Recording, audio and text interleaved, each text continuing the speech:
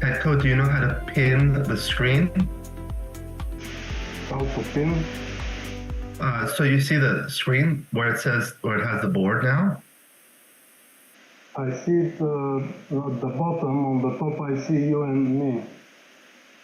Okay, so it's big. The bottom is big for you, right? Well, half the screen is the board, and the other half is your image and my image.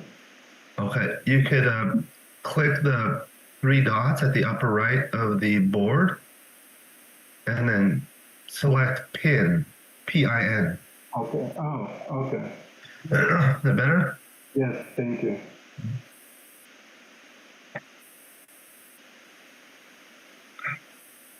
So you don't hear me very well? I can hear you, but it's not great. Looks like we're live. Oh. Okay. So hello, everyone. Welcome to the USA versus Iran.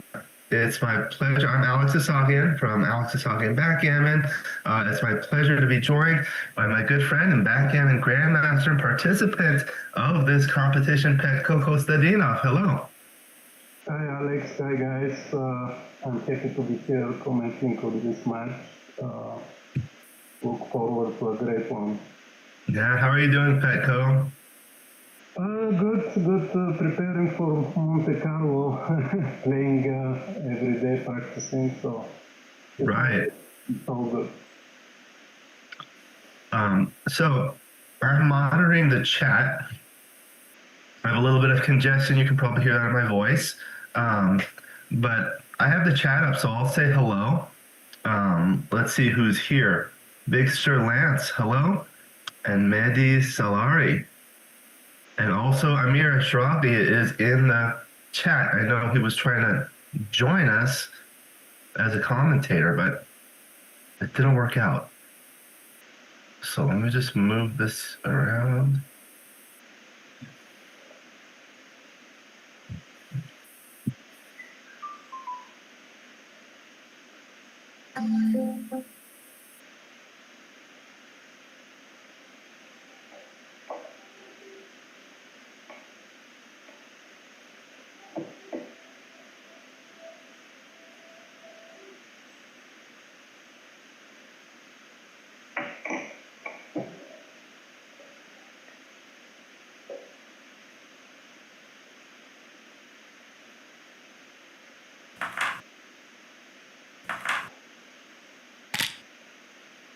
Okay, looks like they've started. Behrad Ahmadi is playing the black checkers at the bottom. Joe Urso, the white checkers at the top. Joe's from the USA, Behrad from Iran. Looks like a 6-5, 4-1. Okay, so 2-1. You able to see it, Petko? Yes. Okay, great. Okay, 2-1. Yeah, moving. 2-1 just steps up. Yeah. So, two attacking. Let me see if I can ask Dimitri to remove the music.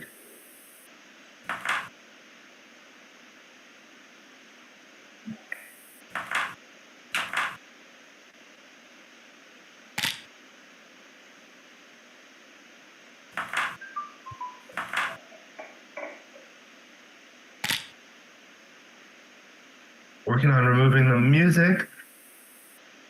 In the meanwhile, this is a 13-point match. Now 4-1 for Behrad. Comes down. Joe's going to want to do something with the back checkers, hopefully hit. Petko, do you know how to pin the screen? How to pin? So you see the screen where it has the board? Okay, there we go.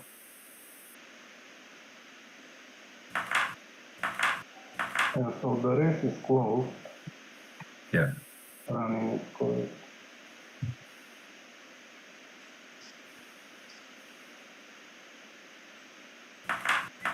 Okay. There we go. Are you seeing everything?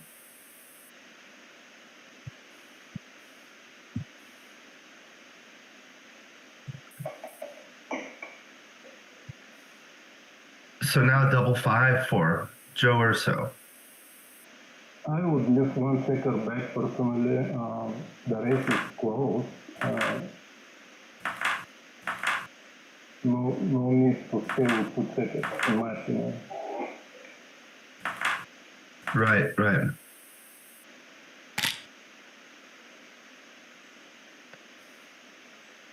4-3 for Behrad.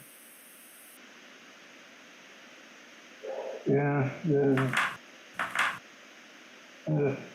That's a little awkward, but I will go to the 6. yeah, if you play 13-6, you leave 6 numbers, 6 sevens. Yeah, but the other one is ugly. Mm-hmm. Okay.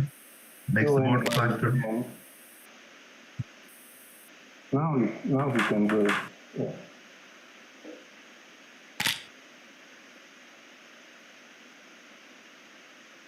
Making the juice for it. Yeah.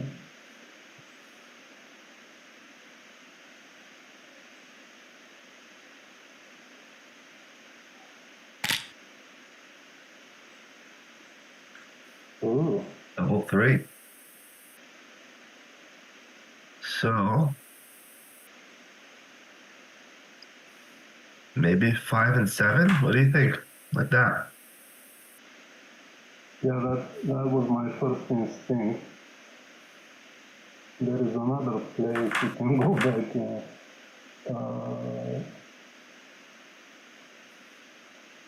You can play 3 to the 7, but I like this play. no. No, I like making the 5 and the 7. Yeah. Very good. Hello, Amir, in the chat. Maybe you can say some words about Behrad for the viewers that do not know him.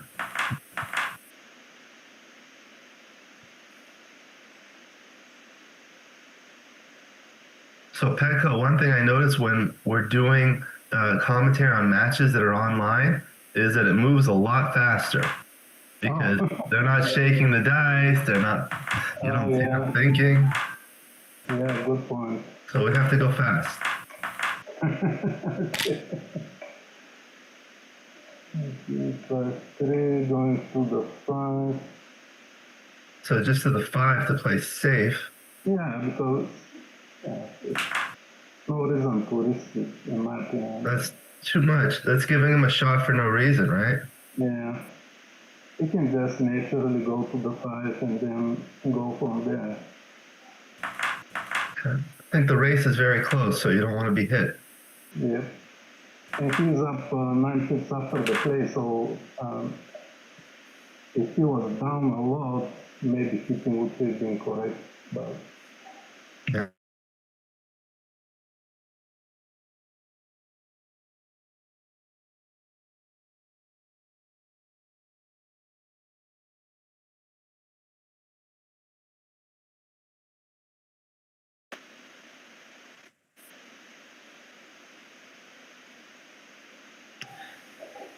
In these types of positions, it's a close race. You want to gain some ground in the race and send the cube. So now he rolled a 6-1. Comes out. So now he's up 2 pips, not a double yet. 5-2.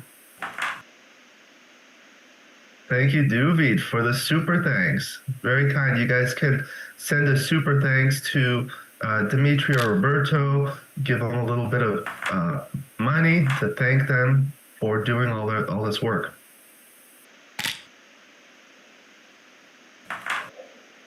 Now you can break it. So now it's a pure race. For the viewers, when would you start thinking about doubling Petko? Well, I have like 10% or something. Around a 10% lead in the race, yeah. So what is it now? 71.82, but he has to roll. Yeah. Oh, and the other thing to note is the players cannot see the pip count. Only we can see the pip count. So now it's a 4-pip lead in the race, not quite a double yet, right? Probably 2% error or something, so very close. Okay, that gives Joe a chance to catch up. 5-4, that was a good roll. Keeps himself back I in. would go to the 4 so he can, like if you roll something with an ace, you won't get Yeah, exactly. That's one thing a lot of the players are not so familiar with. Just like that. Right Yeah. now, 3-1, he has to split If instead your of- ace point is open, you want to check her on the 7 so you can come in with that and bear off. Okay, so now the race is closer. That was a great roll for Behrad. Joe needs to perform. I think that's it. That's it, yeah. Okay, so 1-0. Joe makes his 5 point. This is the best opening sequence. Hello, Marty Gale from Nevada.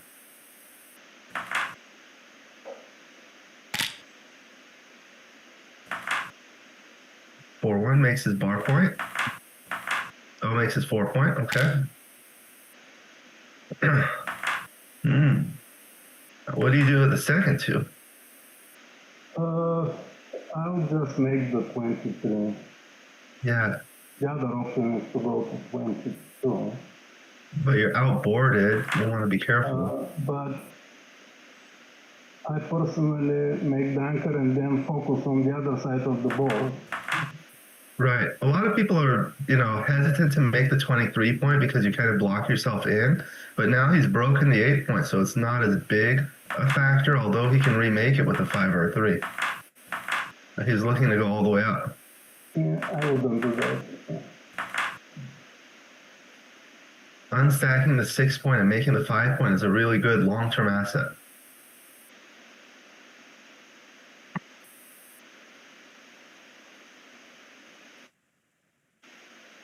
It's a long way to go, so just make the anchor and try to make a 5 prime on the other side on your front board. But this is okay. Okay, 6-2. Not a good roll. Yeah, so He could do this with a stronger board.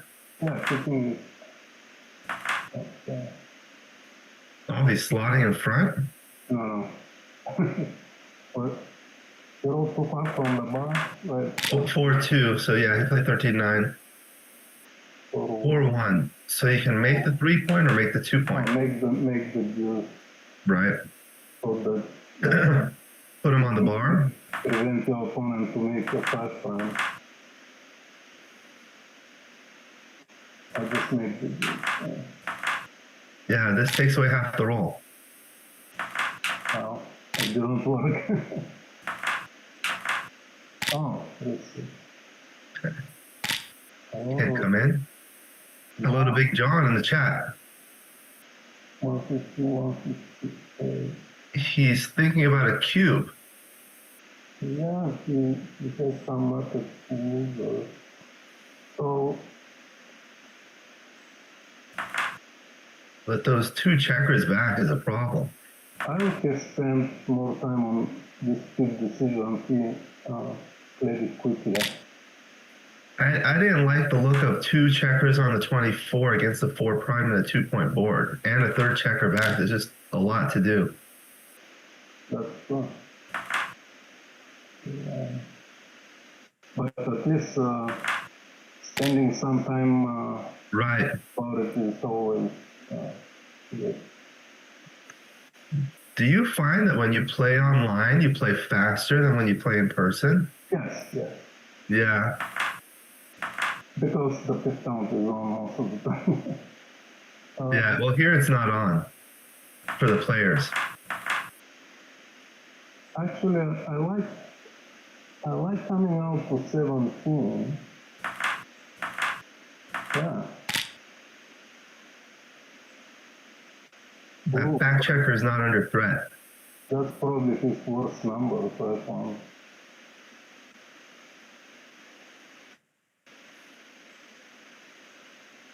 That's a tough one. Wow. Do you come out and lift because of the board? What's the pitch count? 156.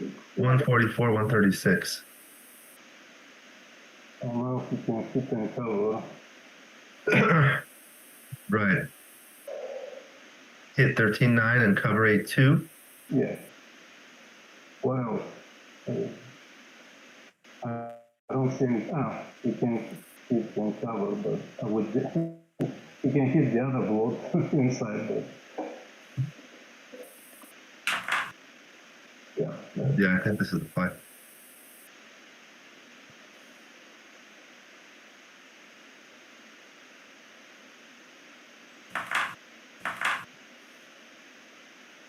He's looking at this. No, the race is very close.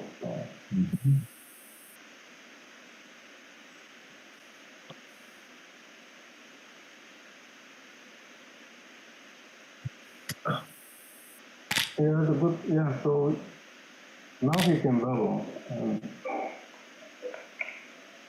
He's got 11 kids. He's got some market movers. Yeah.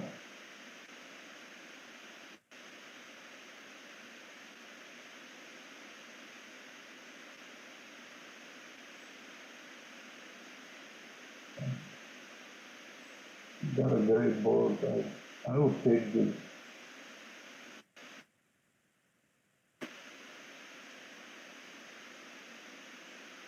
Would you take it, Alex? Sorry, I was looking at something. So black is doubling. Yeah. Well, you're not down 9 pips. You have one on the 4 point where he wants to attack, and another one on the bar. And no attackers on your own side. Yeah. I think I would have passed too. I would have taken it, but I That's was wrong. 2-0. Okay, so now the 6-4s. Double 2.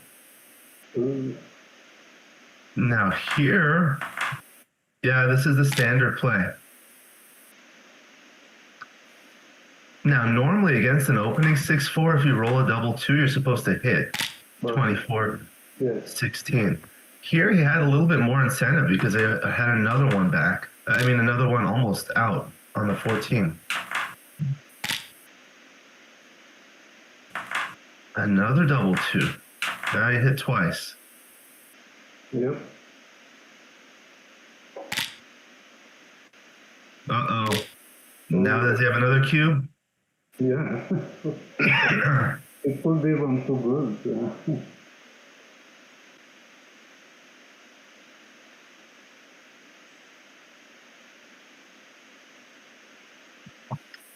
I started out playing many more many more money games, so I never had too good with the center cube, so I always send it.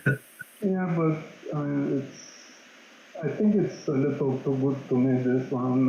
Got 2 more blocks, so you cover the 5 with so many numbers, and you can take a roll, see what happens. You can always double if you...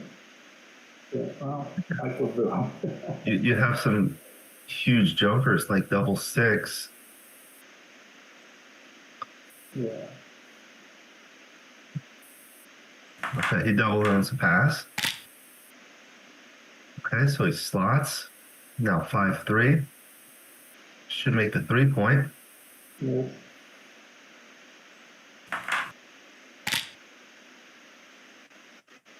Yeah. 4-3. Yes. Yep. Steps up. Very good. So I would go 2 up personally, trying to make an... Right. I don't wanna get stuck on 24, so splitting both would be my plan. 21, 22, Yeah. I heard that be called the Middle Eastern split. Yeah. That's how my father plays. Like he'll play a 4-3 opening 2 up. Yeah, this is too much in my opinion. So now he hits and anchors. Okay, so now it looks like a double to me. Now Joe can think. Yeah, yeah, you have both 5 points made. The race is, what is it? Oh, he's up to 11. 3 checkers back, so that's a very good double. Thank you, Tabletop Gameware. He says, please turn off Petko's microphone. They're having a hard time hearing you. I don't know if you can adjust anything on your end. Unfortunately, something is wrong and I don't know what. Maybe you could speak a little louder. I don't know. Okay, I'll try. So who would take this in the chat?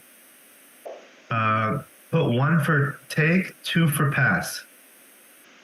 Take 1, pass 2. Let me hear what you think in the chat. He did pass. So now it's 3-1 for Behrad. Now 4-1 for Joe. Splits 5-2. Brings one down, and I think I would split from the back. Thank you, Big Sir Lance and Lucy Cross. Okay, 3-2 makes the anchor. I'll go 22, yeah. 5-4 makes the 4 point. One of the things I realize is you don't have to read the dice when they're playing online because it's very visible. When they're playing on a regular board, it's hard to see, so you have to read the dice.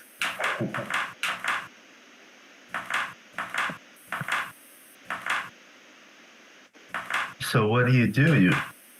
You hit twice like that? Yeah. I think that's what I do. That's too good, yeah.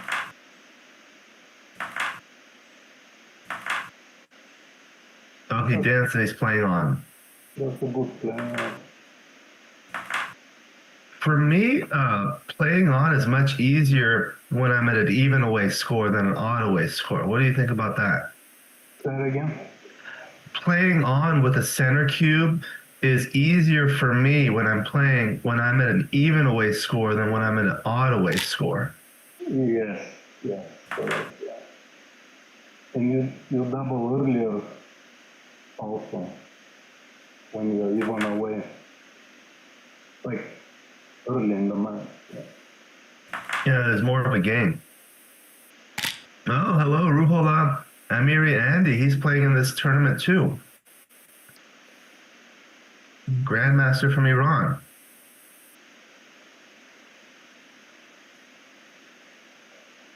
So now Joe is thinking about a cube.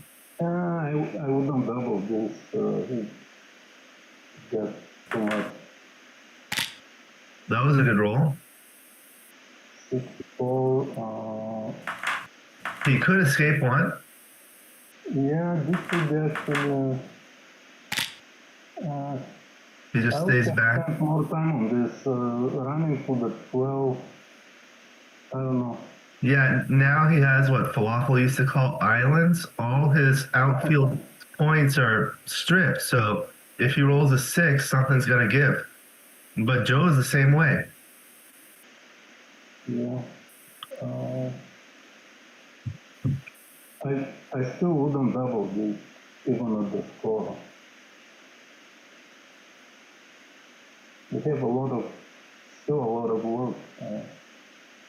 Well, sometimes you double because of market losers that occur because of the opponent's bad rolls, right? So Yeah, but Black has, well, with the exception of the blow from the ace, you got 6-5-3, 8-6-5-3 structure, which is pretty good, you know?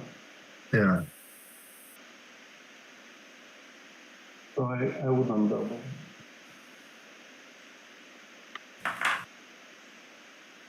Okay. So eight shots. That was not one of them. Alright, so going to the 5 would be right. Yeah. So now Joe still can't double. Like he has 5 hitting numbers, but 5-4, 6-3, double 3. Still a mistake. Double 6 and double 5 are good too. Oh, There. of those. Now let's play on. Play on? Yeah. Yeah, it doesn't have much to lose.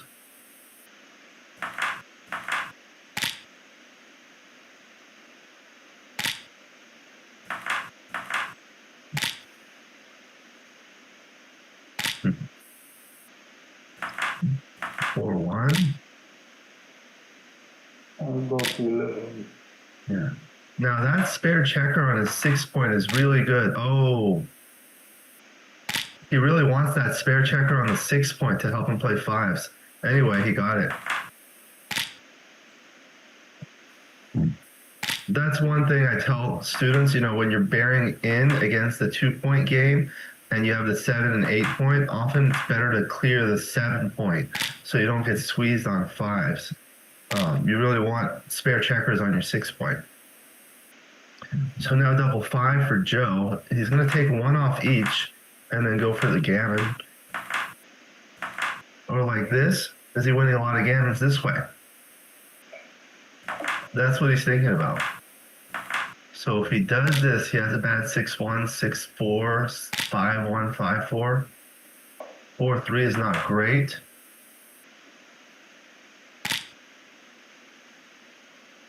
Still can't come in. Now he's going to need a good roll. That's a terrible anti-joker. That's what happens when you clear the 5 point. 5-2 comes in and hits. Now he's no longer too good. Double 4. Wow. It's completely forced. 6-5. So making the ace. So he came in with the 6. He has a 5 to play. Covers the ace point. Yep.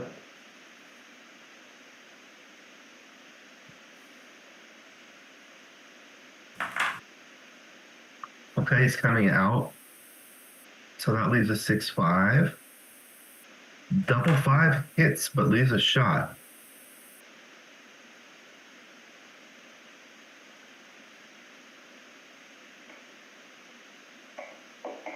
I would leave that checker on the 19, so if Joe rolls a double 5, he gets a return shot.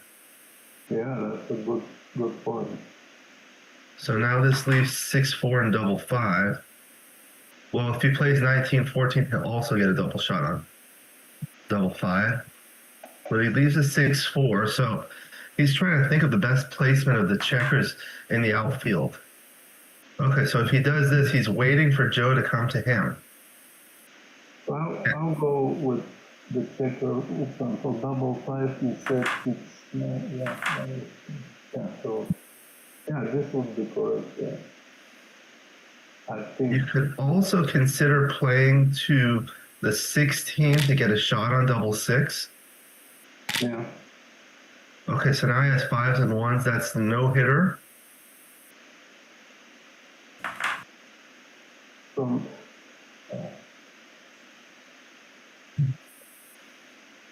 Do you try to bring checkers in to save the gammon?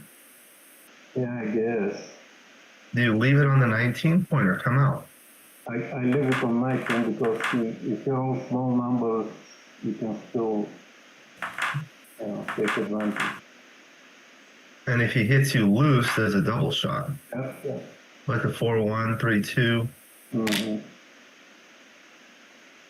Now he's thinking about doubling. Oh. Yeah.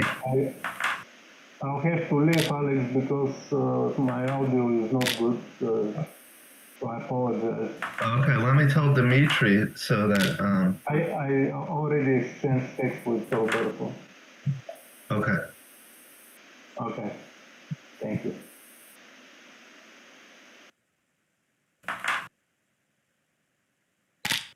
Okay. So let's see how this looks. Bear with me for just a moment. Yeah, so since he left the, it looks a little weird.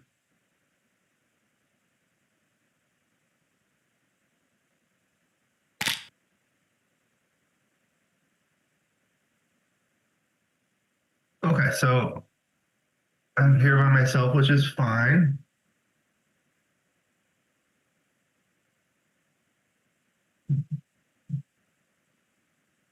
Okay, there. He fixed that. All right, so where are we now? Behrad leads 3-2, 10 away, 11 away. For the viewers that are not familiar with the away score, it refers to how far away each player is from winning the match.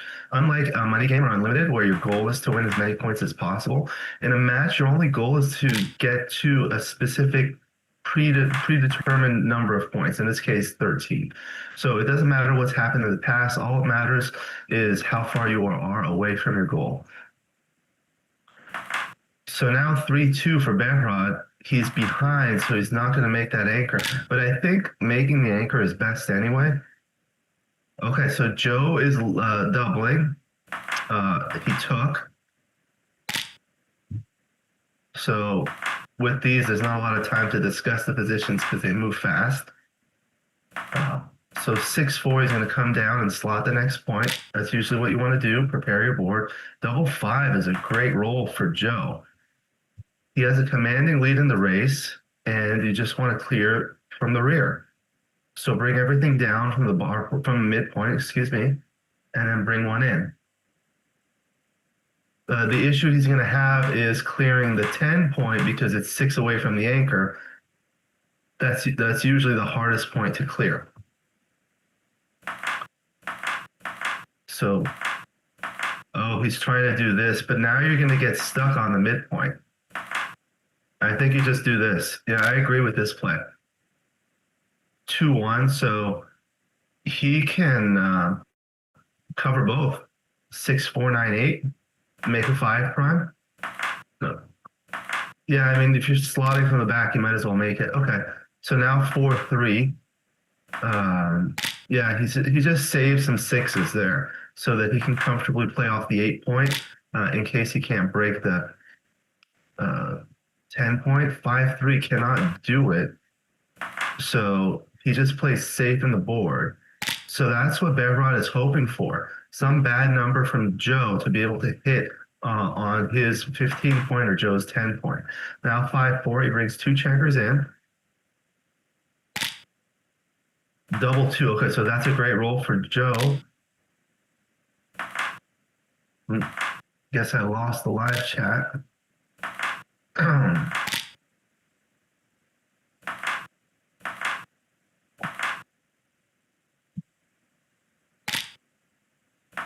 Okay. Give me just a moment. I'm trying to open up the chat, and looks like it's a race right now.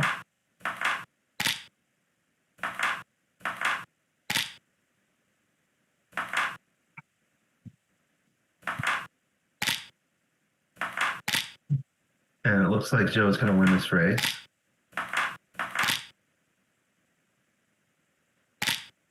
Double 6 isn't going to help. Okay, so now Joe takes the lead, 4-3. Splits with an opening 3-2 with a 6-5. Standard lover's leap running from the back. Now double 2 makes 2 points, and don't think you need a resplit from the back. I mean, yeah, I would just do this, 13-11 for the next one. 6-3 is interesting because he can run from the back or he can hit loose. It's a little hard to hit loose because you have a weaker board. He decides to do that, leaves 22 numbers, 3s, 1s, and 6-5. He hits with a 6-1. Behrad is on the bar, anti-joker, 6-5, comes in with the 5. And I guess you'll have to do this. Now Joe can look because he has a lot of numbers that can attack. The race is relatively even. And then you think about the score. What are the threats? What are the market losers? So combination of 6, 5, 3, and 1 will make the point on head, and then other 6s probably will just hit on. I mean, he may hit on the 18 point. Looks too good now.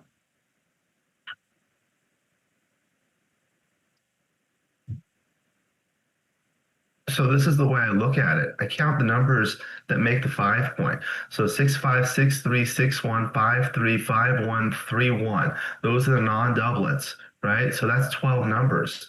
And then the doubles, there's double 1, double 3, double 4, double 6. That's 4 more numbers. 16 numbers will make the point on head. And then if he fans, then it's a market loss. A market losing sequence for the newer players is a sequence of 2 rolls, one by you and one by the opponent, or vice versa, where it would be a double and a take before the sequence, but after the sequence, it becomes a double and a pass. So those are what you want to think about. Those are the threats. Now 4-1, this is where you just play 13-8. Okay, this is slightly off. That's the Middle Eastern split. Yeah, this is the correct play. It's important to study the opening rolls because they occur in every game. And if you continue to make errors, you're going to lose equity. Additionally, learning those will help you play better later in the game. So now the double 6, he comes out all the way, has a big racing lead, 6-3. I wouldn't split against all those checkers. Either slot the 4 point, which is what I think I would do, or bring another checker. Oh, that's dangerous. Yeah, that's what I do. So now Joe has a big lead in the race. I think I would want to have made another inner-board point before doubling. Well, now, although what happens with this is if you roll like a 5-1 or a 5-3 to make the 5 point, you get a direct shot. And 5-4 is not so great. So maybe he should minimize the shots by playing 13-8, 6-2. Yeah, that's the thing. He has a big racing lead, not so much anymore, but the structure is inflexible. So that gets Behrad back into the race. Another awkward roll. So what can he do here? Might just leave the indirect. So the 1s plus 5-2 and 4-3. That's 15 numbers.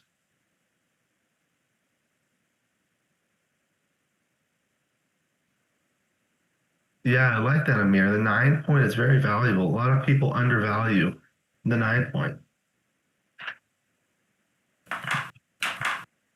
5-2. Okay, so he decides to hit twice. That leaves 20 numbers.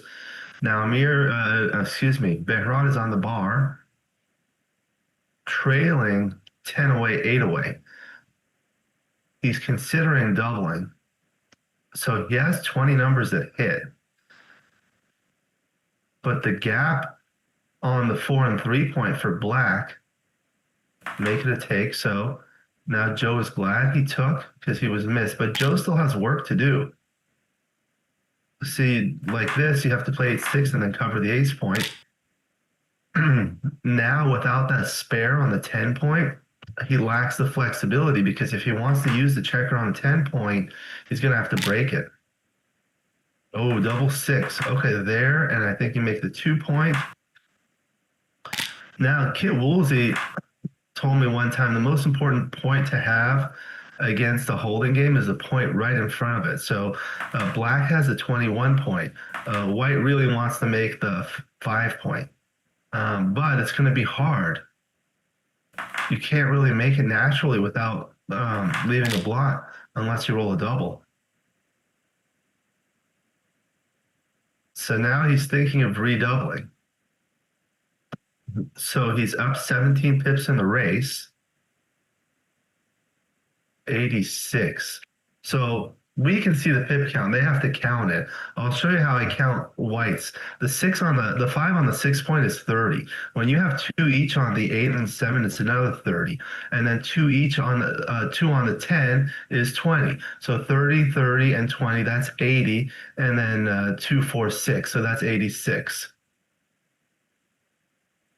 That was a 242 take. Maybe Amir, you could be a little bit more specific because there's like a 1 minute delay. So I'm not sure which position you're talking about. So if you say it's a take, please say it's a take when he was in this position. That will help. Okay, 3-1. He'll have to play behind.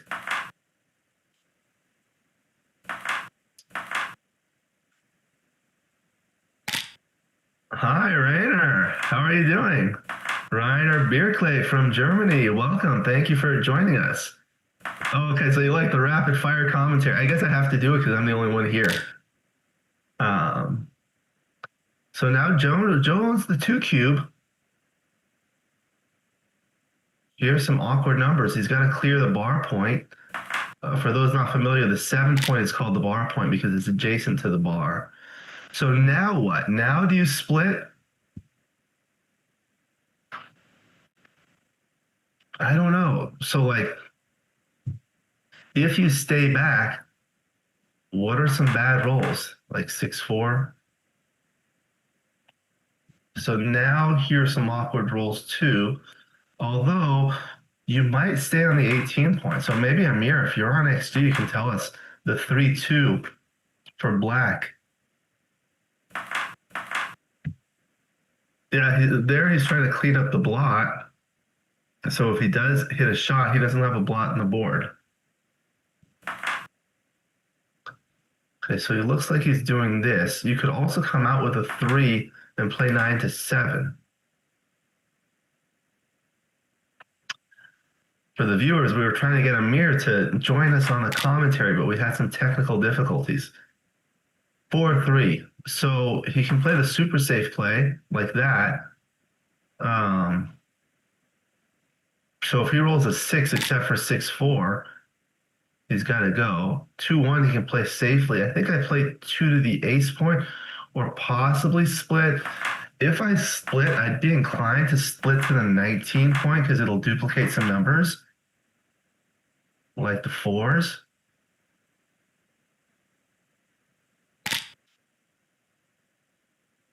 Six three. So I would just clear from the back. If you clear from the front, if you clear the 8 point, you're only leaving 11 numbers, but you're going to have trouble with clearing the 10 point.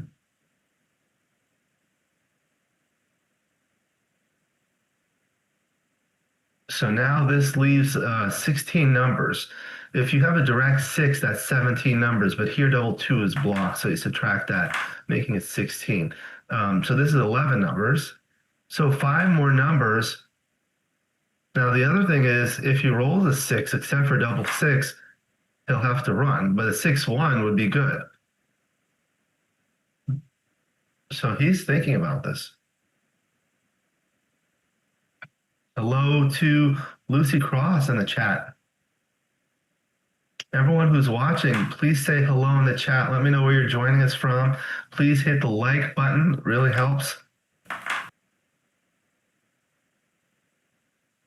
I think this is what I would do. Let me know what you would do here. Clear 8 or clear 10. Put in the chat. If you would clear the 8 point, put clear 8. If you would clear the 10 point, put clear 10. I want to see what the viewers think. That's a lot of fun.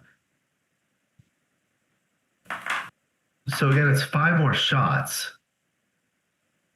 But now if he rolls like a 6-5, 6-4, 6-3, 6-2, it's got to come out. But still, you know, you have a blonde board.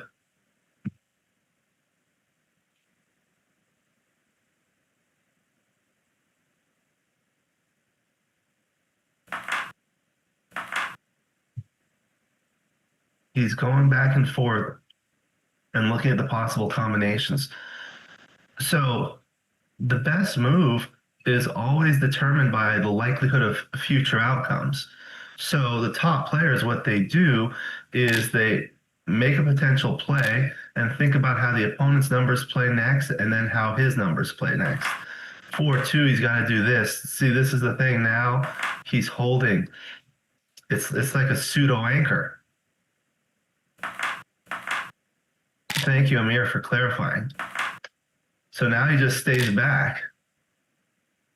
Oh, wow. That's a great roll. But it leaves a shot. There were a lot of rolls that left a double shot. I think it's completely forced. Oh, he could do that.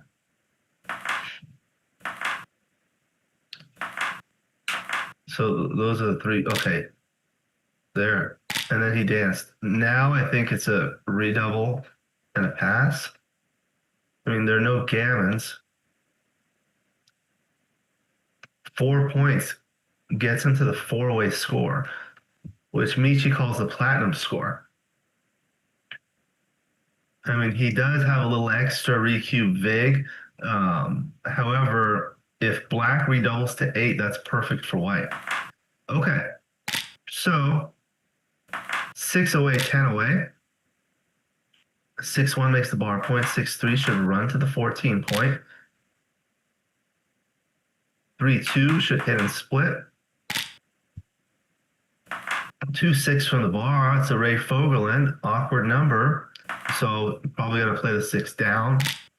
And you can consider doubling, especially given the match score. Doesn't. So there, I think I make the 18 point. And then right there.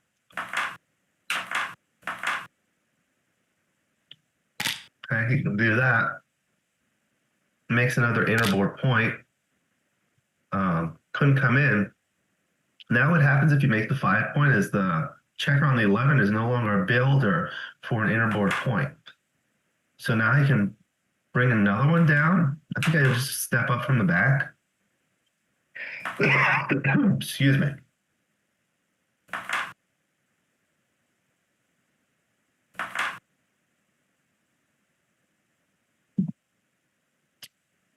This is the aggressive play. He's looking at an aggressive play.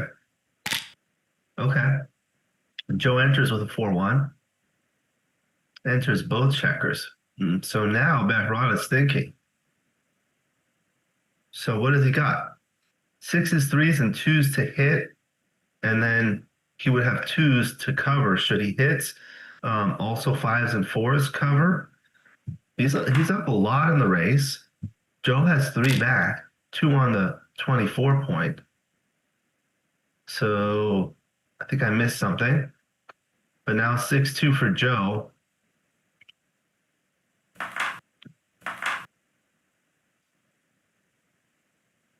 Now I think you have to double. He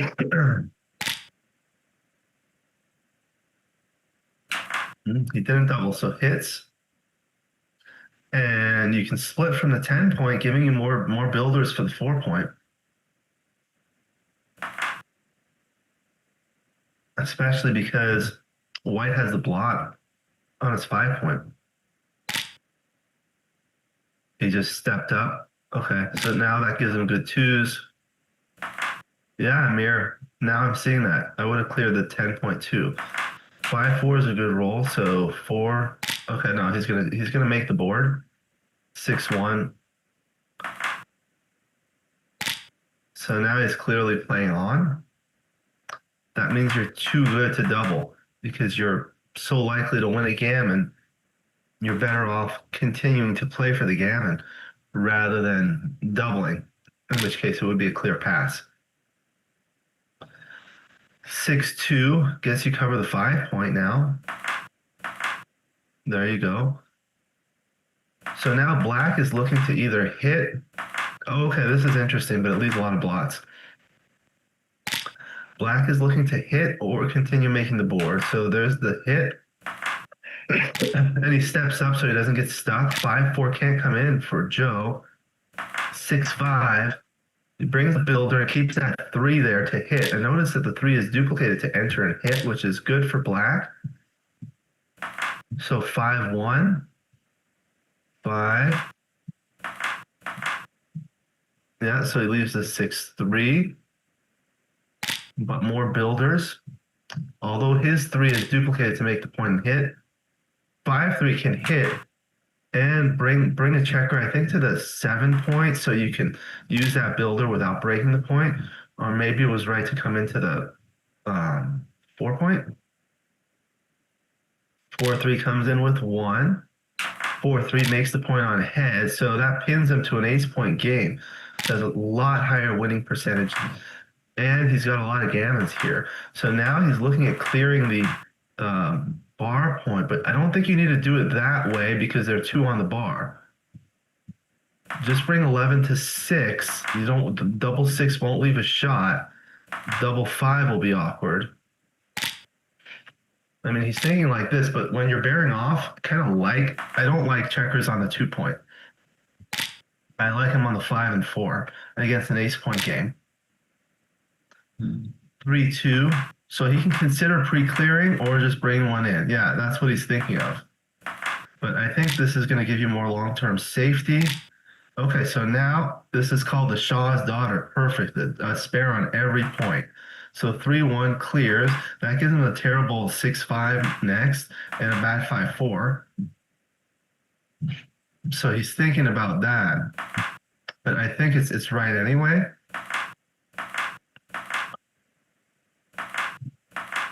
Yeah, that will give you some awkward 4s. Okay, so that leaves 6-5, double 6. Okay, so he played it this way. All right, so Joe's looking for 1s to come in. Oh, clear 10 was right by that much.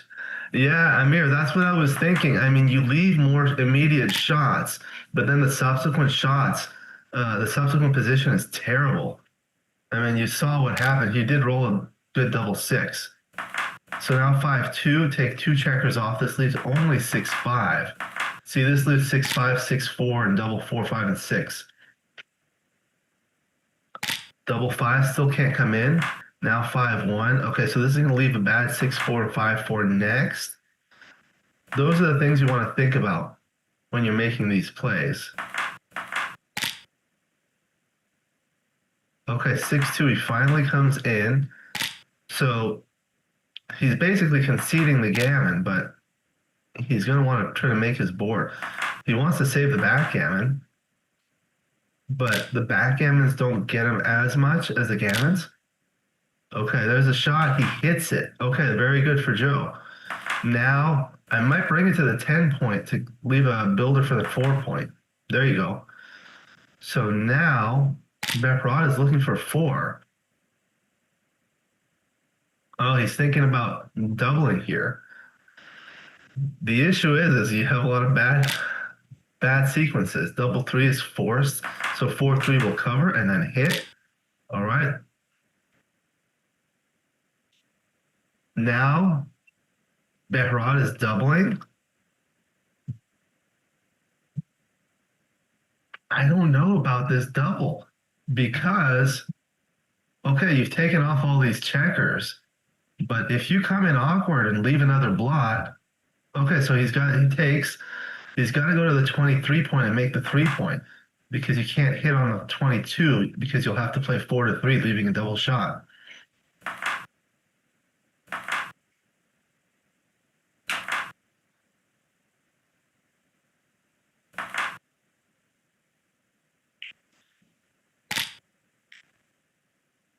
Okay, 4-2 comes in and probably go to the 15. So 5-1 cannot hit. You see that? Now he has 2s, 3s, 1s to hit. 3-1 hits and makes the board. I think I hit and make the board because you want more dancing numbers to get shots on the other one. 4-1. Okay, so now he has 2s. 4-3 will make the bar point and then continue there for a builder for the 8 point. 5-2 can't move. Joe's looking for a 2. 3-1 keeps the back of the prime slotted. So now black really wants a 1. There you go. You have to lift now. Okay. So now Joe's going to want to make the 8 point and leave that blot.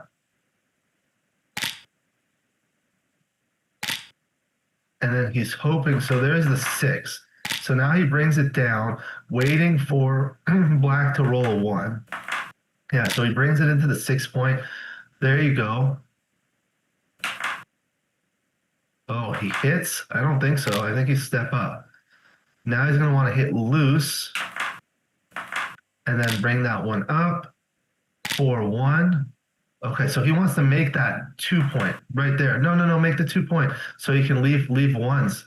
See, now if he rolls a 1, he can play 24-23. The other way, if you made the 2 point, yeah, like that. Now he leaves a shot with ones. Okay, come around. Okay. He's fishing for another checker. He wants black to hit him to recirculate, but now he can no longer do it. Try to pick up another block. So this is a shot leaving number. Oh no, that was his 6-5. Double 5 also leaves a shot. Okay, so he leaves an extra number. 5-1 hits. Great roll for black. Double 6 hits. Comes around all the way. 6-5. Okay, so now black's a big favorite, I believe. 6-2. 5 checkers off to many checkers off.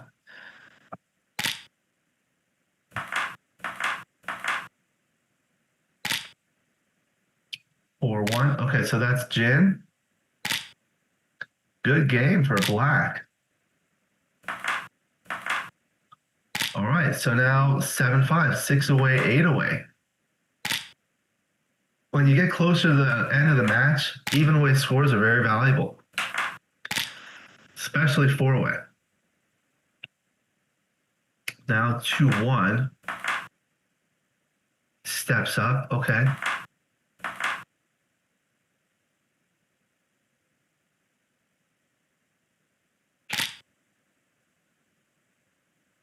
Or 2, so this is a little bit awkward for black. Now, one thing to note is, okay, so he can do this. When the opponent splits with an early 2, having a checker on the 11 point is relatively safe because of duplication of 6-4, for example, in a money game. If one player opens with a 5-2 splitting, the correct play with the 5-2 is bringing 2 down. Leaving that checker on the 11 point is safer than it would be otherwise against like a 5-1 split. I did a video on my channel about that, so take a look at my channel. Look up Alex Backgammon. Lots of great videos.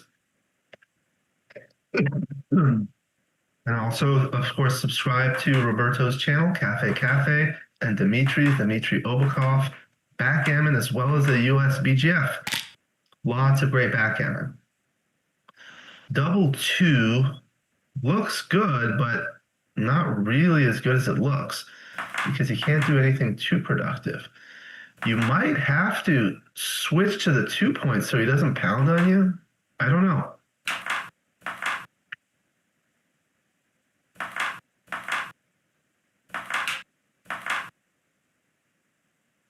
He's looking at this.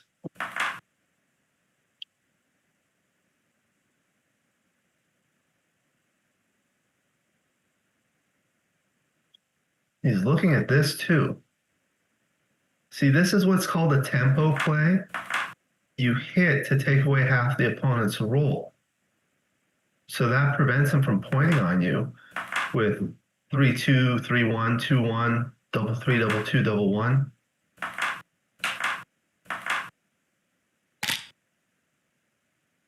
Double 2 and double 1 still do it. Okay, now 4-2. I'll be right back.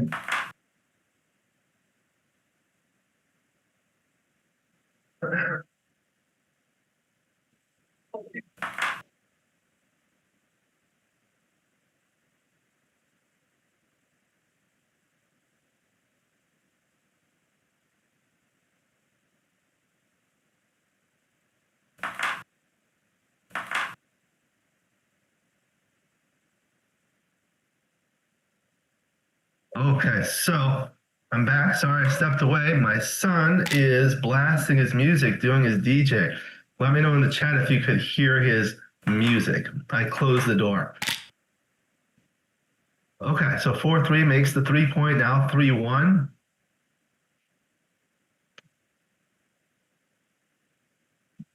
Wow, still no double.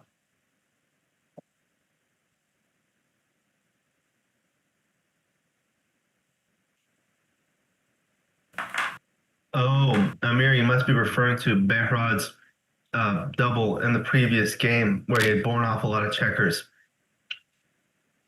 Thank you. Okay, so now 2-1.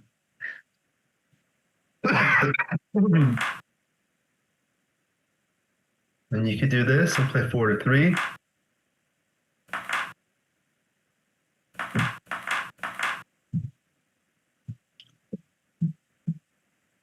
He's looking at making it, duplicates the fives that hit, gives you a nice strong position. The only issue is you only have a cover with an ace. 4-1, wrong 5.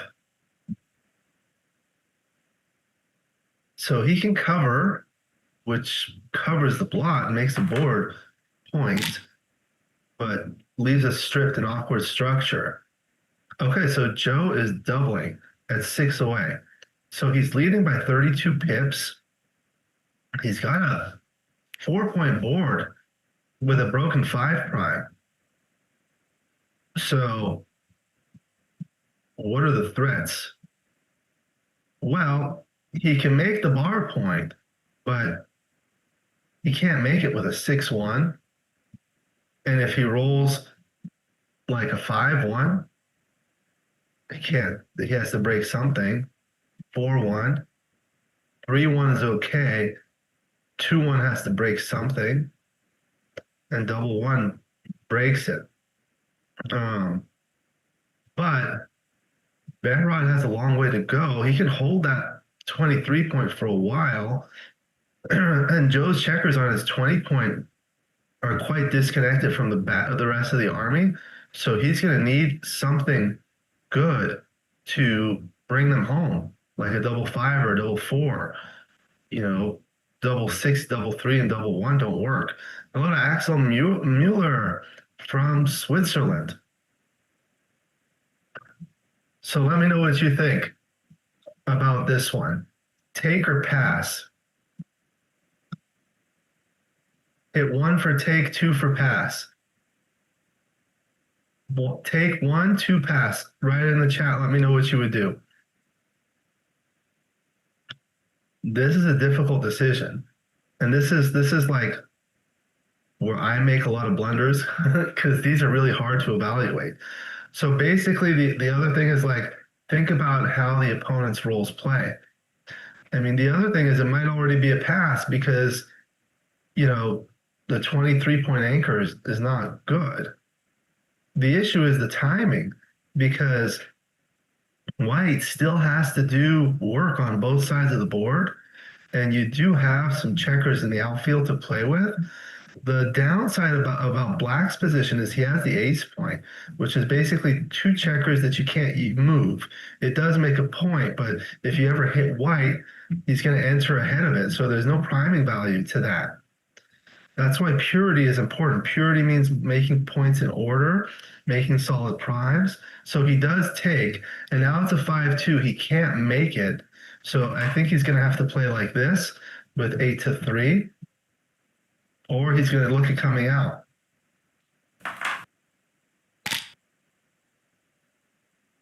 Okay, 4-2. That's a good roll. Makes the point.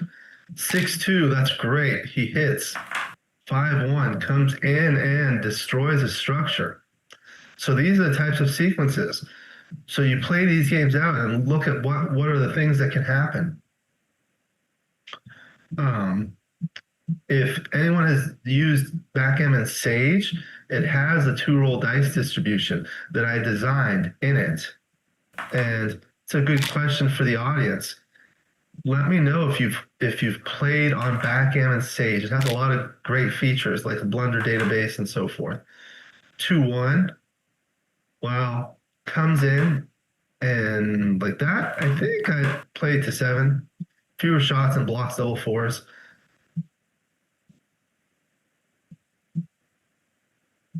And 6-4 would be an anti-joker. Whereas if he plays the other way, 6-3 can play. Okay, so he rolls a 4-3. I think you just come out.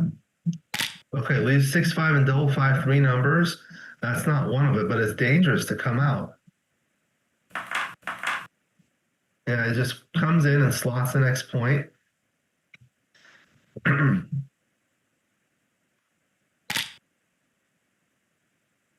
6-2. So I think you do this to leave only double fives.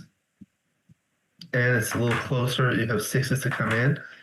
Double 2, he starts building his board. Double 2. Okay, so do you clear that 8 point now? Because that's going to be hard to clear.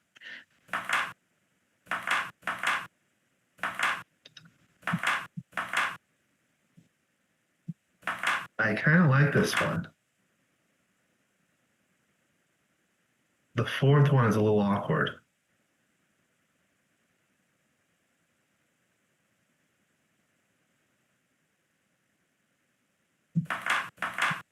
Yeah, this is difficult. He's going to want to look at it again.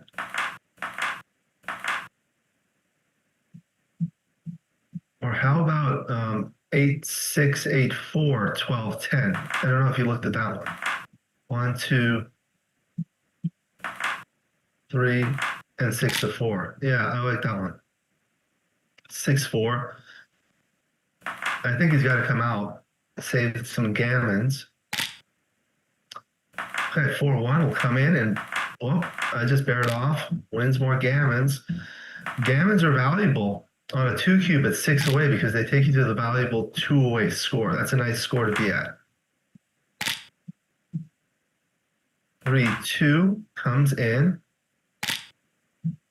5-4, so he's going to bear off 2 checkers. So now you want to see how the numbers play, like 4s are blocked from the top. So he's got to play them in.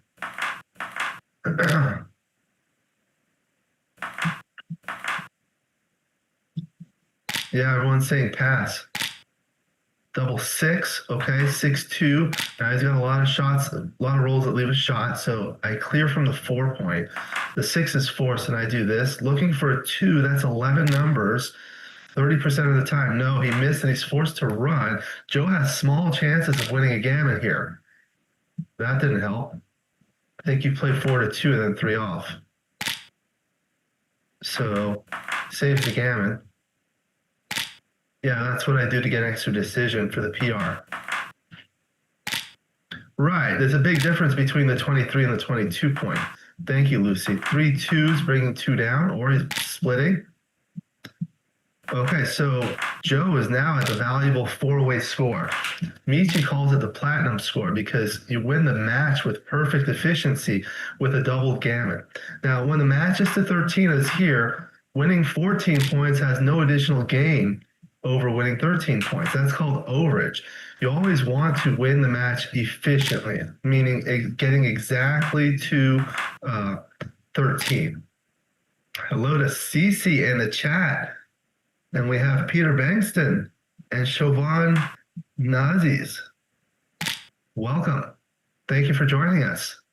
Please be sure to hit the like button, subscribe to Roberto's channel, Dimitri's channel, my channel, and the USBGF. Now double 3 for Joe.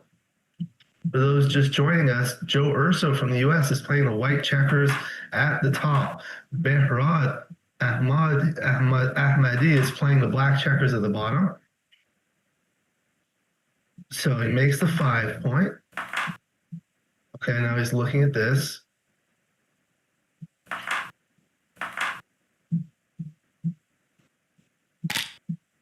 Okay. 6-4. I think you just run from the back. He can make that point, but look at that huge gap on the 5, 4, and 3. Just bring it around. You're ahead in the race.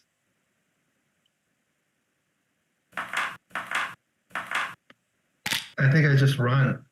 Okay, double 6. So 2 down, slot the 4. Then bring a third one down. Okay. You could have also slotted the 2, but I think I like this better. Okay, double 4 is a great roll. Yeah, just look at all the options first, just to be sure. You could do this, but I don't think so. You just do this. Okay, 6-2. Is it time to bring 2 down? Or do you play inside? Okay, he does play inside.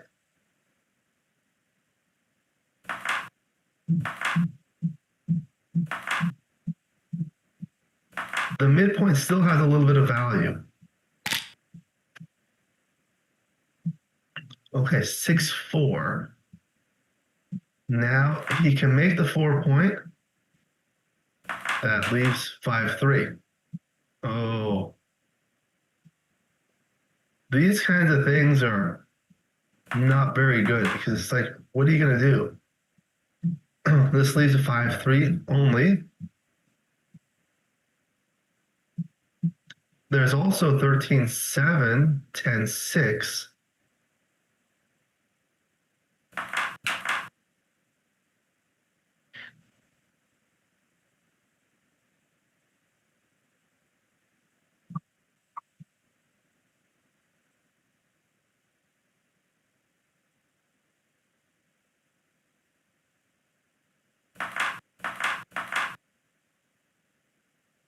I think I like this the best. Long term, you really want to make the 5 and the 4. You don't want to make the 2. Oh yeah, if you play 10-6, it leaves more shots because there's 6-2 and 5-3. This leaves 0 shots, but without any spares in his outer board, he's going to have trouble making an inner board point.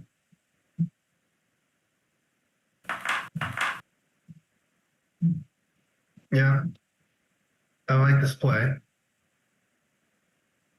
It also sort of dupes the 5-3, the 5 that covers, but obviously you're going to hit. All right, double 2. So now I think you break the midpoint. Well, he keeps it. Okay. Now he's looking at doubling. Don't think you're ahead in the race enough. Double 2. Okay, so he does that quickly. What are the other options? Let's take a look.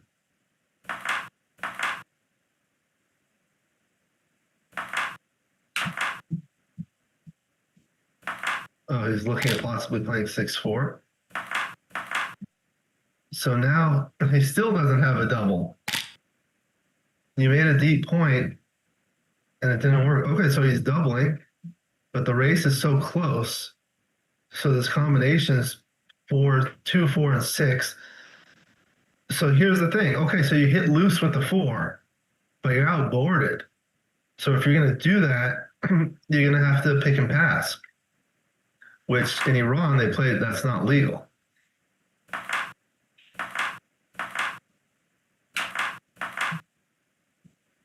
So this leaves 5, 3, double 4, and 6, 4. That's 5 numbers. It's a lot.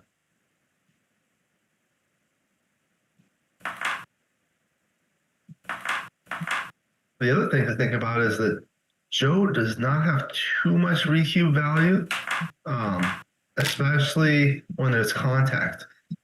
Okay, so now he's got to start building the board. This is not so fun.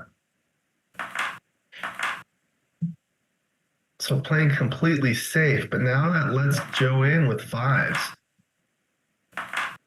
Maybe you just do this.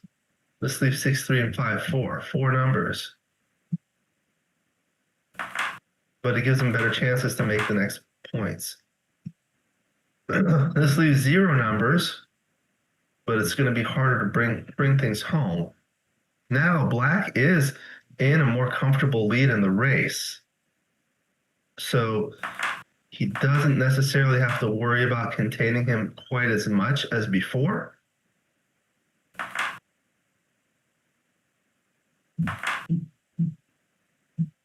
John O'Hagan once told me, anytime you roll a double, stop, take a deep breath, and think, because there are usually many more good potential plays with a double as compared to a non-double. Okay, so he makes his bar point. 4-2 comes in and saves a 6.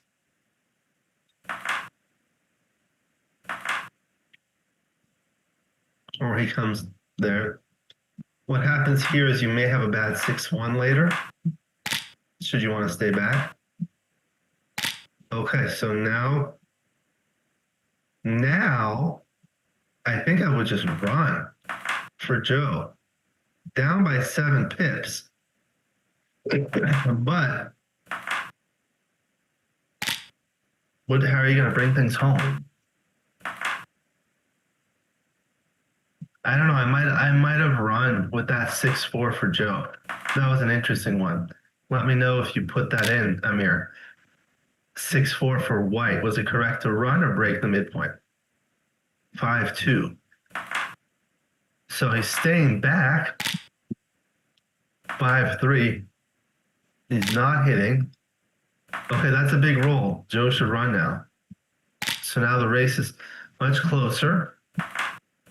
2, 3, 4. 1, 2, 3, 4. Yeah. Now the gap on Black's 4-point might hurt him. 6-2 for Joe bears off 2 checkers. 5-4. So we're looking at how many checkers are in the tray. 3-1 slides to 6-5. 4-3 bears off 2 checkers. Now 6-4. So that is not good because the 4 plays D. 3-1 bears off 2. 6-2 bears off 2 checkers. 5-2 bears off 2 checkers. Double 2 is a great roll. 1-2. And then, yeah, you could do this. It's fine. 6-3 gets 2. 3-1. Joe's going to need something good. 6-3 is not good. Now 19 rolls bear off. That's not one of them, so he's going to need double 2 or better 5 numbers. No, he doesn't get it. Okay, so 9-7, 4 away, 6 away. Hi, Wyatt Cap from Connecticut. Welcome. All right, so 2-1 splits, 6-2. This is where you split and bring one down. 4-1, you can make the bar point on head. When you make a point on head, that means you're hitting while making the point. 6-4 comes in and out. 5-3 can hit and bring another checker down. 6-3 comes in with a 3, and I think you just got to go out. If he hits from the midpoint, he's got to break it. 6-2 can't hit, but makes his 4-point. Very good. Now 5-2, and then maybe step up from the back so you see daylight. That means you can pop out with a 6. Otherwise, it's going to be hard to extricate the back checker. And you're on the point. You're not on the 5-point that Joe wants to make next. Usually, you want to avoid being on the point where the opponent wants to make next. So now it's a 4-2, plays 2 up. Okay, so a lot of attacking numbers here. So 5-1 should hit there and come down. I mean, what else are you going to do? Play to the 23?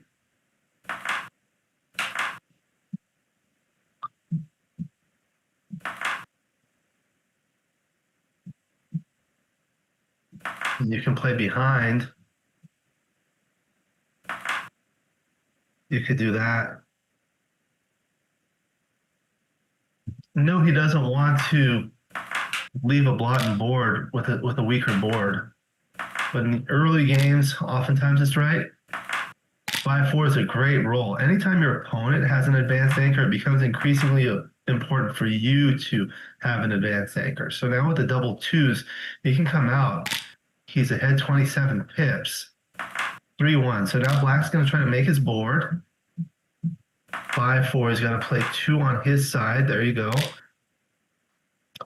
3-1. Okay, could have slotted the 4.2. Double 5. So that's a great roll. You got to do the whoa, wait. Break the midpoint. Okay, I think I would have broken the midpoint. but I think it's probably a double pass anyway.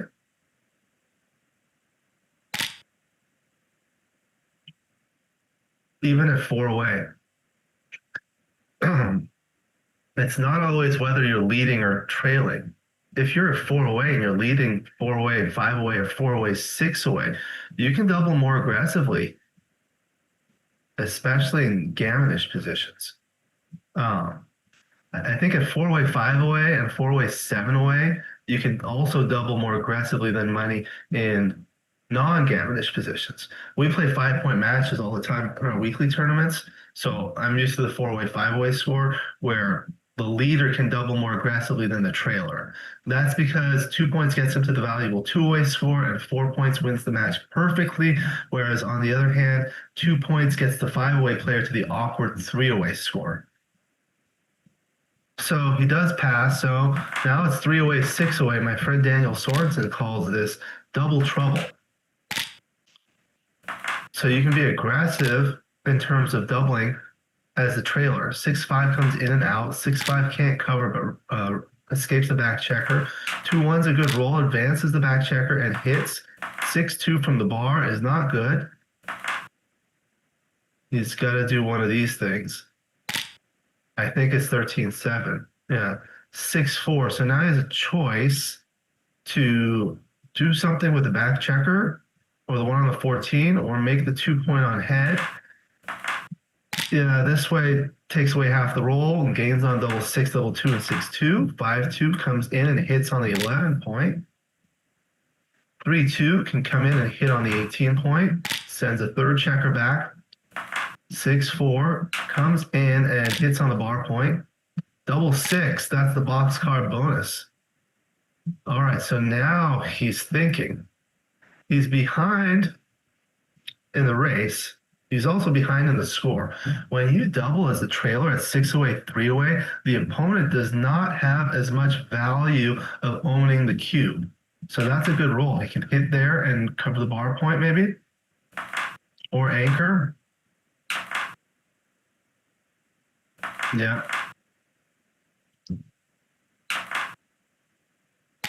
Yeah, he's got 2 on the bar, so he can't get hit. Okay, 6-1. Yeah, come down and make the bar point. Oh, yeah, make the 5 point. Didn't see that for a minute. Moves quickly. 5-2 comes in and hits. So what happens if Joe were to ever redouble to 4, Black would have an automatic redouble to 8 for the match. So that's the thing that happens in matches. 6-4 comes in and comes out. Now Black has a lot of hitting rolls, hitting numbers. 1s, 3, 6s, 3 hits. And I'd probably just come down with the second checker. Yeah, like that. Okay, double 4. Not as good as it looks because none of the back checkers move. Yeah, so now Black can attack. What are the rolls? What are the numbers that hit? 1, 2, 3, 4, 6. 5s are bad.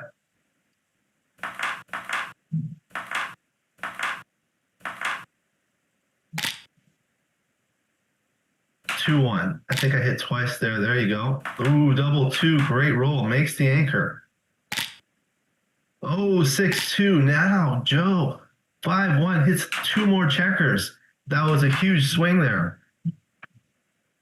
Now Joe's a clear favorite to play on. 3-2 can hit and possibly come out.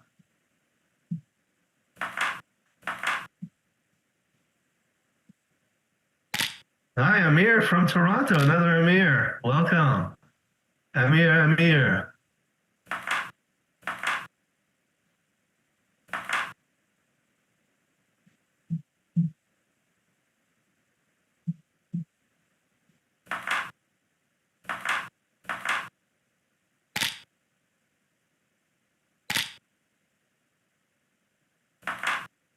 Just take a look at this here.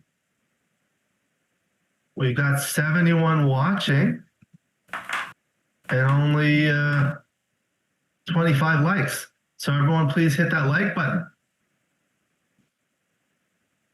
Trying to get to at least 50 likes in this match while we're live. Double one. So does he consider moving forward from the 18 point? I think I might. Double six can't come in. All right, if you haven't hit the like button, raise your hand with a hand emoji in the chat so I can know who you are. Is Joe considering redoubling? Really tough to redouble at this score. Really tough because it's going to be an automatic redouble to 8. So now 8 points will take him to 18. That's 5 points of overage. That's a lot.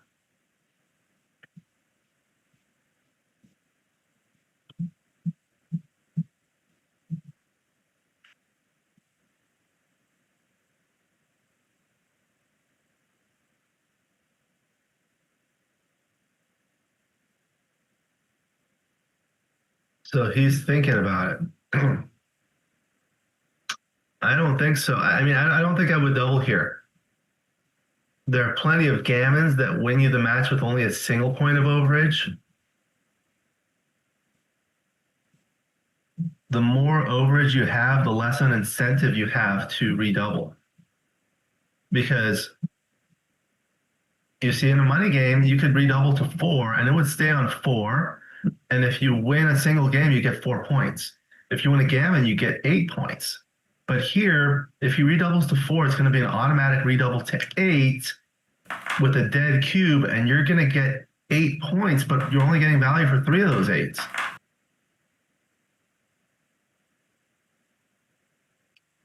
So now he makes the board point, makes the 3 point with the 6-3.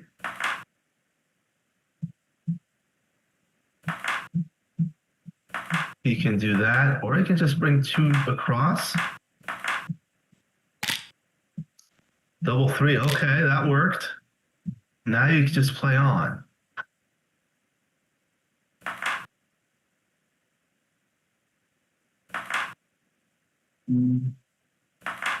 This is getting a little bit awkward. You could do this. That's why I thought he should have stepped up with the double 1 earlier from the 18 point. This gives him good 2s from the bar. I think I just do this. Leaves 5-4, double 4, 4-1.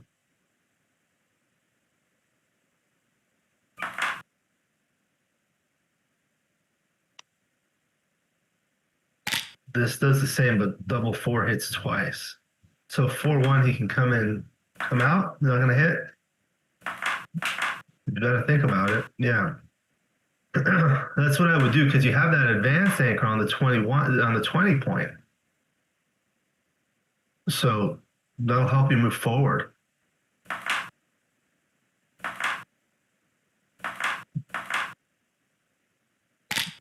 Yeah, this is not good. You really don't want the 1-5 back game. It doesn't play well as a back game because it does not create a lot of awkward rolls for the opponent during the bear-in and bear-off. Usually it transitions to a 20-point holding game or an ace-point game.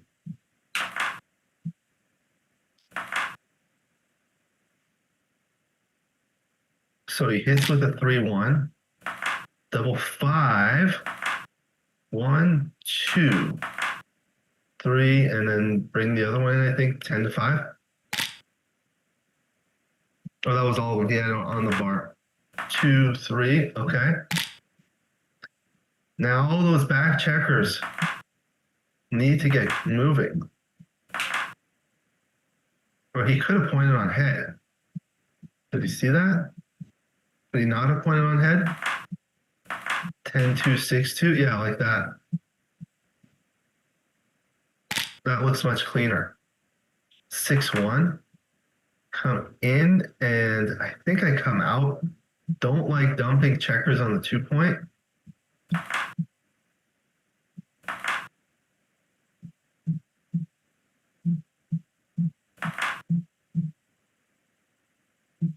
Hello, Samsung from France. Is France playing today? Against England, I believe. Third place game. I'm looking forward to the finals of the World Cup between Spain and Argentina. While we're talking about the World Cup, let me know who's going to win, England or France. That's in the third place match. And then who's going to win in the finals, Argentina or Spain? Let me know in the chat. So Joe got a second checker hit back.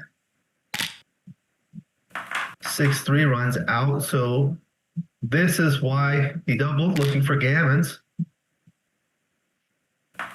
6-4 for white comes out. Now he's on the bar. Can't come in with 6-3. Gammons are back on. And he makes that point. Could also play 7-6. This gives him a lot more flexibility.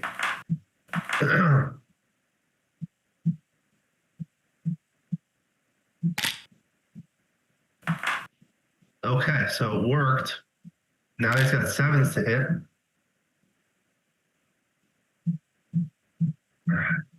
Guess you have to play 17-7 here.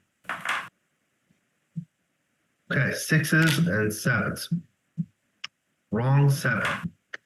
Double 5.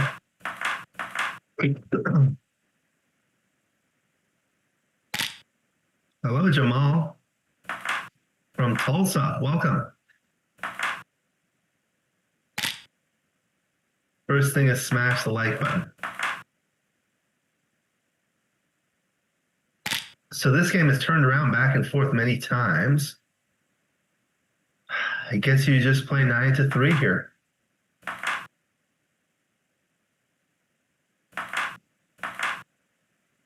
One thing you want to look for positional features, pattern recognition. When you have a strip 6-point and you have 3 checkers on the 7 during the Baron, it's awkward. So they're 5-3. I think he's going to have to make the 4-point and leave a 4 shot. It somewhat duplicates the 4s that hit and the 4s that he needs to come up. But if he hits, he's going to have plenty of time. Yeah, there you go. If you're going to leave a shot, might as well make an innerboard point. 4-3. Okay, so there. That's what I mean. The 4 hits and he's still stuck with the back checkers. Oh, Joe rolls a perfect 6-1. Unbelievable. Now Joe has 17 numbers. Wow, double 6. It's completely forced. 4-3 dances. 6-5 is forced. Now he has shots from the bar. That's not one of them.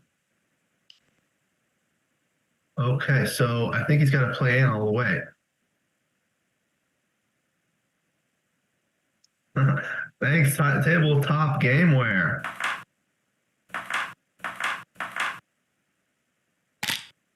Still haven't heard from you guys. Who's going to win the World Cup? Spain or Argentina? And who's going to win the third place? England or France? 5-1. Okay. Now he's got bad 6-5. 6-2 is a good roll. Now Joe's trying to win with a gammon on a 2 cube. 5-4. Just bring him around to cover the bar point. That's what you want to do here. I might have tried to cover the bar point to fish for another checker.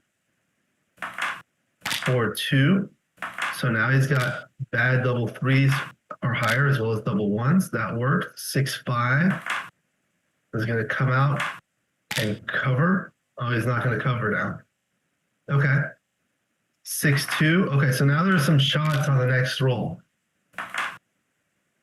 6-5. Yeah, now he doesn't cover. Double 6. Okay, last chance.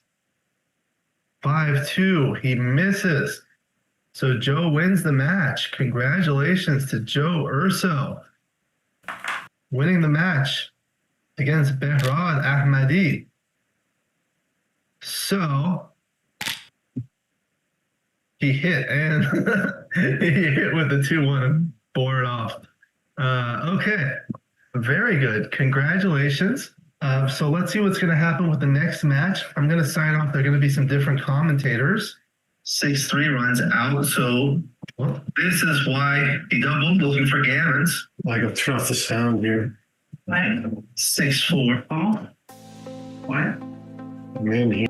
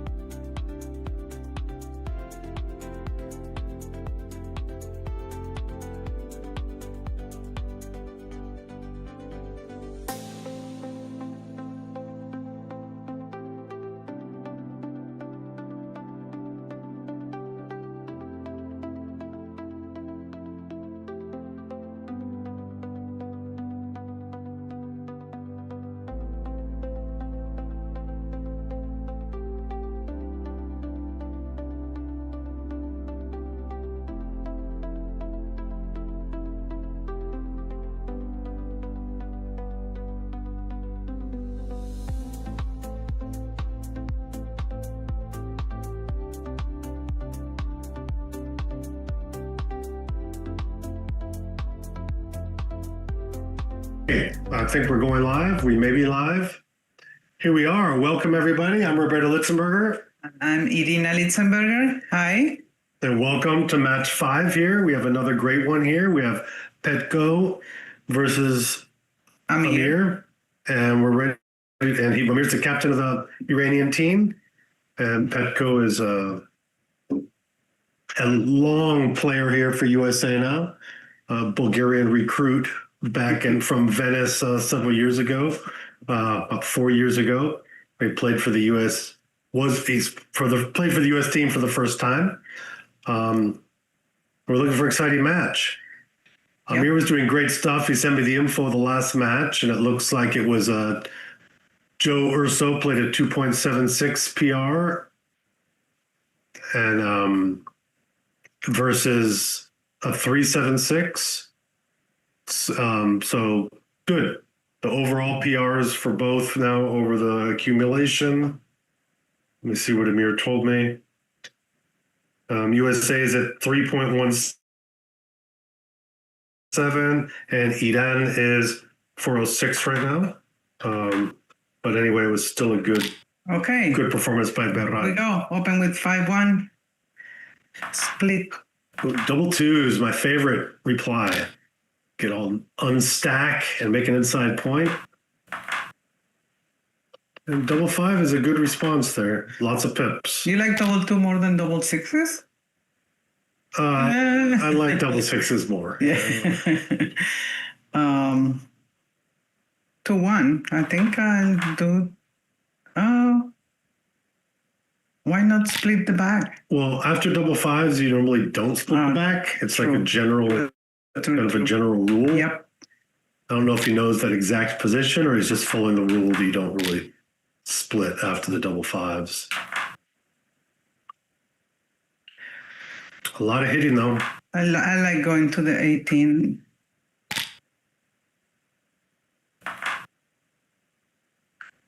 (3-1). He's debating hitting. I would not give up the 8 point this early for this, but man, actually, it's probably right. But It is a point in order. this early stages, Petko right now is just trying to put the checkers where he wants them. He's trying to, keep hitting like you do early, and he's not actually thinking yet at all about having a double anchor game yet. He's still trying to make the points that he wants in the right order. So 5-3, just why not cover? I would have covered, but when you cover, you're not developing the back checkers. You're leaving 3 checkers on the ace point, which is, I often say that's like an illegal position. You normally always want to get off that for any reason you can. But it is an option just to play down from the 8. I mean, play the 8 and then 13, 8. I think 11, 6, 8, 5. But as players, we hate having so many checkers on the 24. But it's tough. But we also say always make the 5. Yeah, I think it's strong. I like this. I wouldn't come in though. I'd bring another one down. No, I like this. Random outfield points are good. I would not play 11-6 here. I'd just make it from the checker on the mid, most likely. Okay. Petko opts for this instead, and boom. It's going to hit with, he's going to make the 5. Doesn't hit. Great play. Yeah. Plays all the checkers well. Okay, advance anchor and makes the 5. That's a great roll. He might be thinking about, he's not going to make the deuce point here. He maybe thought about it for a flash second. Like hitting there is too deep. Yeah, too deep when you have checkers back. You don't want to, especially don't want to make deep points. Limits your options.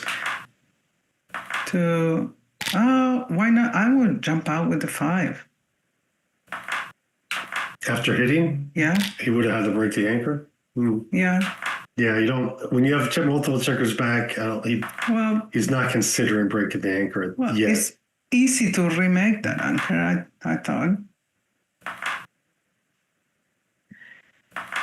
Everything always seems easy until it's not.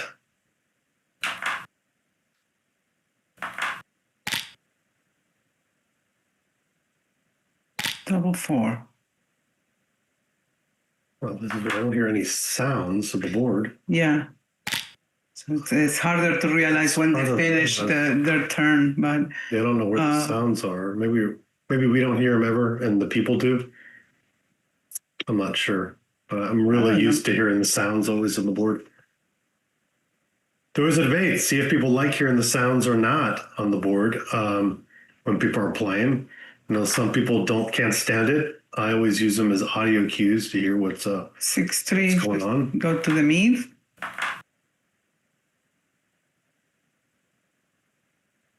If you can run to the mid, I think that's a good thing to do. Amir's ahead, so he's not really looking for contact here. No, I think this way the checkers play more connected. But I would have gone to the mid, I think. So Petko will hit here with double 2s. And probably 23-21. I'm not sure. I would not lift. You know what? Petko's Petko and does stuff for a reason. It's a good play. You know, always learn things. I can easily step in and say, "Oh, I wouldn't do that," because I'm looking at different plays and looking at different alternatives.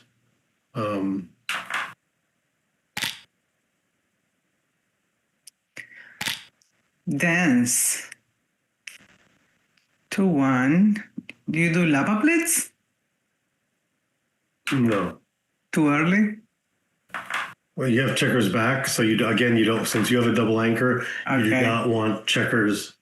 You don't want to make deep points when you have a double anchor. And gaps, probably. Although he's looking at it. Yeah, but That's the play he's looking at, the lava blitz play. But I do not think it's right in this case.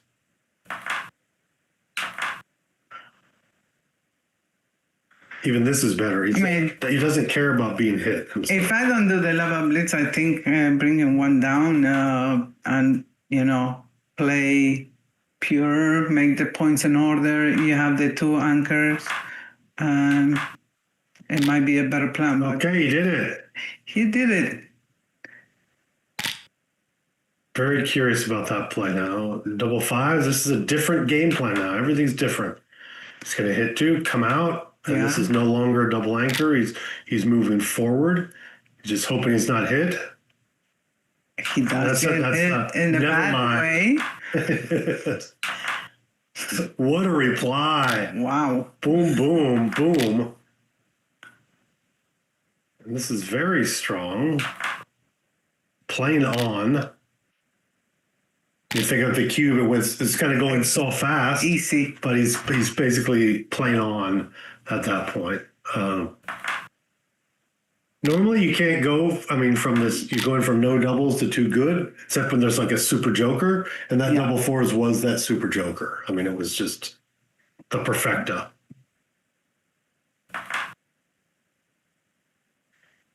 Just diversify the outside blots, most likely.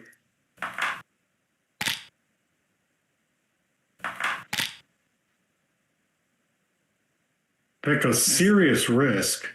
Serious risk, but at least is not double. So gammons are high, is likely to crack his board unless he gets a 6. There he goes. He didn't get a 6, so. Board is cracked. Checkers have been killed. So I put 1 on the 5 first, and then I see the other one. This could be your 16-11. Yeah, lots of different ways to play, different strategies. Petko's happy to jump out here with a checker. And I like to slot the 2. yeah, or just move it closer. Yeah.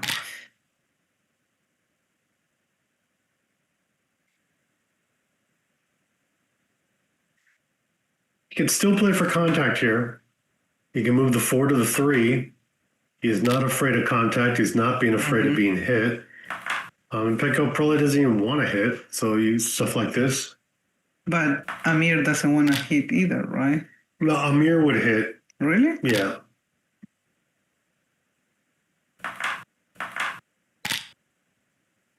He can win more. Backgammons, yeah. He does not have to play the 5. Very convenient here. 61. Petko's really happy about that. So Petko has 1 killed checker, and now he's going to be able to maintain that. He can make his board now. He's hoping to make his 6 point. Is he leaving a shot now? What's that? Well, he's thinking about purposely leaving a shot. It's hard to do. I like 6-4. You know, you might get small numbers and not leave any shot. But the idea is Petko's board is just going to get better, and this really forces his hand here to clear a hard point before points are made, and there's 2 blots. There's 2 blots sitting around. Okay. He's already ripping checkers. Petko can make the 5-point board here. Great roll, really. But nothing leaves a shot yet. And a great builder distribution. So now Petko's going to have to jump, but he can jump with 2. Yeah. That's going to save a lot of G's here. And he still has good contact. This is hard. This is sort of like a phantom double anchor here. You give it up and there's a gap. And that was the key roll where Amir could have really covered that to go back to to make a 5-point board.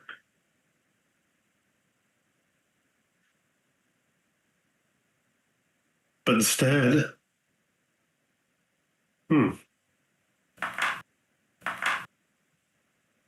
I like this. Well, I think he's counting the immediate shots that he's going to be leaving here. So here with 6-5, 6-4, of course double 6s. Yeah, you're leaving a shot, and this might be. I'm hesitant to say it's a 0 position, but it looks very close to a 0 position. If it's not, I do not see what's leaving a shot there. 6-3 leaves a shot.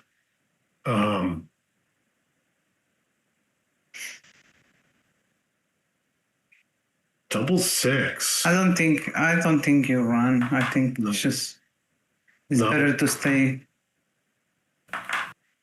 I agree. Running's scary to me. These 3 builders is still a lot. Yeah. And he's not really wasting when he doesn't run. So yeah, I disagree with that play. I would have stayed back. It's maybe to provoke a cube, actually, if there are shots because of that 6-3. So because he's going to save so often, this was undoubled. I kind of forgot about that. Yeah. And now Amir's just considering doubling him out. Not giving him the chance to get back into this game. What do you think? Is too good still? Well, if only 6-3 was leaving a shot, then it was still too good. Now this is different. You could just hit. Yeah. Rip, and then look at it next turn. Because if you're playing at the time. Yeah, you're playing on to get gammons, but he can now look at it next turn. Does he still want to play on? Does he doesn't want to play on? Each roll is a new cube decision. And coming on the deuce, you can play on again here. You can keep going. It's not a lot of numbers. We still have that 6-3. Anything else?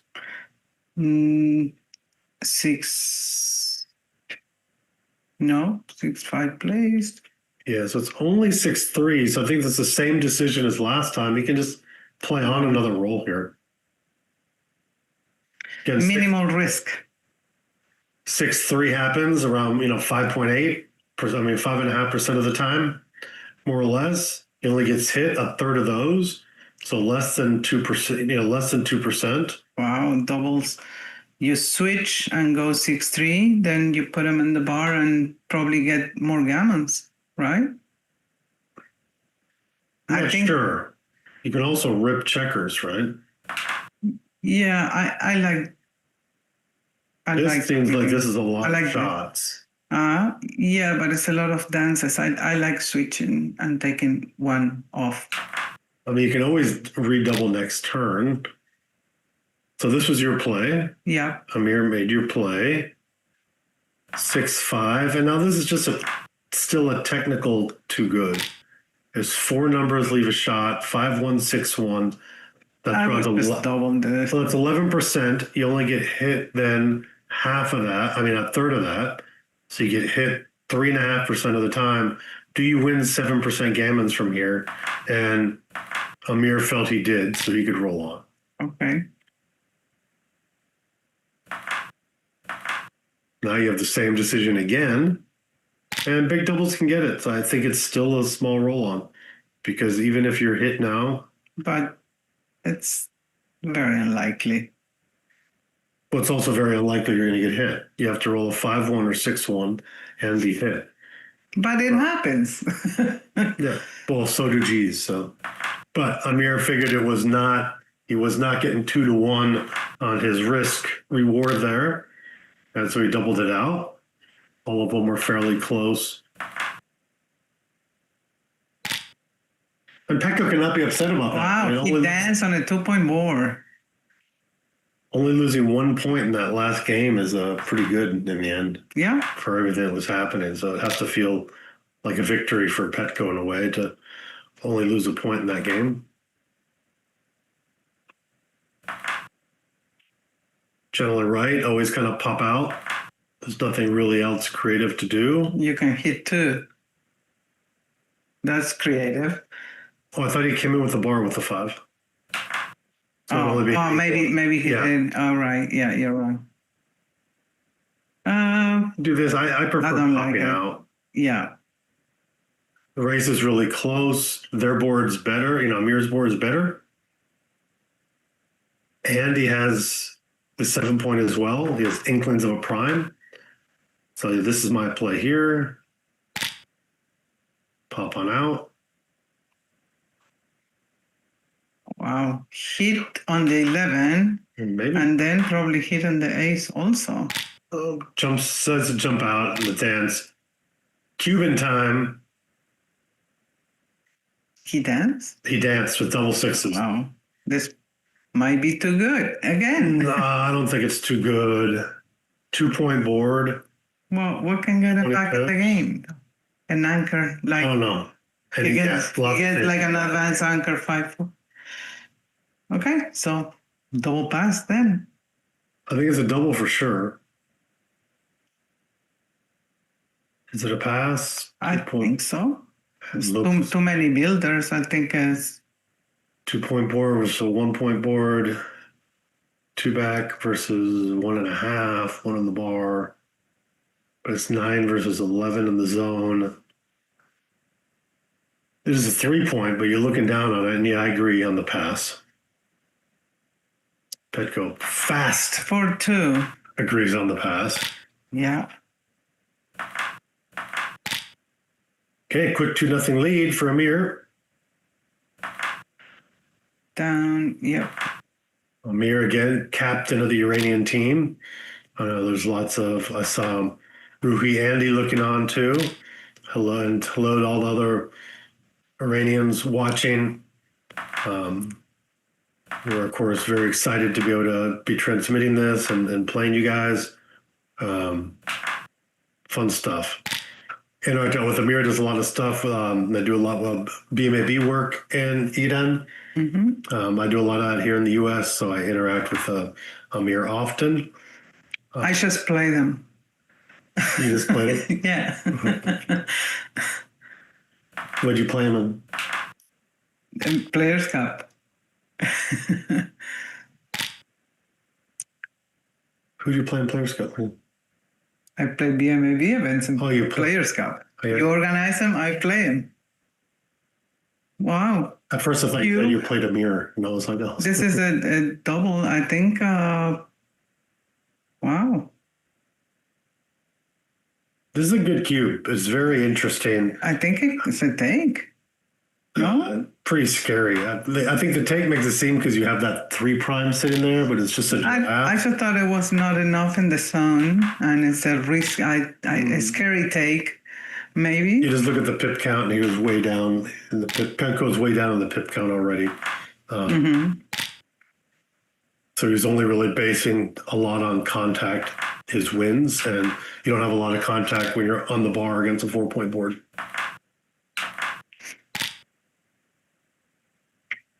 Ooh, great roll, double threes. Whack. And bring another one down. Yeah. And it's really the only other logical 3. Petko can't seem to get a grip. He's hoping to get a reprieve here. 5-1. Well, great. He can. What do you think? I think 39 and 6-5. Well, I don't know if Wants he to can leave it split direct the back. 6. He can go 10-5. He can go 10-5. So he's splitting? Okay. Okay, look at this. This is because if he goes the 1-point board and the double anchor, even I think it's a good play to run. I don't know. This was my play, my initial play. But running, I think I see the merit. You're ahead in the race. He doesn't have anything on the board. There's a blood. So putting extra checkers on the prime you already built is not that important, I guess. Yeah, I would not play 13-8 because that strips my last builder and it's way too early for that. And my last spare, on the midpoint. Yeah. And I see his reluctance to play 10-5, although I would probably do it here, but because he already has so many spares on the 6. So those checkers really have nowhere to go. So For me, the 4 and the 3-point is the one that Petko is gonna want to attack. So I would jump out, but he's still thinking. maybe we'll jump out for several of those reasons, but it does diversify the numbers too.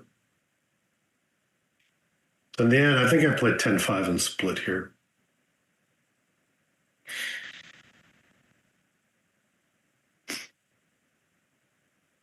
I'd rather get attacked than double hit. But of course, you can't double hit and cover. It's a good play. I did not see that at first, but I am liking that jumping out play some. This was kind of my default. Amir had more ways to kind of go through that to really come to that conclusion. Now I'll make the anchor and go 13-9 and force him, if he wants to hit. We go 14-9 or this. You can go 6-2. You really don't want to use that last spare this early. You don't have anything to back it up. The importance of keeping a spare on the mid when there's this much contact. The other guy has 4 checkers back. You want to have the flexibility to use it to hit when you need the hit. Mm-hmm.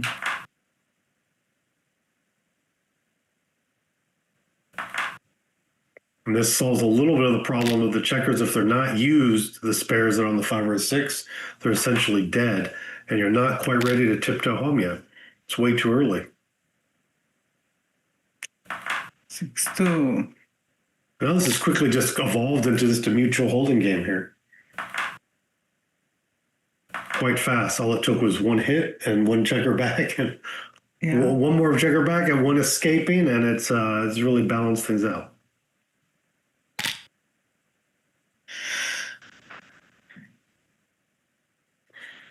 And this, keeping that theme to just run to the mid.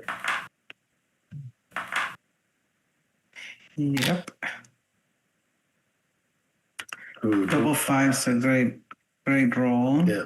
Can't save you that lot, though. No, so you do, maybe go to the 11. You're ahead in the race, and, if you don't get hit. It's a cube. Yeah.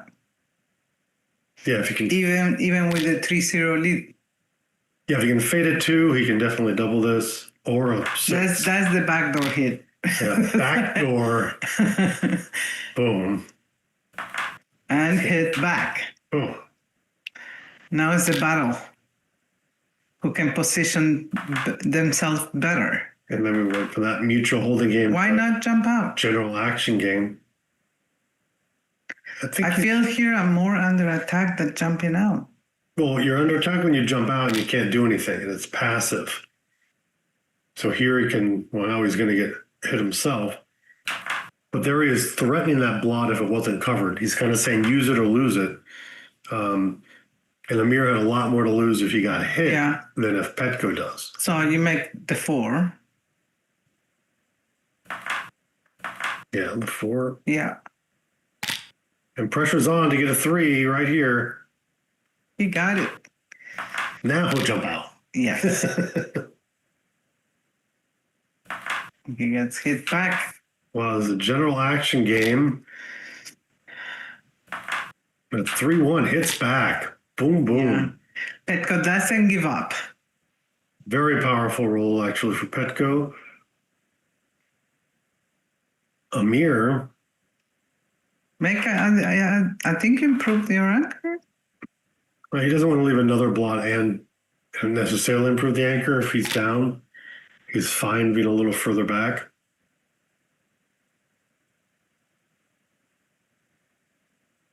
This will make the 9. Yep.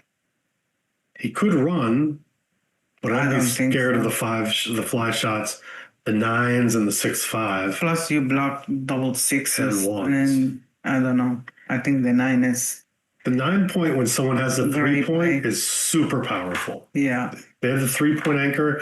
The 9 point, I say it turns that 3 point into the 2 point, really. It makes it a much weaker point to have. So a lot of times I just make that instinctively. But he says, okay, I'm up 16 pips, and if I can fade a hit, I might have a cube. But I like this. Look at this. Boom. Yeah. 3 point on head. Pretty exciting to dance. So Amir's just looking some good distribution around. Yeah. Well, he's nowhere near a cube yet. Yeah. He's still down in the raise. He's behind a prime. I know, but he has an amazing board, but also he's leading in the match. So there's still a lot of work to do. You're going to have to see. You probably make the 7, then you have a cube, or You actually get some of those back checkers out before I cube at least one of them. I do not think this is even like making the bar point, the 18 point will be enough probably to cube, but well, that's getting one of the checkers out basically. I think that the checkers on the 22, you need like a 2-step. You only get clear with 4s and then something else, or 1-6. He does cube. I expect to see a take here. Yep. Fast take. And now that's good structure. That's the structure he wanted. It can lead to problems later. This probably looks right, but you see, he can't make the advanced anchor here. Because of this, I mean, Amir really wants to jump out and make the 18 point. And that's why I like just making the 8 and doing this, because it gives you the opportunity to make that. Yeah. I thought the cube was slightly early, but we'll see. I thought so too because of the lead. I think 0-0 probably a cube. I like this play. I'd probably make the 8. And I think with this you have enough to build a full prime and then try to escape the checkers. But see, Petko's going to roll. He can come in, and then it's hard to move the back checkers. You have to worry about having a blot on your 8. I know, but the 8 point's very important. I make the 8 when he comes in. Hesitation. You have 3 builders to make the 7. So I don't know. I like going around. He comes on the deuce, but the 8 point is 8 points a good checker to have. You like that play? I like Yep. making the 8. Now who'll make the 8? Maybe 6-4. Oh, I like that. Okay. Okay, 4 numbers. A lot of risk. And I think you have to go to the 15. No? A lot of counter prime possibilities here. I thought that was Petko, the 2-3. I thought There's the 2-5. Boom. Okay. Look, how fast is this recube going to be? No.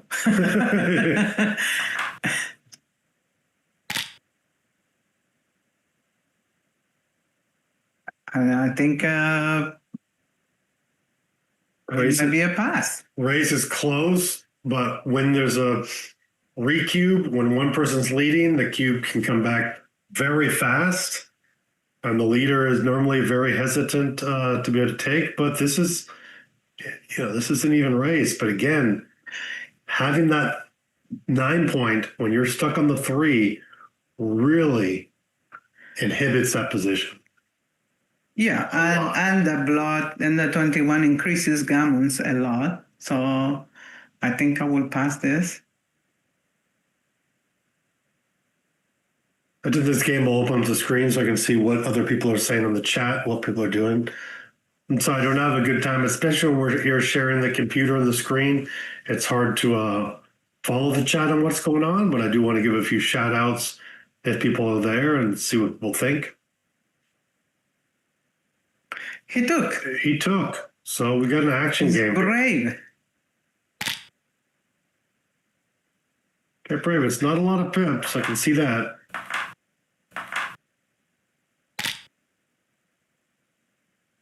Okay. I think Go to the ace. you can. Really?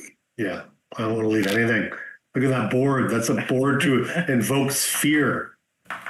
That board evokes fear. Now look. This is worse now. You have to clear the midpoint. Well, he'll make the deuce.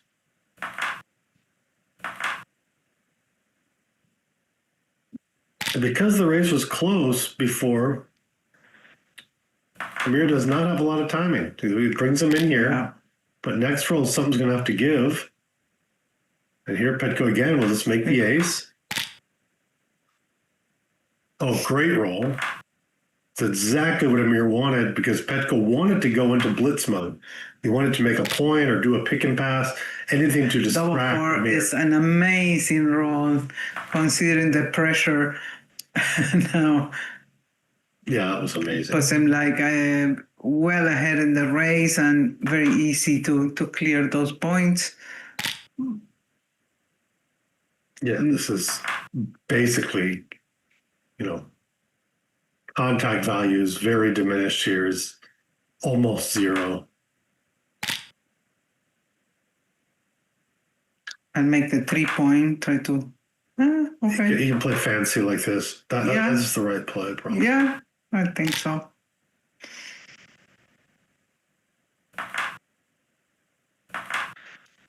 Those plays that look funny, they're like, hey, only bots do that. Oh, and Petko. Double 2. I would probably still keep the 2 points outside to be able to. I don't want to leave anything with 6-1. It's unnecessary. You're ahead so much in the race. It's only 6-2, 6-1. I still do 6-4. Well, 6, you're also killing other checkers. So you can go 6, so you do this and go to the ace. Yep. Okay, just this for one more roll. Or make both points now. He doesn't like it, though. He doesn't like the 6-1, 6-2. He didn't look at it for more than a flash of a second.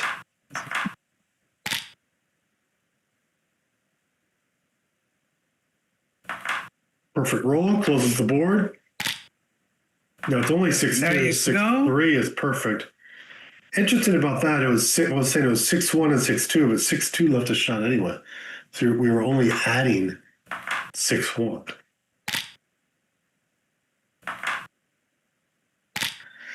Okay, well ahead in the red. Wow. Gonna level up the game score. Yeah. Yeah, I'm curious about that one cube, but this fast recube, good fast recube. Well, you can go see like. Yeah, I'll check the chat now. Let's see what's going on and who's watching here. Well, yesterday a lot of people watched. This is an amazing event. Very exciting. Really inhibits that position. I logged in to check the chat and I heard my sound. I was like, who's that guy talking? Maybe you can read that better. I cannot. You can use my glasses if you want. Okay. Well, I missed the chat. I have to load back to the game here. Yeah. And see what's We'll going go on. back to the game. So I can't do the chat. Do I sharing a screen on the computer while we're watching the play at one point? I can't really follow the chat here. To get my computer if you want. We could open up your computer to look at it. Okay. That'd be good. Do you want me to pass it? Yeah, sure. Okay, we'll open up a different computer to follow the chat. Hopefully. Okay, look at this. Amir stuck behind a prime. Petko stuck on the deuce point.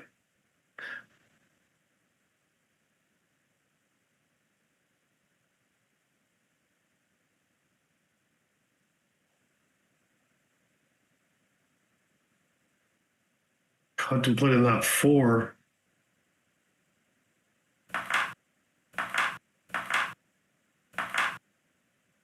Oh, that wasn't what we want to look at. This is good, but you feel like you kind of have to split, right? I mean, we're so trained to split. If a play that's not splitting is correct, it is it's a grandmaster play if it's not right. Because on general, expert master level players, we're just really taught in our head to split all the time, and it's not always right. It's really hard to find when it wouldn't be. So this is the play that I would have made. What is the for 2? All right. Yeah, you pull up the chat. Yeah. You follow the game, and I'll look at the chat for a second. But you have to keep touching it so it doesn't go to sleep. So this is Okay, shout out. We have Neil Kazaros in the chats. Big Sir Lance has been around, commenting a lot. Thank you. Mop Up, David Parks. He said he doesn't mind as long as the commentary is louder than Heroes. He doesn't mind the sound. Mm-hmm. Yeah, I just have no sound. 4-1. I think I would be tempted to hit with the 4-1.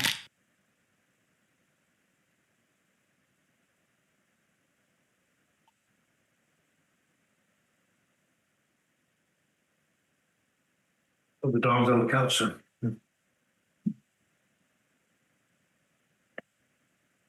What's going on when I looked at the chat? 5-1.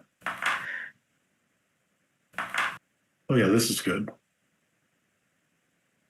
Make that little prime. And cover the block and the 3.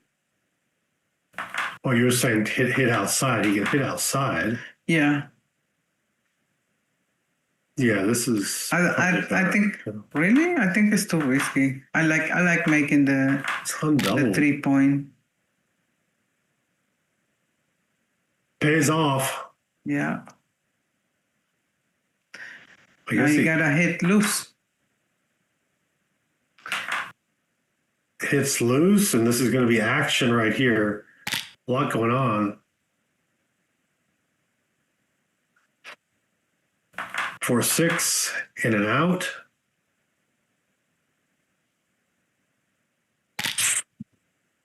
Let's get my computer here.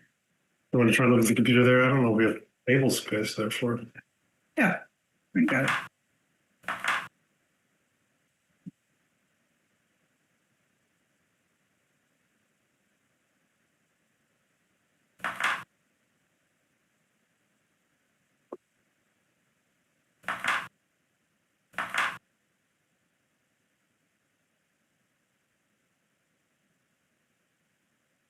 A great roll race rise for Amir. I mean, points wise, but really distribution. Petko's really kind of in the driver's seat. I'd say, you know, Petko's the favorite in this position.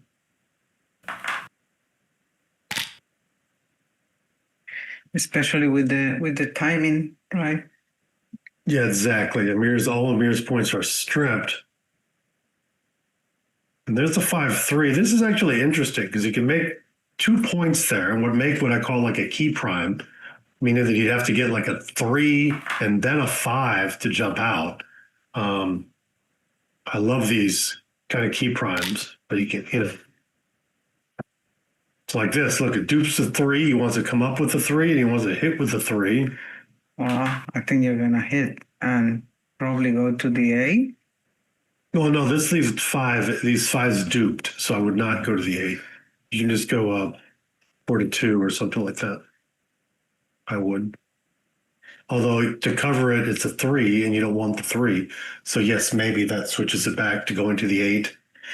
But also, like the 3s, then you can use to step up instead of covering. Yeah. So that's what I was saying. Yeah, you don't want the 3 to cover in the end because you need to step up with the 3. yeah, First, I was looking at Petko's duplications of coming in and hitting.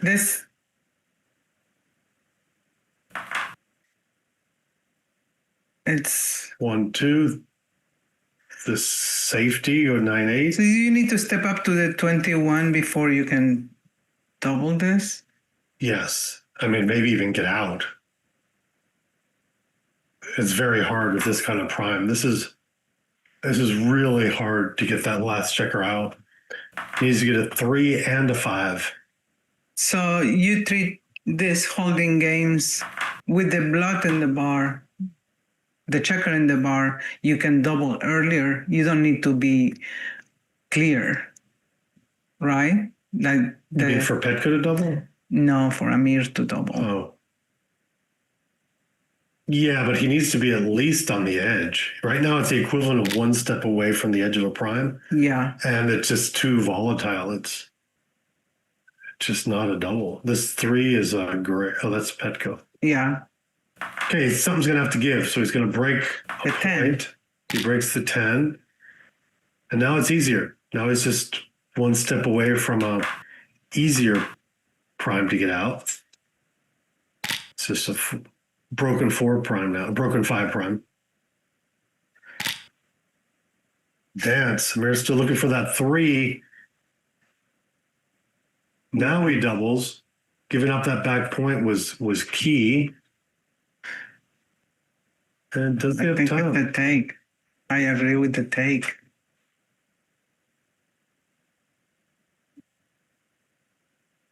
Okay, so what do you do here? Well, you can move the back checker, so I think I make the 7. 7 and bring it down? Yeah.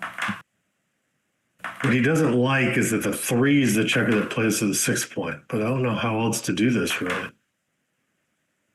You could do this. I guess you can go to the 16 and then play 3-1. Oh, 5-2. Look at this. He's glad he does not have a blot there. Super glad he took. And now Petko is going to be looking at a cube again. Pretty much right now. I don't even think it's takeable. One's different. It's only 1 point difference here. We have 9 away, 10 away. If you wait for him to bust, it's past. It's too good. I don't know. This might be too good already. I don't think it's too good. I think it's just a pass. Yeah, it's not too good because there's still not a lot of gammons. You'd have to have another blood exposed for it to be too good. You can go fishing. I would consider taking if I was leading by a boat. If I was losing by a boatload in the match. 1 point, I'd be too scared. He took, and I'm sure he knows his references on that.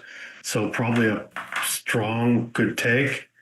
I probably would have been scared and given it up.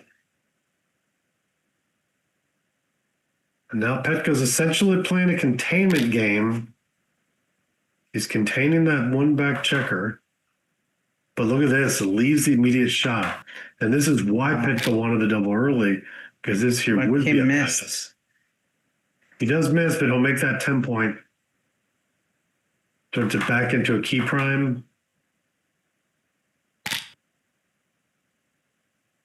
With 3-5. There's the 3. Wow.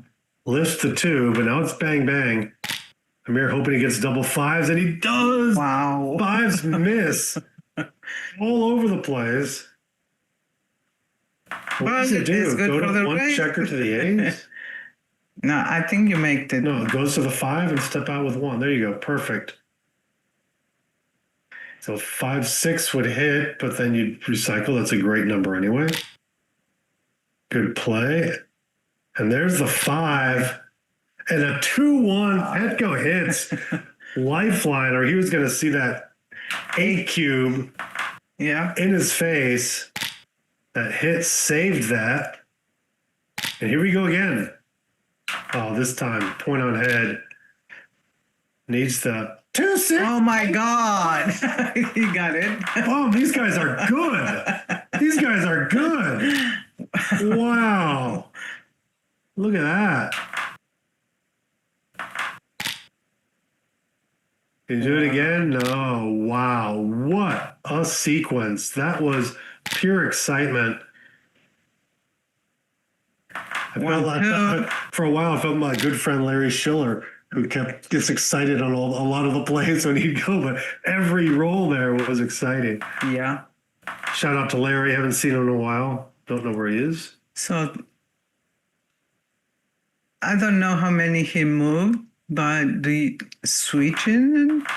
Or you have This to want what's to, funny about this is you don't want to switch because you don't want to give them the chance to come in. Yeah, because he's ahead in the race. So Double 4s are the enemy of the prime. So this just looks solid. You just do this. there's no way to hit. No, Maybe or something like this. I mean, anything. This is fine. This is good. Yeah. And he will hit lose. This does not hit. This is actually pretty bad. Kind of awkward. Tough when you have to bust your board with a lone 1. Now, Okay, he survived the 1, but look at this 6-5 right back at you. Now it's 6, and there's a 6 and a lift. We could very well see an 8 cube here. no. No, not yet. Wow. What a game. That's just amazing swing, this game here. But I wish I could see the game number with the 4-3 game.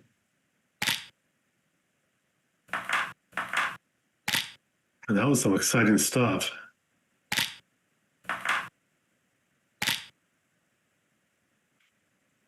And you don't see that every day. That's when you look and you say, wow, do I adjust my Joker settings on XG? Everything's looking like a Joker.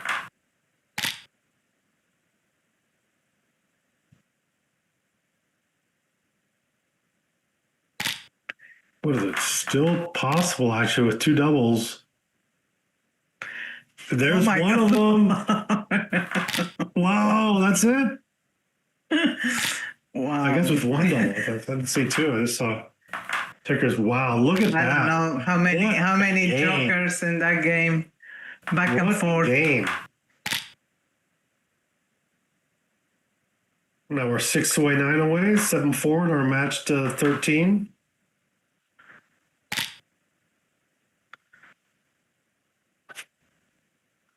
Four three makes hits. Okay, I thought making the point first, but hitting is clear.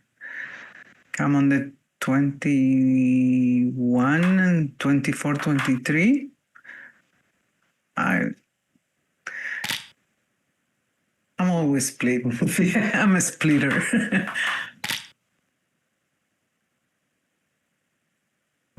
What we wanted does not come in cover. You always want to cover when you come in from the bar.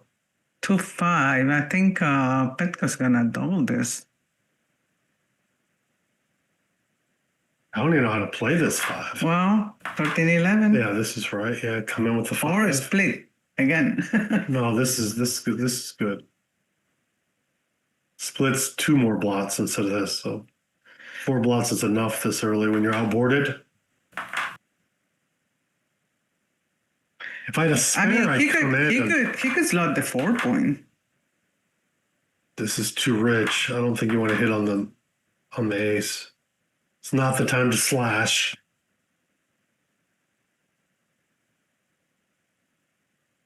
You can also make 13-8 and just, If it wasn't my last spare, I'd do 13-8. You're duplicating 4s. If it wasn't the last spare, I would do a 13-8. I normally don't step up enough like this.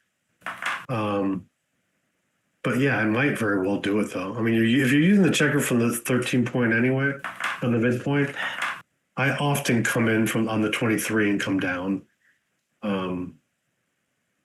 Amir used a lot more of his time. Still has plenty of time. Yeah. Well, this is a very complicated play, I think. I agree with the cube, and especially after that last game, the instant take. But after that last game, Petko did a good job. He's down and Cuban early because he's down significantly, basically.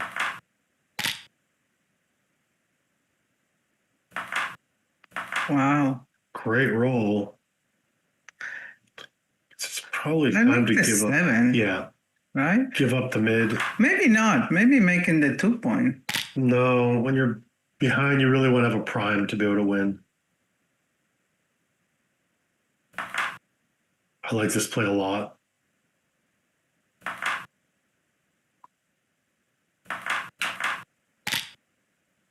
This immediately puts pressure on the return hit like now. Petko does not get a break. Hit. It's gonna hit. Maybe not. Yeah, he has I to. think you have to hit, right? Even though it's 4s, double 3s does not hit back. Makes the 3-point and put an extra on the 5. Petko looking to cover that 5-point and to see already thinking, well, he knows he's going to cover and what else I can do. Step up and makes the point. Or makes the 11-point, makes the point. I'll step up. Does do 4s, but it's 4s, 3s, and 1s. But you can also make the 3-point. I didn't see that before. Yeah, I'm making the 5 and I'm making the 11. Or step up, but I'm making the 5 for sure. I step up. Good. This is good. It's not. Well, switch. Let's see, the switch, all of a sudden the deuce point and the 8-point aren't working together. So your position is severely weakened. Well, what's the alternative? I mean, to make the... Do this. This leaves him... Now, do you need the 22-point or making the 4-point is an option here? I think I like the 22 because it sees daylight. It sees, you can jump out. You have 4s and 6s to get out. And so this is a very reasonable play. I like this play because he's 1 step away from the edge. I mean, he needs a 2 and then a 5 or a 6. So again, it's kind of a little key prime there, but a simpler one. I like going with both. The double falcon? Yeah. I think it's better to be hit out there than being hit on the 7. 1, 2, and 3, and 2 blots, like you're going to see now. Sweep, clean up on aisle Amir.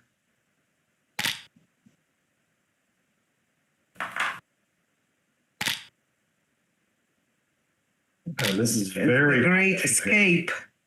Make another inside point. I suspect is this trying to get him from coming in. I think really. I would. Okay. I'd be tempted to make the 7 and try to That's one thing. There is 4 checkers back, so that's what you're basing your gammon wins on. Is not blocking him from coming in, but just the fact that he has 4 checkers back.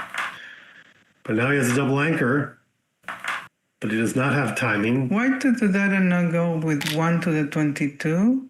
Double anchor is just powerful. Yeah, but does he has the timing for this? Well, there's timing if Petko gets a big number, yes. You're not. Okay. It's definitely a lot better than having only one anchor and trying to escape one checker. A 3-point game now is worthless. So this is more valuable than a 3-point game. I'm probably do 6 to 2 here. This is a really bad for Amir. 5-3. That seems right. No, I think this is because you want to like leave it even outside. Generally, you can jump it. It's an efficient way to play a checker. If not, I'd rather make the ace point. No, you don't make the ace. You just put 1. That's just how you do those positions. I mean, it's either none or 1. It's not making it. You don't want to put more checkers behind it. Okay, then I prefer this. Yeah. Oh, this here he has X numbers because he has to bust with a 6. And he's really trying to get Amir to, kill some checkers. Yeah, well, he already opened this. Before he has to bust. Okay, here's 1 point. Yeah. Like this 4-3, he's going to have to run. This is not a good number. He could sustain 6-2, 6-1, but now he has to run. Petko is looking to point on head or pick and pass. This is killed checkers. It's just a hard play, but I think you have to run.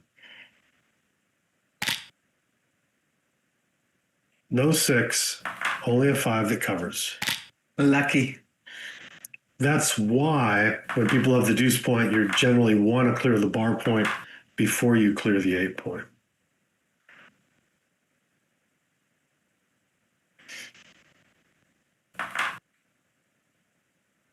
Okay, struggling to make the 6 point. Yeah, I like that. That would give Amir a powerful position if he can remake that 6 point. He's like slotting that dilly, but I would slot the 6 here. Yeah. 4-1 doesn't do it. Well, do you pay now? 6-1. Probably not. You still have too many good numbers.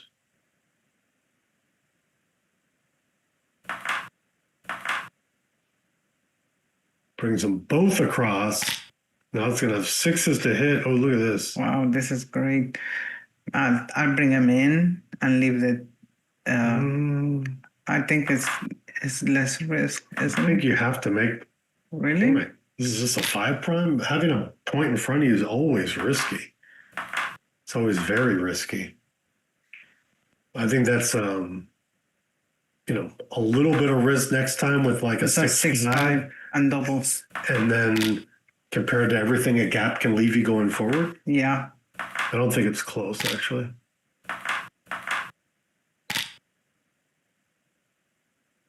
Okay, he'll run with 1 because now the gammon risk is almost nil. No, that's my new word. Irina's been speaking English for 30 years, and now it's a doctor. She didn't know the word nil. I guess the Brits say nil much more. In the States, we say zip all the time, like 3 zip, 4 zip. Yeah. Oh, look, he has gammon chance. Big gammon chances. If you can get another double,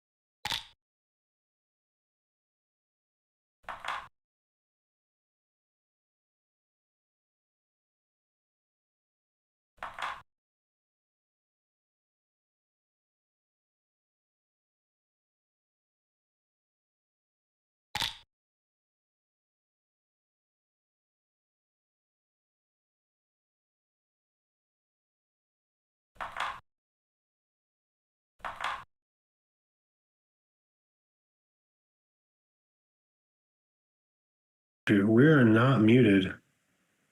Working on it, someone says. Oh, I have to get the battery for this computer. Well, they're working on that.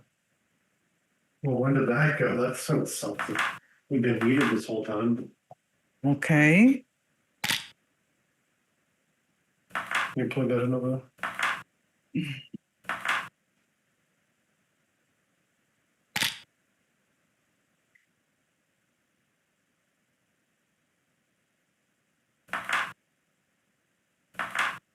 Well, I wish I would have recorded this myself. I don't know if our sound's back or not. I guess we won't know. We can't look at that either because there's almost like a couple of minute delay. So Okay. they're just gonna have to. So It's gonna have to do commentary and okay. I don't know. You wanna text Dimitri and see if there's something he can do? Well, this guy says my mic is muted, but it's not. Alex sent me. I'll call Dimitri and ask him, I guess, but I do not know what's going on. We are not muted. I see when I speak in the app, it shows my sound moving. I see a green arrow moving. That's muted now. Yeah, so people are saying my sound's muted? What is this? Oh, No, I didn't. But they said they couldn't hear me. I don't know why. In Zoom, I see the green line moving when I speak. So the sound's definitely going on the computer. the pin thing is No, that's on Demetrius. No. okay. Can you? Okay. Well, I'll keep talking. We'll see what we can do. But let me know. I'll keep you on the phone.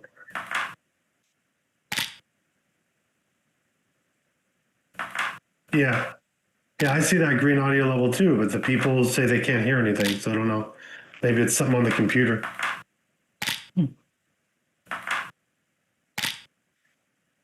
Okay, I'll keep going. Keep recording here. Okay, this is going to be a 2-point win. Okay, he's gonna save the gammon.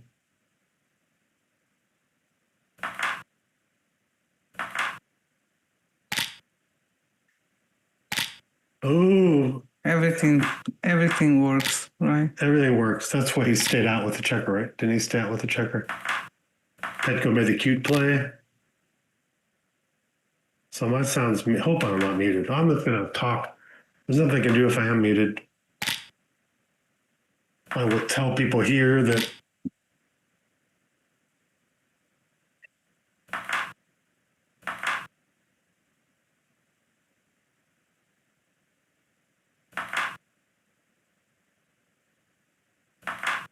our sound is on.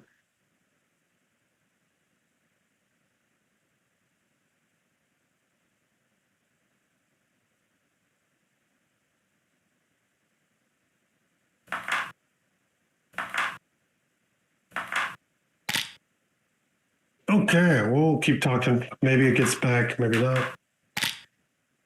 Not sure what the issue is. 3-6 hit and makes the 5-point. Very strong.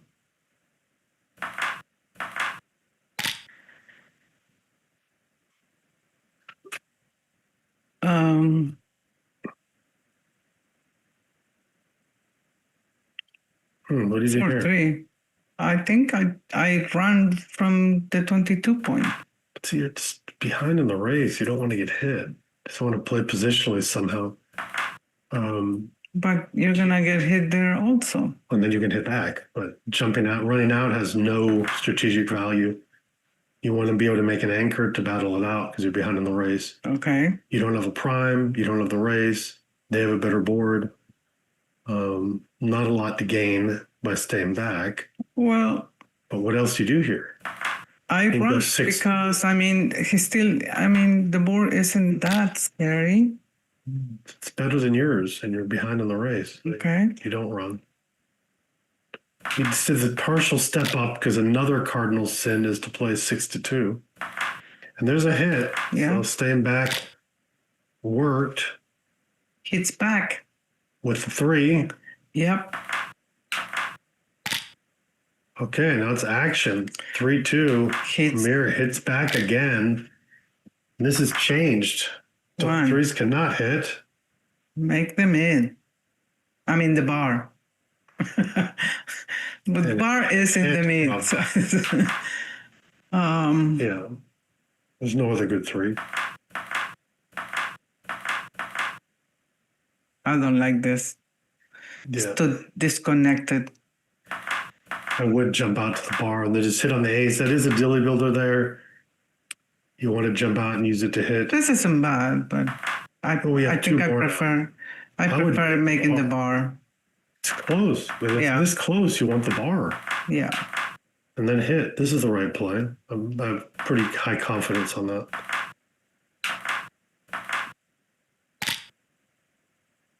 I'm not a fan of that. That breaks the continuity. It's not connected. I mean, it's probably best when you get hit. 1 hit and make the 8. No, you say further back now. I like the 8. Well, then you have no midfield control. He gave up the midpoint. So if you don't have the midpoint, he needs to stay far back as possible. So it like simulates the midpoint. So he has something, or else his checkers are going to be even more disconnected. Yeah.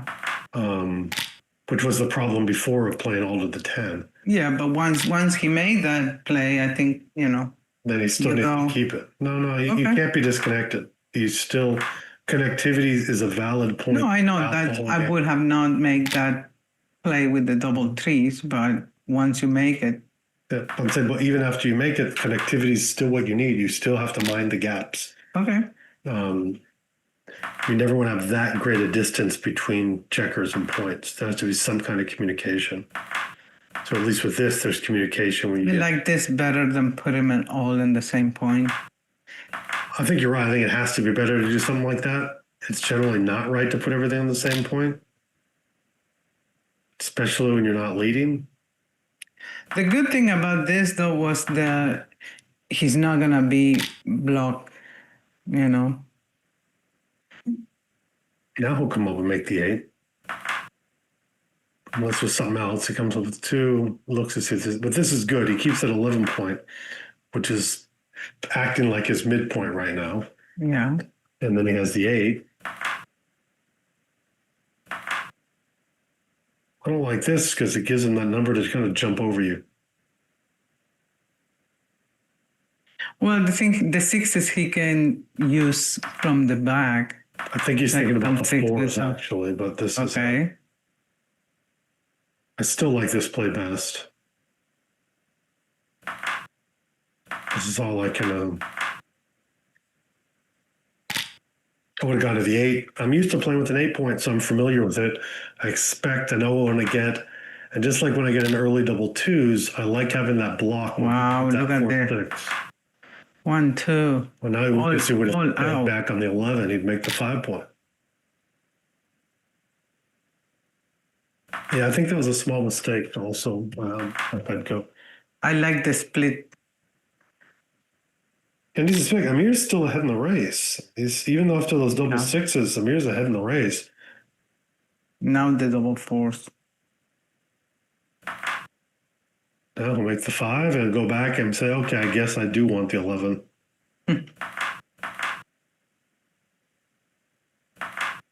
Not a lot to do unless you want to make the 8s. There's this play, making the bar.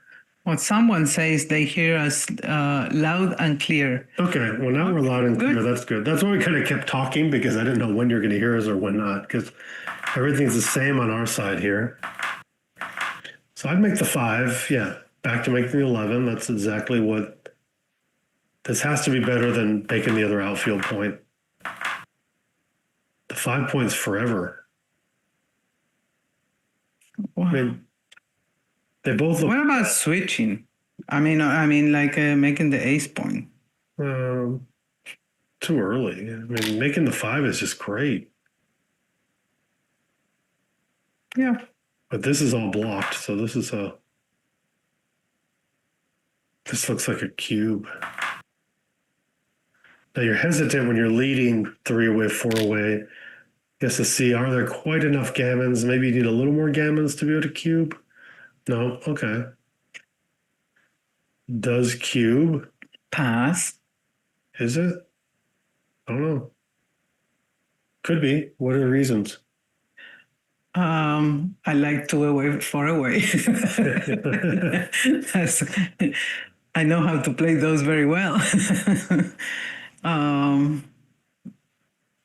If he thinks he can turn it around, the recube power once he has that 2 cube is phenomenal. Yeah, but I think it's too much. I mean, you have that checker on the 24. If you get an anchor, then you're gonna crack your board. Yeah, this is ugly. The fact that it has the bar point makes it really strong. Being second the ace is particularly bad. So the most Amir can hope for is like first to either just escape 1 or just to kind of hopefully make like an advanced anchor, just the 5 point or the mid lane anchor, just with getting to 2. But he still doesn't have the timing to hold that because he's ahead in the race. But since he's ahead in the race, that's what's fueling his desire to take. Because he can slime his way out and just recube. He can recube when it's basically 50-50 position. He can recube. But it gets the thing is, like, a lot of the pointing numbers leave returns, but he doesn't have to hit now. Petko, he can bring more checkers in the zone and attack when it's safer. Normally I'm a big taker, but in these I'm kind of afraid. I do fall like you to say, well, I know how to do 2 away, 4 away. I'll just win from 2 away, 4 away. And traditionally I've taken too much when I just don't have the timing in the back. Okay. But he does take game on, Amir says. Now, he points out his head. Yeah. He does have gammon value. Petko has gammon value here. Okay. His gammon value is actually normal. Normalish. The thing is that Amir's gammon value is now, gammon go-ish. It's worth 1. It's worth gold, if you like to say. Okay, he survived. He survived the 5-2-1-6, 5-6.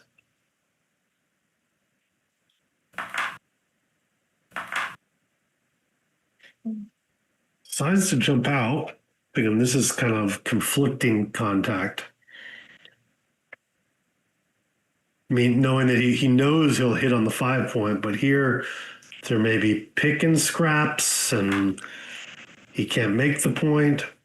That's what he's thinking. And the 3's not super constructive on the other side. I think your run is just less gammons. Yeah, if you run, there's less gammons, and it's like scrappy contact in a way, because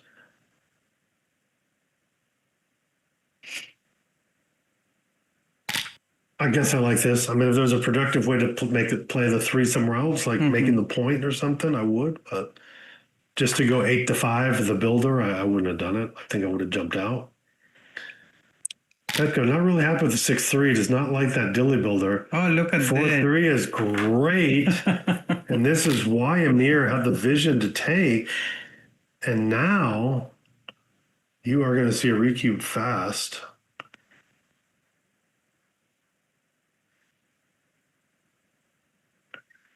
Five two. Why not to clear the 7 point?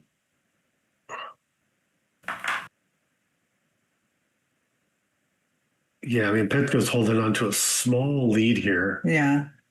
5-2 is a definite miss. It's a swing and a miss. He wants that landing spot 6 away, though. I mean, that's why he does not want to give up the 9 point. He wants that landing spot to be able to tiptoe home. 4-1 should slot the 4, and he'll figure out which scoot he wants to do. Probably just 8-7. Get it slightly closer.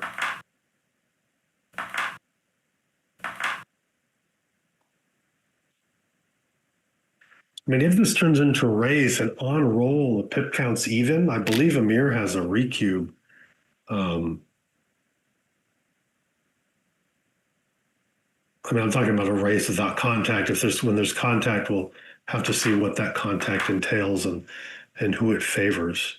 But that was a good, nice, strong, big roll. 6-4 doesn't do it because he can't run because he's behind, but he does make his board better. Petko loves the 4-2. Will safety the blot. Yeah. Oh, yeah, it took 9 pips. Not a good roll. Some race, so now you go. Yeah, you go and make your board.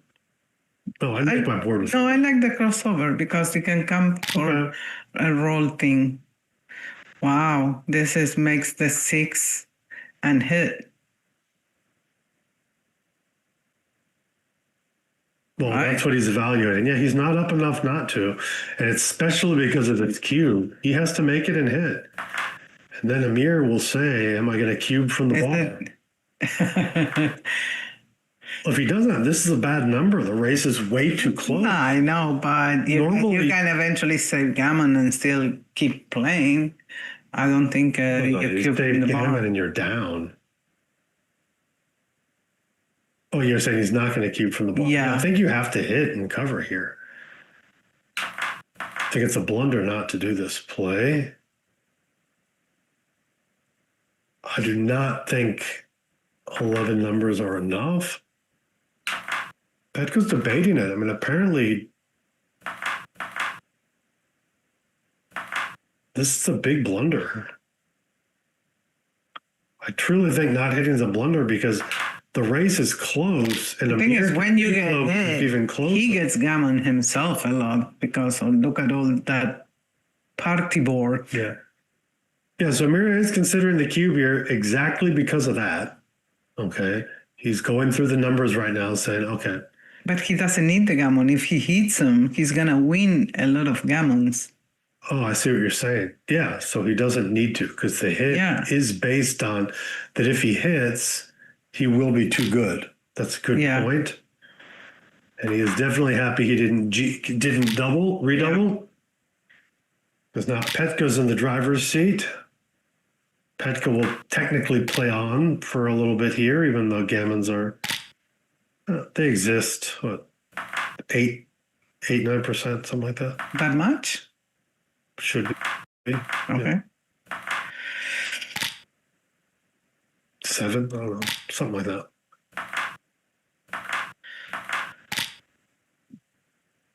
Who's the next match? No, they're less. This is match 5? This here. Yeah, this is match 5. I'll tell you who's coming up next right here. I will pull it up. I have this on my screen. I'll block this. Coming up after this, we're going to have Roohi, Andi, and Thomas Keisler. They're going to be playing. And Joe Urso, who just played before, will be coming on for some commentary. Seems fun. Then after that, we have Mehdi, Asdaghi, and Eshaghian. And to wind up the day, we're going to have Dmitry Obukhov and Amirali Tavakoli. And then we're going to have Steve Sachs for the Eshaghian Mehdi match. And then Rory Pascar with Denise Kaiser will be coming on after that. And these matches have taken a good amount of time, so we are what's happening on schedule. Okay, Petko pulled that out. We got 1 away, 4 away. Crawford, 18.56%. Premier, 3-1. The 5 is the 5. No, 1 away, 4 away is the only one I really like people to know the halves. I say it's 18.5. Some people say 18, some say 19, but it comes up enough, and that half means a lot when you get into races and positions. Okay. That it's one that it's good to remember. Well, gammons are worth a lot for Amir. Yeah. Well, worth a lot means actually they're normal. He has normal gammon value, but since Petko's gammons are worth Nothing. The implication is that his, Amir's gammons are infinitely higher than Petko's value of gammons. Remake. I would remake the 8. I don't know. Or hit. I like this. He missed. Double Make the 5. board. And he's not going to leave a shot. So, yeah, this is the play. Petko trying to get off that illegal formation back there. Cannot do it. Ooh, goes. Why is that not to make another point? You can just make it. You can make the 4, but you'd leave a blot. I don't know if I would have done that. If you get hit with a 1, you get hit the other way, it's less shots, but the person's still one step away from the edge. Wow, this could very well be a G. Petko desperately looking to get a 2 to anchor up there with that second anchor. Does not want to have 5 checkers stuck on the ace point. Well, and hit.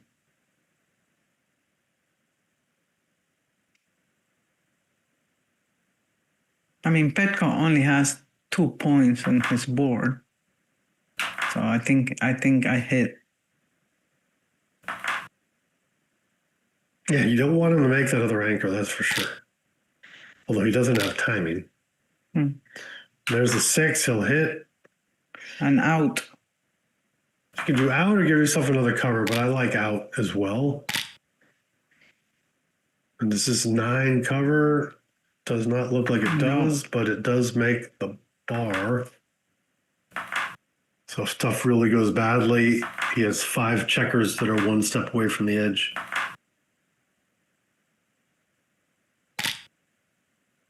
Double 2s, great entry number. Of course, there's no timing for double anchor game, especially for an ace-2. So gammons are still very high here. He could implode or not worth. Well, he doesn't want to implode because you just lose a lot of gammons when you implode.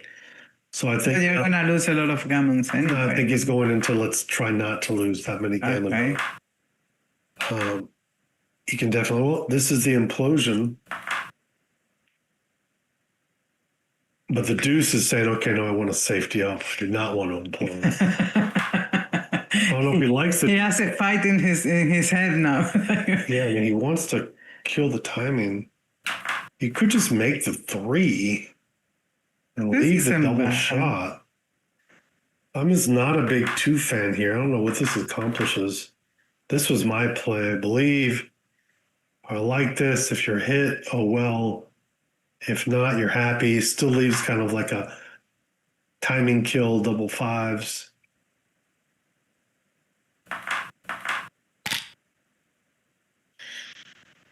And double 4s. No, they weren't bust numbers yet, but they do kill timing. Looking for something small. Somehow. 4 doesn't have the 2. Well, now he could go 3 to 1. what is?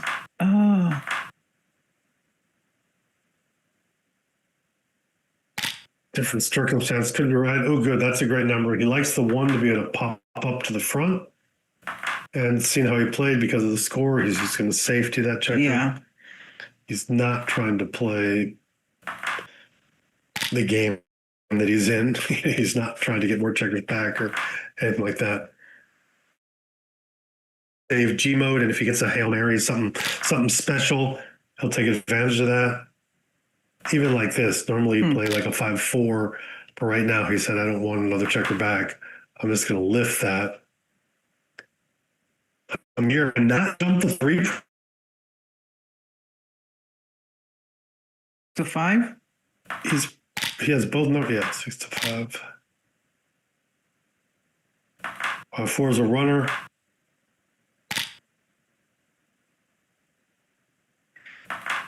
Doesn't do a lot. Make the ace. Not do a lot.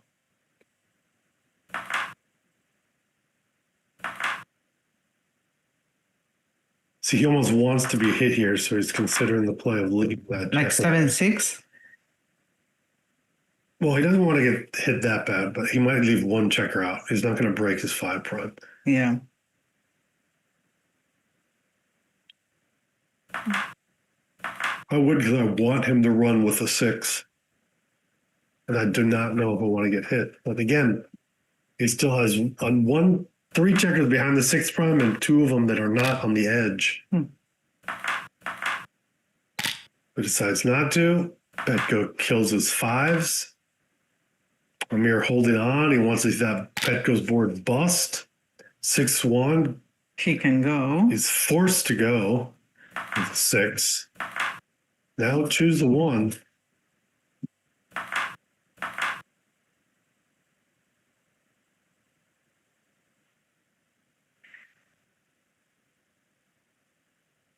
Doo-doo. Doo-doo. I think you just keep going. He can, well, I don't know. Probably keep the ace. I think I do this. Now you're going to hit with the deuce. Just keep the prime. No good. 6-3. Petko does have whip chances here now with a 2. 2-2, 2-6, 2-5, 2-2.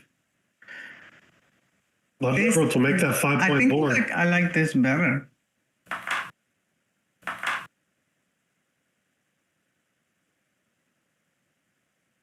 I like the other play. This one? Yeah, well, even when you get hit, you're still... You still haven't primed. Yeah. Yeah, I think I agree with you. I think this is a good play. A good find. It's going to be hard to get those 2 checkers out. Just like this. Now we'll see. Hit and cover comes in right away. I would not. No hit. Maybe like 4-2. 4-2 is good. That way, if he wants to advance the anchor, you have more builders to point in his head. Yeah, I like 4-2. He got hit instead. Here, I don't know what this accomplishes. This I said. I believe. I like this. If you're hit, oh well. Wow, looking for those 4s. I'm going to get a double 6s out of time and 6 4s from Amir. This really shows the power of that play Amir did there, keeping that prime intact while leaving the blot on the 5-point. Yeah, great. It worked out perfect for him.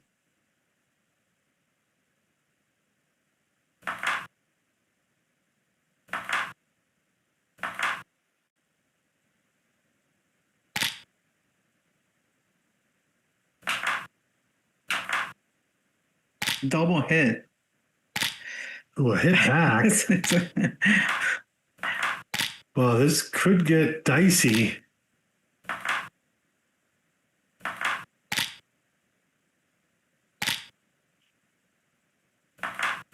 And double 3s will bring it home.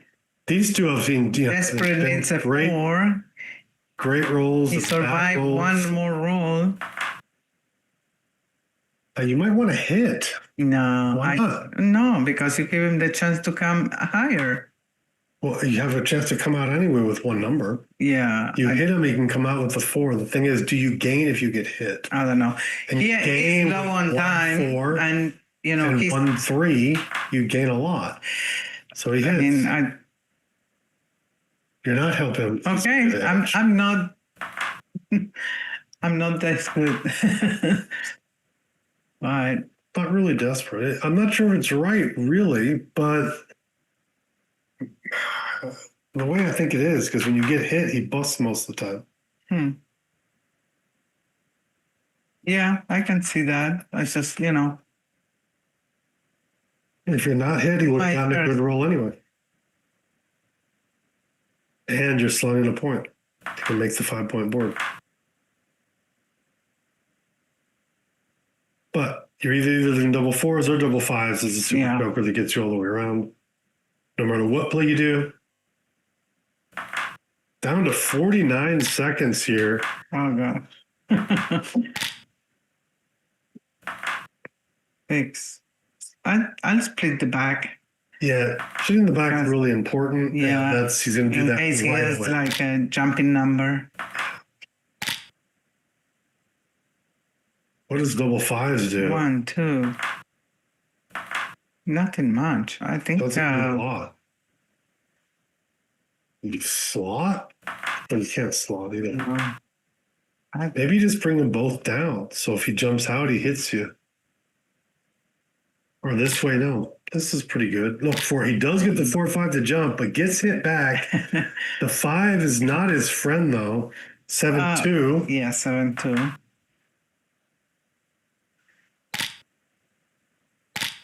And a dance. And 51. He can stay back for double fives only. Yep. Something like 4-3. But double fives now leaves shut. No, it doesn't. You can play No, you can't play double 5. 4-3. Oh, well, the other guy can't play double 5. Yeah. Oh, why? No. No, it's going to rip. Oh, yeah. Okay, it's going to be a race. 6-5. Yeah. Petko's behind on the checkers, but not bad pips-wise in this race at all. But he's not efficient. He has all his checkers down in the low points. Or the equivalent of a speed board.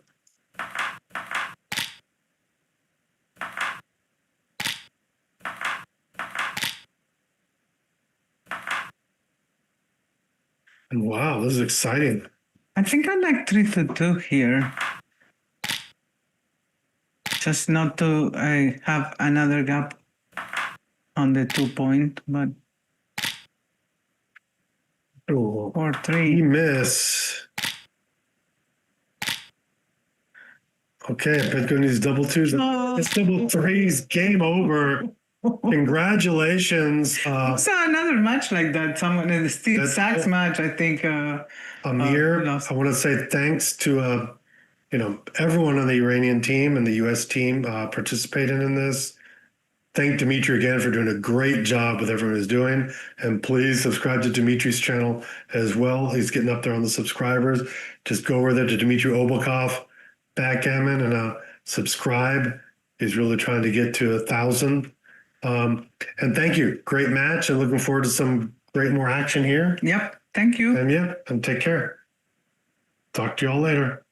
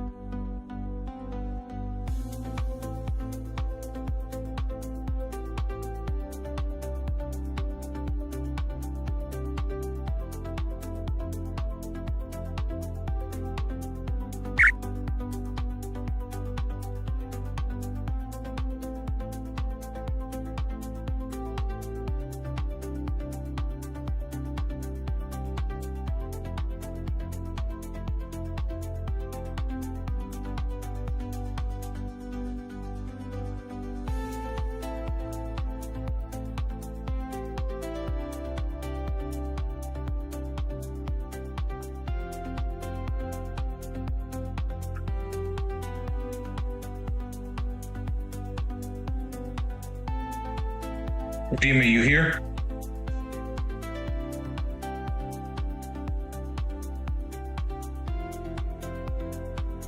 Dima, can you hear me?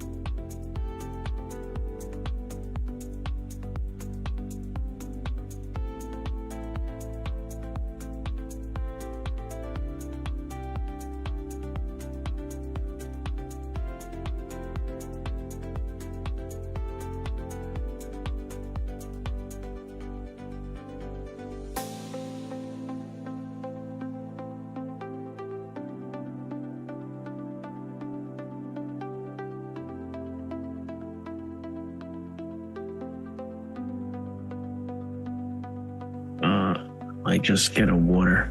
Hello?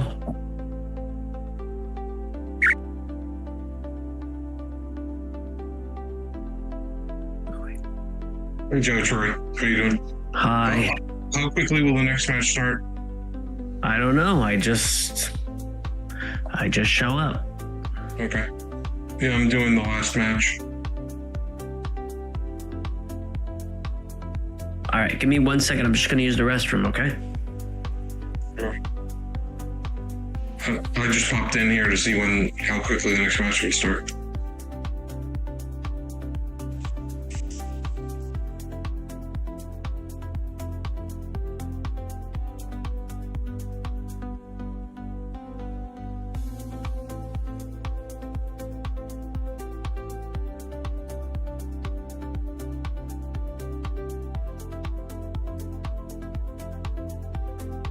How soon till the next match starts?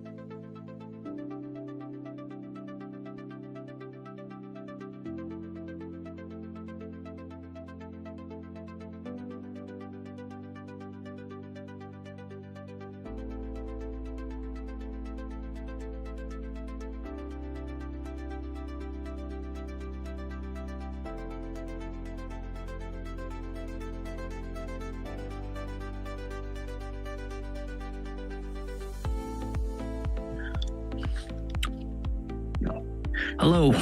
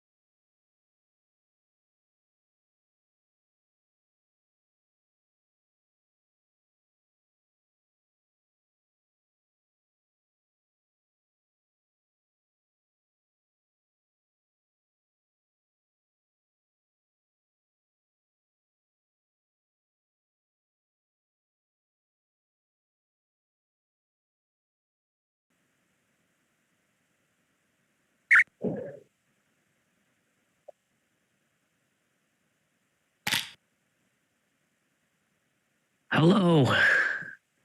It looks like we are just getting started here. This is Joe Urso.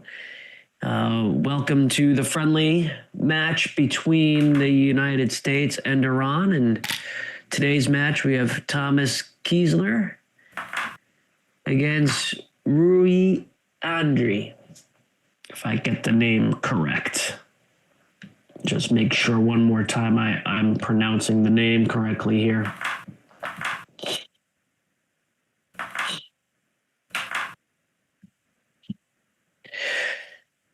Well, it's a pleasure to be with you here, and let's get started. Thomas Keisler is playing the white checkers while Roohi is playing the black checkers on the bottom of the screen. 0-0 to 13, we've got a long match ahead of us.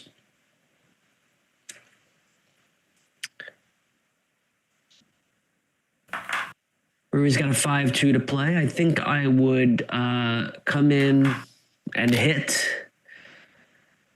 Seems like a good strategy when it's earlier in the game and you can send your opponent back 15 to 20 pips.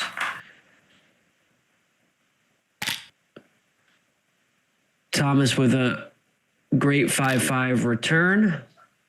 Both sides have made their ace point here, so it's the strategy after you make your ace point is either to play a racing game or a blitzing game. You both sides cannot prime in this instance. So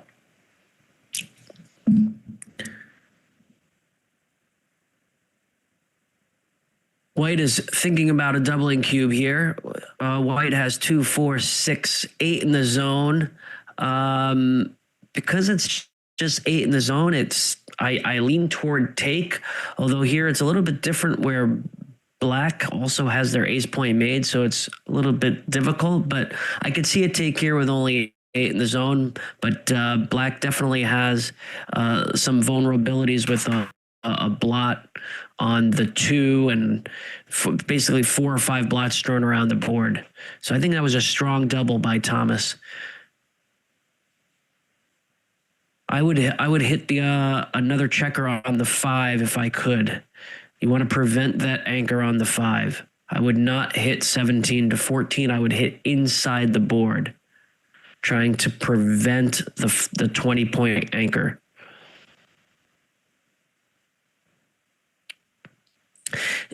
White also has the ability of hitting back on the 20-point to hit another checker on the deuce.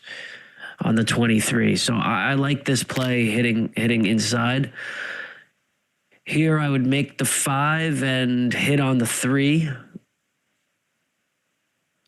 You could also make the deuce, but I think with 3 checkers back, I'd still try to make the 5-point rather than the deuce, although in a blitz, all points are almost equal. But I think it's worth it here to try to just make the 5-point.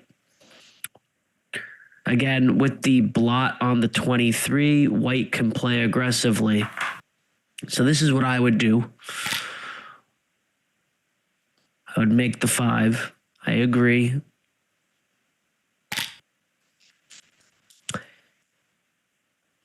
Looks like black fanned, and now white again is on the attack. I'd bring the checker down 13 to 11, just again with 3 checkers on the bar to try to get more men in the action.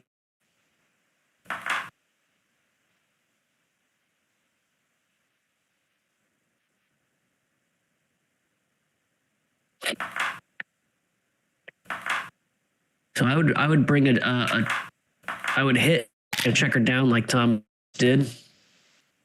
Another fan. Now the game is on. Okay, here I would consider switching. So I would play 6. Yes, I like this. Keeps 4 on the bar, and the 6 point not as necessary. And that was the way to keep the action going. So I really like that play, although it didn't work out. Again, I would bring checker down. I would play 13-10, spread them out, 4 checkers on the bar. As long as black doesn't anchor, white is going to be a huge favorite to close out. because white is just going to keep pounding away every time black enters. So we're hitting. This would be my play. Wow, double fours. Okay, that swings the game. Now white is in cleanup mode. Okay, we're making the 13. We're making the midpoint, and then I think maybe we just make the 14 here, and keep ours all connected together. So I would play 22-14 with the last two. Yes, that would be my play. White is now just trying to bring this home.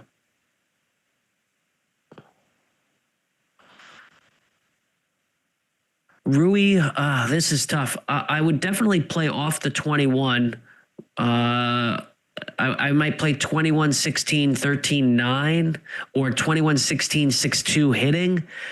You don't want to have 5 checkers on the 21 point, so I think it's got to move. One of them has to move from there. Okay, now the other 4, I'm not so sure. I could see it either way. I don't know. I think I'd play 13-9, but I don't know. So I would love.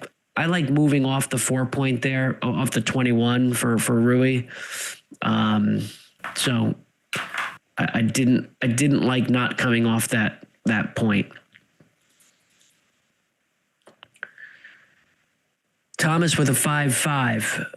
I would make the 8 point here. I think the 8 point, as that brings it much closer to bring home. Easier to clear later. Okay, double fours for white hits inside. And then, so we're hitting for sure. Okay, then, and 1 out I could see, or down. I'm not. This coming in's okay. Okay, I like this too. This is fine. I like staying back on the 20 a little bit, because if white comes in and it has to play off the mid, you have another chance to hit another checker. So there's a lot of gammons in this for white. I would swing this around 20-8 all the way.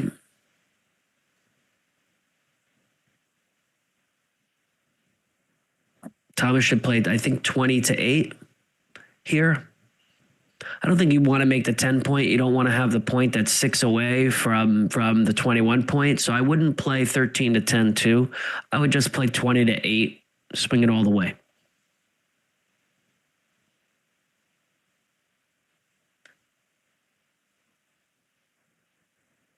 I could see bringing 2 in, 9, 6, 8, 5, and 20-14. But again, that's another option I think Thomas might be considering. But for me, it would just be 20-8.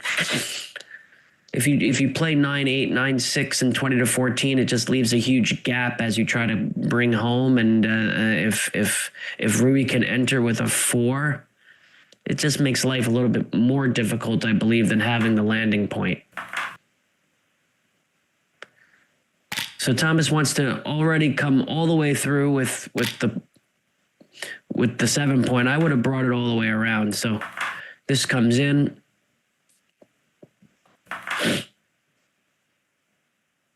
Nine, 6. I would play 9, 6, and then you only leave the double 4. 9. Oh, this, yeah, I would have played 9, 6. And then this is 9, 7. You want to, I guess with 2 blots, you can play pretty crazy, so it doesn't matter that much.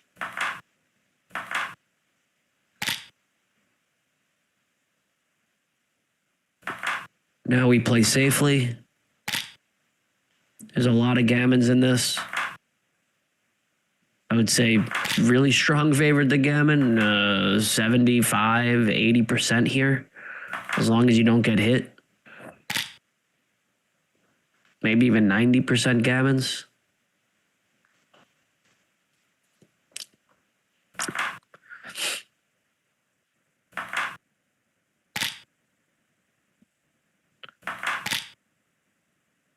Roohi just trying to make points in the board because I think the gammon is pretty much on.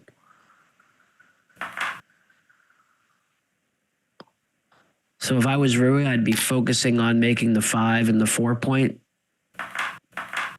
Just rips off 4 checkers. I'd rip it off.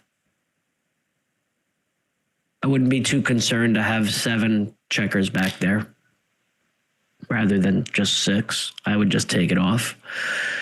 I would slot the 5 point here. Or actually, you got to come out. 21, you got to start coming out just in case. Yeah, that's fine. Just in case White rolls, Thomas rolls double six, and then you have 4 men still sitting there. You could get backgammoned. So coming out seems right. 21, 18, 11, 5 for me. Again, trying for the 5 point. I would concede gammon and try to make points. So if I can get a hit, I can win. But I concede the racing gammon here. And then 21, 18. Okay, there's the double 6. And Roohi is able to get 2 out and ensure that he can save the backgammon. All right, so Thomas will be out to Tom's going to be on a 4-0 lead to 13. I saw some notes that the U.S. team has been playing really, really well, sub 3 right now as a combined PR, and the Iran team is playing really, really well as too. I think around 3.7, 3.8 PR. So both teams are playing fantastic backgammon right now.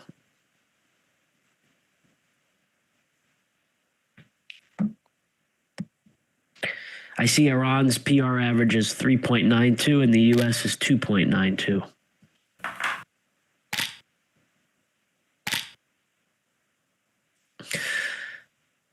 Again, this is Joe Urso, and you are watching the United States against Iran in a friendly competition as the U.S. prepares for the London team event. 5-2 just splits. With a 6-2, after the opponent brings an extra checker down from the 13 to the 8, I like to bypass the 8 points. So I typically play 24-18 because with 4 men on the 8 point, don't mind using one of them to hit on the 7. So that's typically what I like to do. So it's a code for me to just run into the outfield rather than split. But I think that it's probably super, super close, and it might even be right. It's just one of my rules that I'd rather just go with that all the time than have to use brain power to think of what every exception is.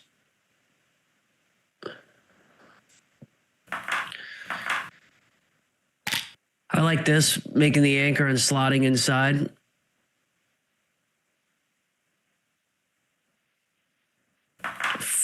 And then the 4 hits, sending a checker back. 6-5 hits for Thomas. Roohi looking to make the 20 point. Comes in, makes the 20, and slots 6-5. Whenever your opponent has made the 3 or the 4 point with an ace, you like to use that ace on the 6 point and slot, because there's really no good places for those checkers to go. So really, when your opponent makes the 21 with any ace, you should be really looking to play 6-5. 3-1 for Thomas. This is just, to me, is just an anchor versus anchor game, so I'd probably just play 14-13 and 6-3. Pick it up. And just 6-3 for me. I wouldn't leave the shot. The race is close enough. And I don't think it's that bad, but I would just play 6-3. So this is tempting him off. He won't hit, actually. Maybe, well, could he hit and come around? So the race is close. What else is he going to do? So I guess hit and come around. Okay, now Thomas has a chance to hit back. That was part of his strategy. I think so. I'd hit and come around. Now you've gained a lead in the race. That obviously hits back. 3-1. Again, goes for the hit. Hits 2. Thomas is able to hit 2 here.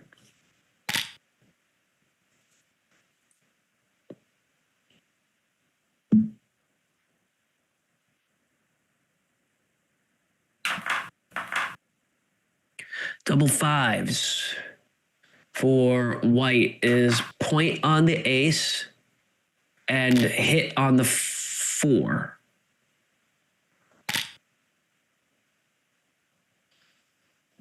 All right, so this might be too good for Thomas. Tom should, I think, roll on here with 2 checkers up with chances to make the 4 or the 5 point on head. I would roll and go for a gammon. This is a roll on for me. Black has absolutely nothing. This is too good for me. I think this is clearly a pass.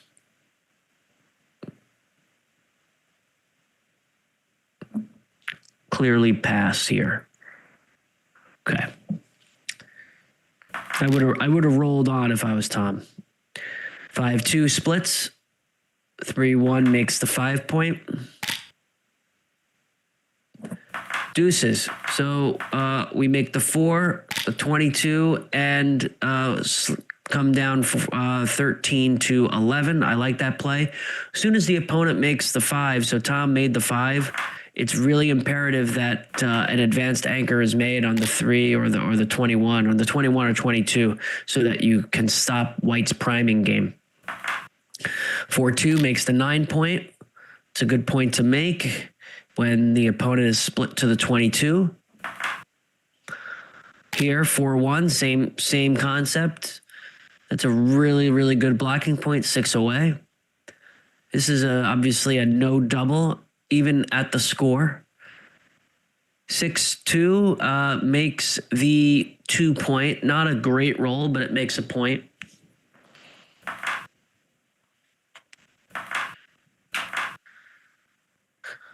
I would not hit here. I think you don't want to get another checker sent behind that pretty good structure for Tom. So Roohi, I think, should just make the 2 and hope that Thomas doesn't anchor.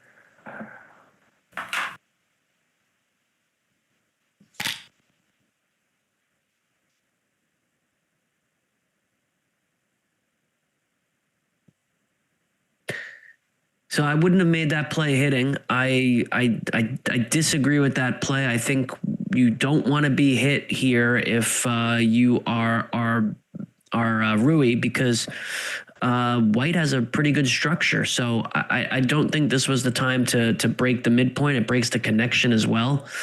So that was not the play I would have made. I think I play 13-7 here and not come out 24-18. 24-18, I think, leaves a lot of hitters. It's hard for the 13-7 really prepares to lock Roohi in if missed. So I think this has the biggest upside. 5-3, 13-10, 8-3, I believe is the right play. And then 13-10. All right, so Thomas again here should think about the cube. If makes the bar point, but up 5-0, I'd wait. This is 13-7 for sure, and then we think about the 4. I would play 13-9. Picks up a blot, and it doesn't put another checker in harm's way. I think I'd stay back.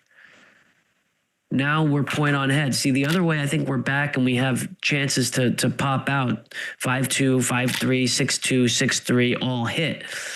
Here, there would be no hitters.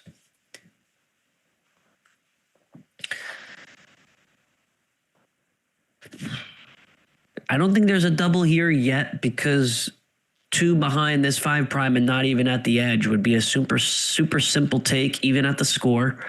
I think black has to roll an ace before they think about doubling. Need an ace before the cube can come here. This to me is easy take.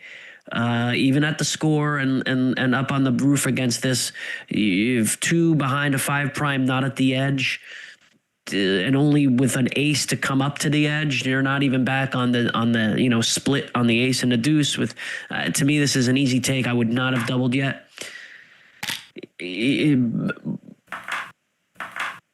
Black has the advantage, even though white has the advantage, even though black has a full 6 prime because of the timing. This is all about the timing. 5 rocks. White doesn't have many recubes here up 5-0. Has to get to a position that is super strong with low gammon volatility, I believe.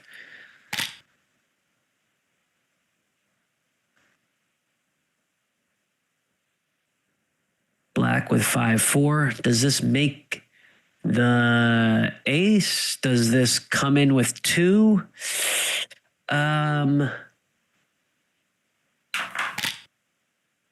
Okay, hitting, because the game plan is not good either way. 5-4. All right, now white can think about the doubling cube, I think. Even at the score. White can think about it here. There's aces are duped. Even at the score. Here, I think this is a double. Black's just gonna get stuck. This might be a double. I'm not 100% sure. Now for sure, right? You can kind of bring this home. Any 5 prime against the 2 men on the 3-point is typically a double. So even at the score, I think the volatility is low enough for white here that you can send the cube. I would just come out, or you could play 7-5, I guess, but I would just play 20 to 18 for Tom.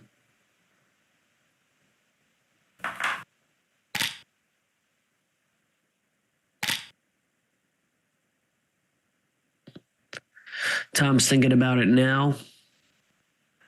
Maybe it's too good. Not 100% sure. I think we missed it for Tom a couple of rows ago, even at the score.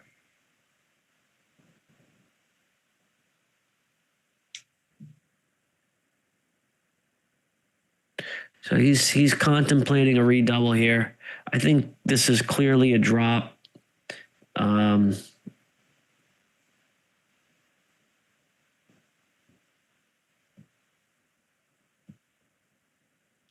If doubled, I would pass even at the score. This is tough to take. 3 behind a 5 prime crunched board. For me, it's a pass if redoubled.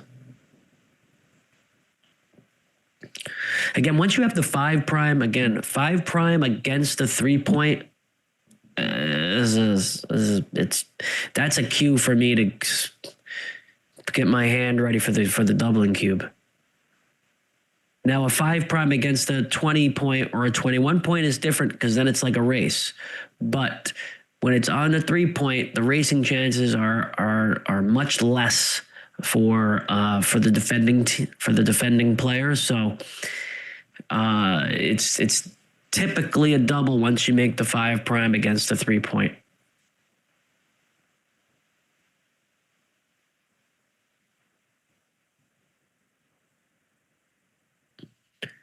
Tom's still thinking about the doubling cube, it looks like. See the clock still running.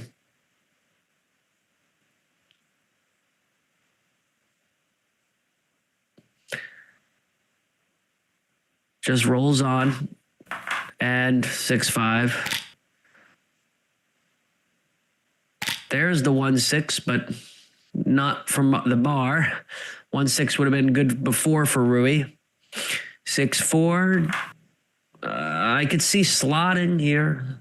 You want to make that 4 point. So I don't think getting hit is that bad because of the crunched board. So I would do this. The 4 point is super important. See, it's not a big deal to get hit here. Really, really not. And Tom is going to slash away if he enters. And now Roohi's super crunched. Again, I think Tom is playing on too good because he could get 3 checkers up. All right, and this slash is on the 4. That's a good roll because Roohi wants to come in with the spare on the 3. Again, I would double this. I would double now. You know, with the 3 men on the 3, I think the gammons are super low. Could probably just get out of it. It's probably no big deal either way. I think this is a pass. Even at the score.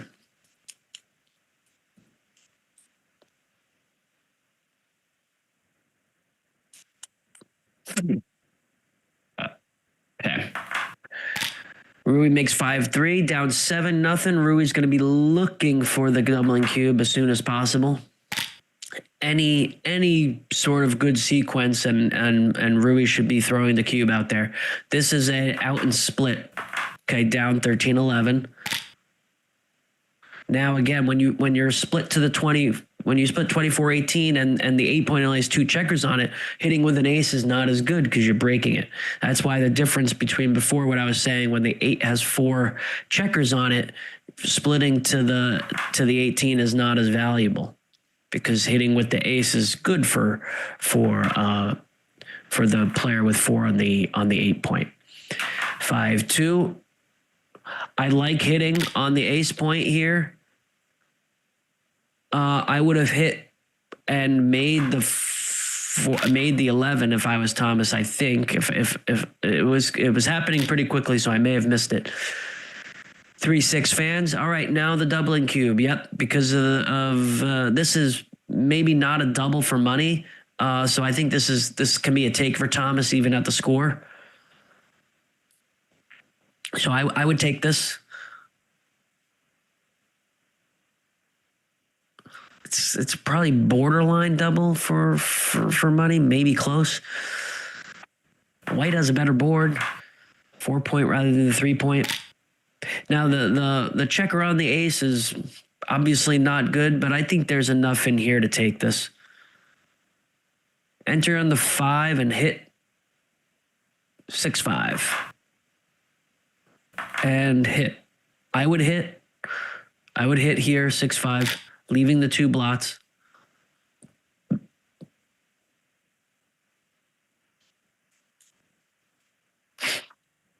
Five, 2. Can just run. Okay, that seems fair for Roohi. 6 what? Not Thomas's best. I'm not sure you want to be sitting on the 20 point ready to get hit on head. I don't know. I could see making the ace though, just in case, preparing for contact. This is 13-8, 6-5. Okay. That's the right play for Roohi. This hits, and now Thomas is ready with the 3 point board. And the fan comes. Not good for Roohi. This is not a good start, down 7-0 and fanning like this. This is not what Roohi wanted. The dice haven't been kind to him this afternoon or evening if you're watching from Iran.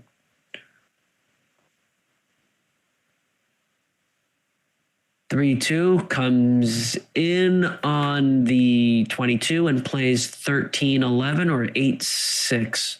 I'd play 13-11, I think, keeping all the spares. Could also come up to the 20, but that brings in the 11 point blot. It makes it, a target for the 11 point blot. So I would have played 13-11 rather than 8-6 just to keep all the spares on each of the points. But okay. 4-3. This just plays 24-20 and 11-8, I believe. Race is close.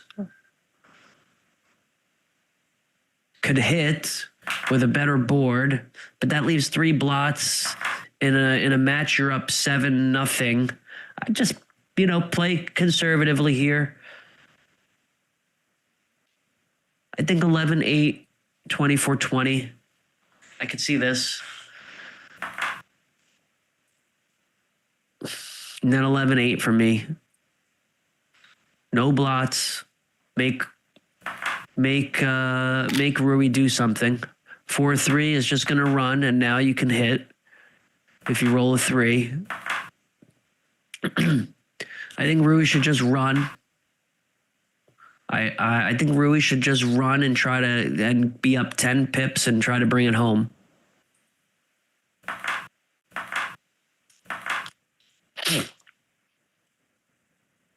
Now I got 10s and 3s would hit.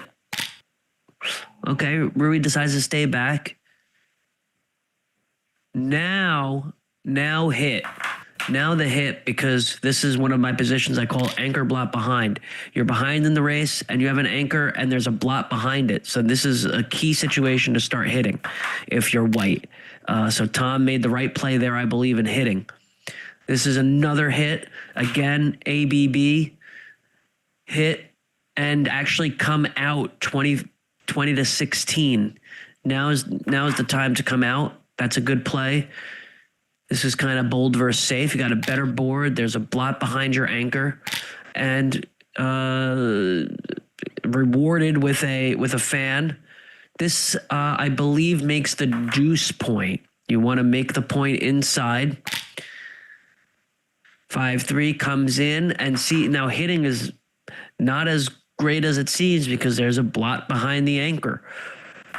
ABB, anchor blot behind is what I call it. You might have to not hit. I'm not 100% sure. This could be right. There's blots though with a better board. This is a tough play. This is really, really tough. I'm not 100% sure on this. Tom hits back, and I think just lift 21-20. Might as well pick up the checker. This dupes the 3s. So I hit off the mid with a 3. This seems fine as well. I probably just lift it, but 1-6 fans, and now the gammon is on for Thomas. That hits 15-8. 4-2 misses. This is more ammunition for the 5-point. Thomas going for the closeout and up 11-0. 8-7 here, maybe. We want to keep the back checkers now diversified to escape. 4-3. Thomas is going to be slashing away in a 3-point. Here it comes. 2-1 misses. 6s, 7s, and 8s cover. There's the 8.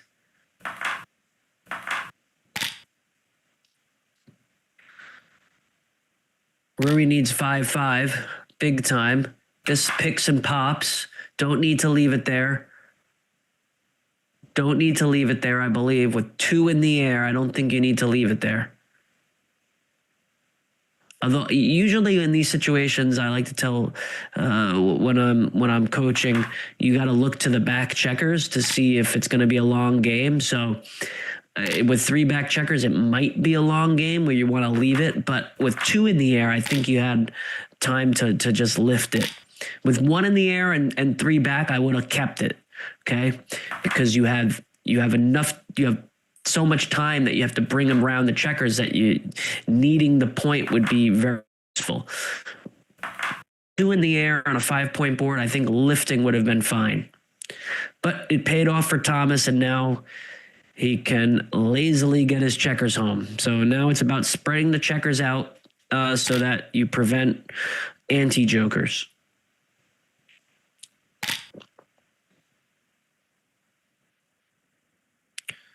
I would play 16 to 11 so that you have freedom with one checker. Yeah.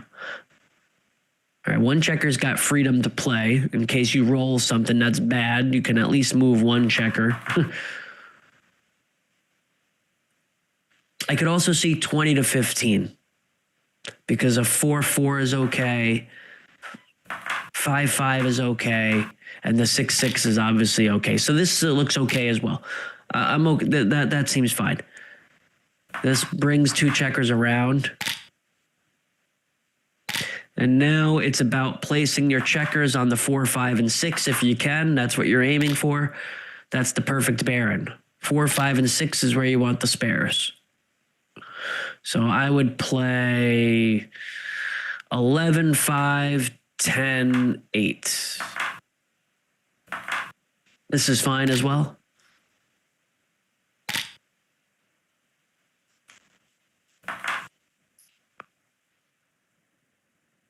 All right, now it's semi-awkward if you roll a 6-5.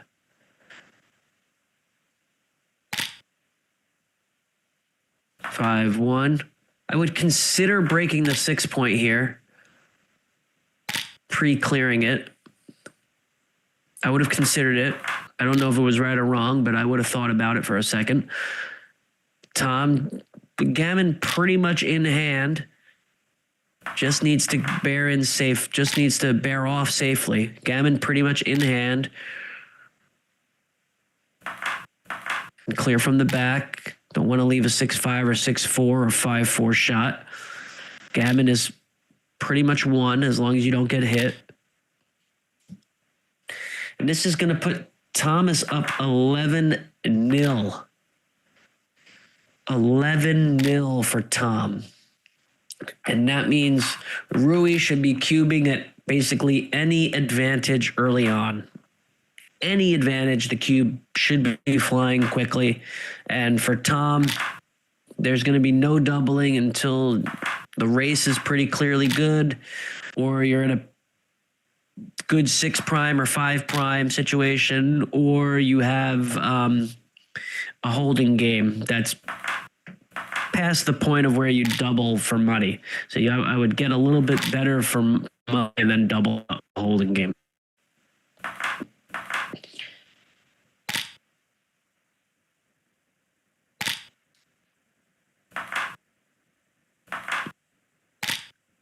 All right, 4-2 makes the point. Now, if there's a split, I think the cube, this might be a double, right? Right here might be a cube. I like to come down with the 4. I know a lot of times it's right to hit 2. This is how I like to play. 5-3 hits.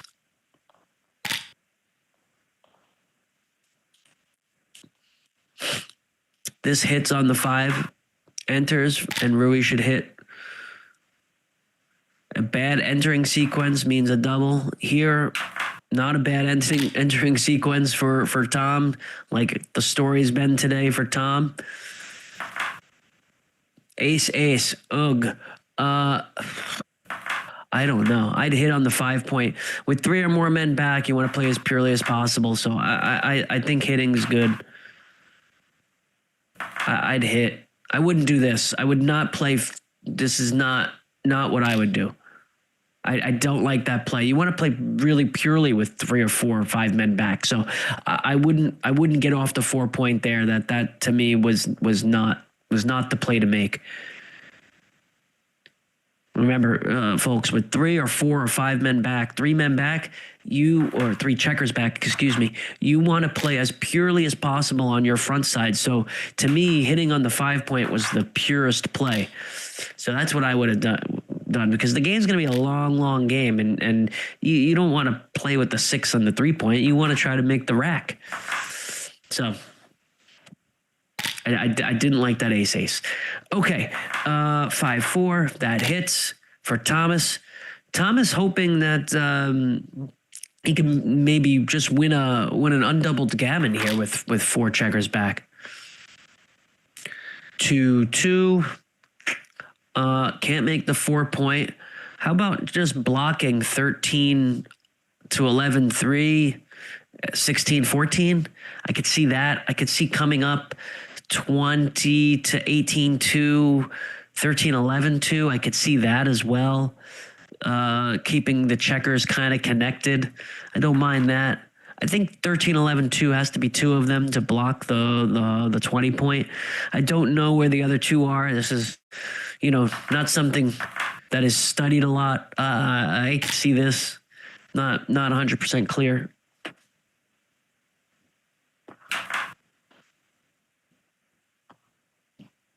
Two for Rory. Makes the 11. I like keeping on the 11 and keeping the 6 blocked from the 20 point. So I like this. And then maybe 13-11 and then 24-22, or maybe even slotting 6-4. You don't mind getting checkers back in this type of position with already a double anchor. So maybe slot 6-4 and then try to make the 4-point. I could see that as well. I would keep blocking. I would block I'd block on the 11 point. So I sort of like 13-11-2, 8-4 slotting. I like the 8-4 slot. Okay, this seems okay as well. I think I would have slotted there. This just comes in and out. Again, Thomas is nowhere near a cube. Tom is nowhere near a cube. I keep saying Thomas, and I should just probably say Tom, I guess. Tom is nowhere near a double. Roohi, I maybe like coming out 22-16. I'm not 100% sure either way. These are tough games to play. 6-2 swings it around to the 8 point or hits. I could see hitting. I don't mind the hit. Again. I don't know. Hit and come around and then try to prime that way. Swing around. Who knows? Who knows on this type of position? Ugh. What's this was my first instinct. I don't know. Don't know which way's right. 6-4. 22, I think, comes all the way around. 22-12. Yeah, that seems what I would make that play. 5-5 is a great roll. Swings all the way around and then just tries to bear home against the double anchor. Swings all the way to the 10. Spares everywhere. Try to make the 7. Then make it easier to clear the 10 and 11. All right, here this should be slotting points, getting ready for the hit. Again, Tom is nowhere near a double here. Nowhere near it yet.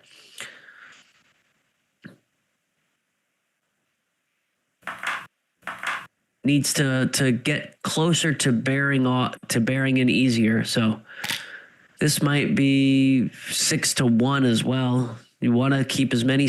You want to get in a position to make it easier to clear the back. 2-2 is a great roll. I would play 11-9-3 and then 10-8. Okay.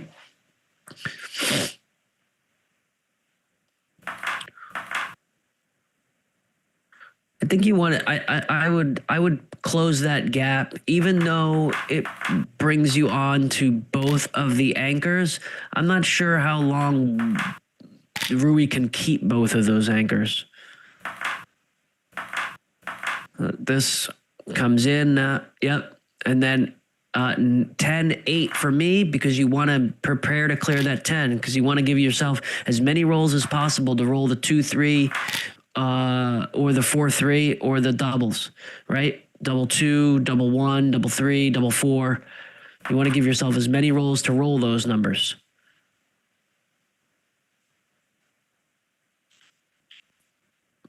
Tom can maybe start thinking about the cube sometime soon here. I'd let Roohi break one of those anchors, then think about the cube. Up 35 pips.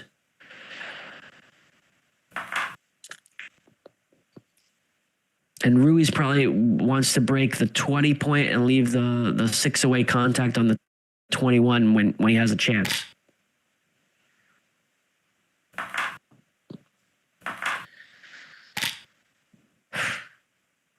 Six, 3, 8, 2, 6, 3. Looks right to me.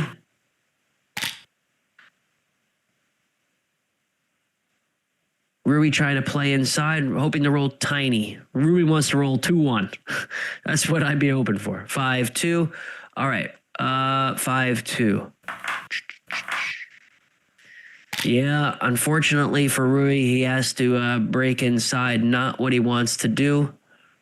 6-1 just plays 7-1, 2-1. I don't want to clear the 8 here. I don't want to create 2 gaps. So this is what I would do. 7-1, 2-1.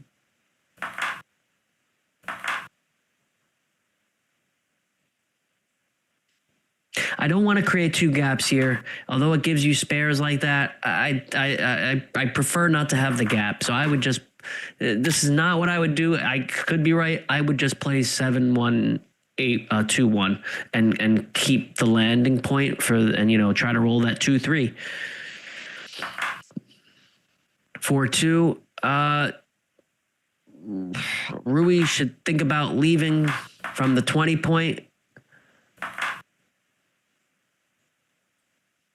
Could Roohi get the shot right now where he wants the board, or is it better to leave and so that you can try to remake the 6? I think I'd leave and try to remake the 6.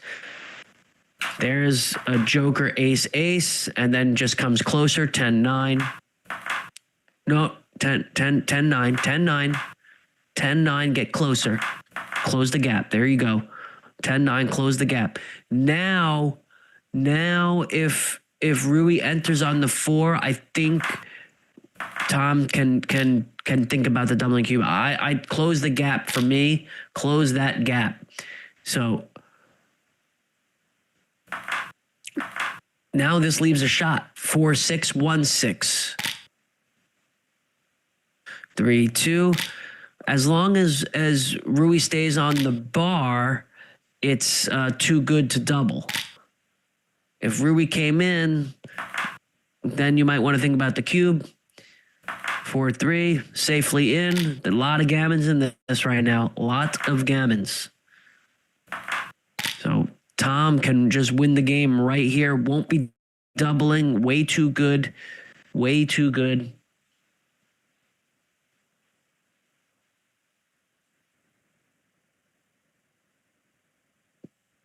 Way too good. Roll on for Tom. Clear pass. You can win gammon, Tom. This is good. Keep rolling. Okay. This is, we can clear the 5. I like the clear the 5 play. I like that play from Tom. This makes the 6 point. I'd make the 6. Next roll, you want to maybe with the ace we want to split against the single line from Michi's book. Any ace should be splitting for Roohi. Okay. Tom again, I think is too good. Some bad numbers. 6-5, 6-4. I could see cashing. This one now, I don't know because there's bad numbers. So 5-4, 6-4, 6-5. And I don't know how many gammons there are now. after a big roll like that. So I could see the cash here. Okay. And he does go for the cash. Okay. Crawford game 12-0. It's been one-way traffic.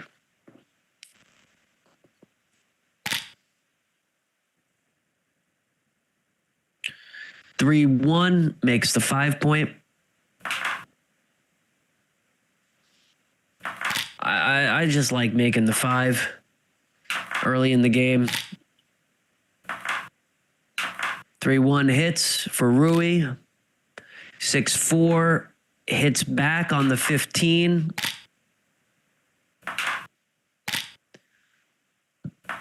3-3.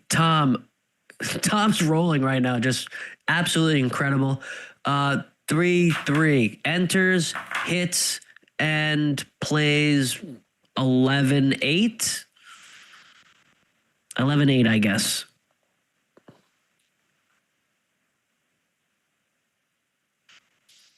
Tom's dice have been on absolute fire today.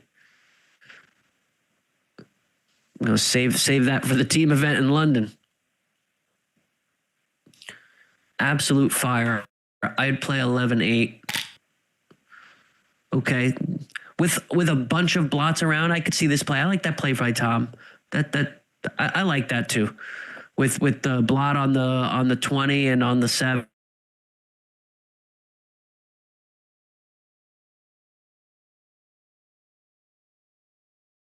Seems fair. I just got to note that the match is over. I'm not exactly sure. Unless we missed something here.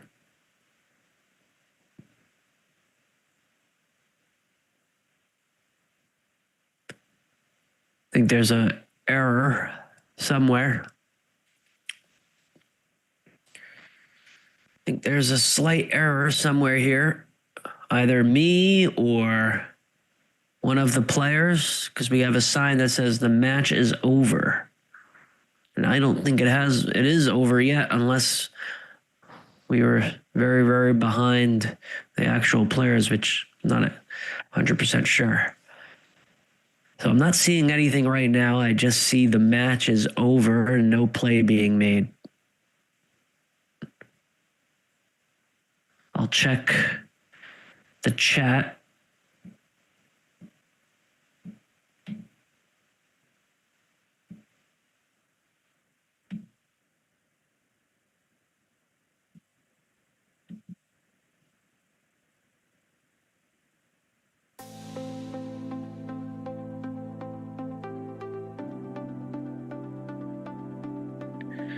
All right.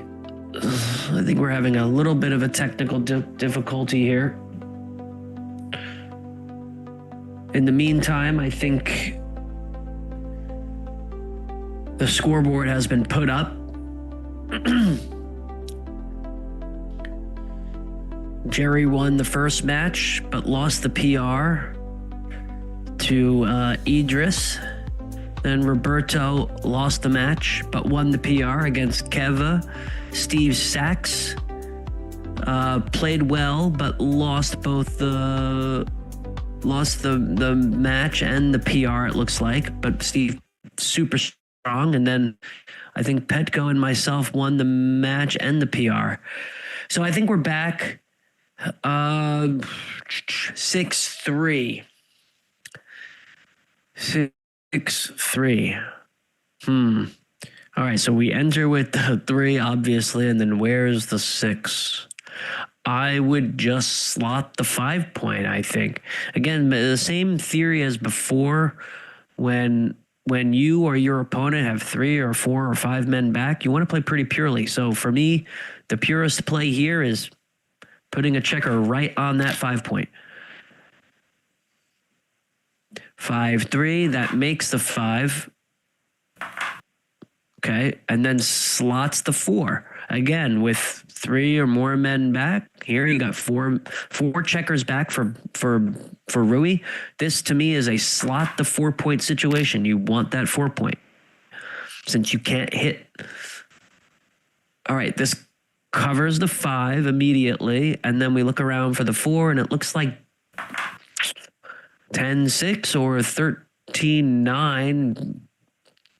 You know, asking for Roohi to come off the 21 there. I could see it either way, actually.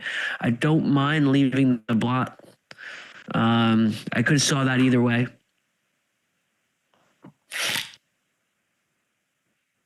(3-2). This just plays 13-8, I guess. Could hit, but don't want to be sent back against the rack right now. So before with the 13-9 play, the 4 was slotted for Roohi, so you could play somewhat aggressively. Okay, 2-2. This just makes the 9, and now Tom is locked in. 4-2. I guess this hits. I guess 8-2.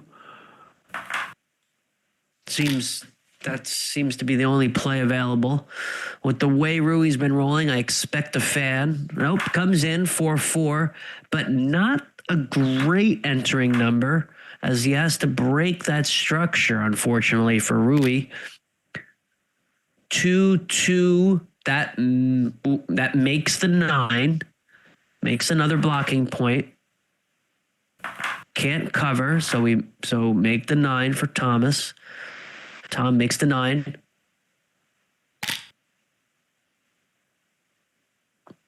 (2-1). This hits, and do you want to stay back or do you want to come up? I think staying back, because that gives you 5s and 6s to come out now. Other way it was just a 6. 5s would have been bad. 3s, does it come out or do you hit and cover? I think hit and cover. I like this. I agree with Roohi if this is the play that he sticks with. I think a hit and cover here. Nah. I think I'd hit and cover. Okay. Inside 4-1. This hits twice with a blot behind your anchor. I think you can play pretty aggressively. I'd hit twice, I think. 8-7, 6-2. Or you could play 18-14, 6-5. That's another option. 18-14, 6-5. That could be right. I don't mind that. 18-14, 6-5 if he finds it. Keeps a good structure. I don't mind that either. So I could see it either way. 8-7 and 6-2 hit, or 18-14, 6-5. Two totally different strategies. Not exactly sure what I would do over the board, and that's why Tom is taking a minute to think about, well. Oh, comes out. Interesting. I didn't even see this. That could be good too, actually. Keeps your checkers connected. I missed that play, so maybe a good find from Tom. Totally missed that on my part. This is a great roll for Tom. This is a theme of today. 6-6 comes out and around, leaving the 6 shot. Does not hit. This makes the point and comes around. Now Tom is just bearing in against the 21-point anchor for the win. This safety's 10-3. 10-3, no reason to leave the fly. No reason. I think the Roohi's happy to hit if he can get it, so I don't think I'd leave the fly. All right, he's thinking about it. It has some merit because the blot on the 24. So there's some merit if you get hit. There's life after death. But I just, with a 4-point board, I think I would just do this, and you may never have to leave a shot. 6-6 closes the race down. Okay, now it's tied. Actually, okay. We are in a race. I think it's right to come out. Now that comes in. All right, now it's just a race. Here we go. Want to get your checkers in looking like a triangle from the 6 down to the 1 point. with the most men on the 6, with the most checkers on the 6 and the least on the 1. Okay, you want it to look like an inverted triangle kind of thing. 6, then the 5, then the 4, each have declining less checkers. That's normally how I try to bear in. So both sides should be aiming their checkers that way. 5, 3. See, this is not the greatest bear-in for Roohi with 6 checkers on the 6 and 2 on the 5 and 2 on the 4. You'd rather them be spread out a little bit. So, like Tom's got has a much better looking structure and also up 12 pips. So that's also better too. 6-1, I would just split 3-2 here. When you're winning, you want to spread them out. 6-2 comes off with 2. Roohi needs a double to get back in this.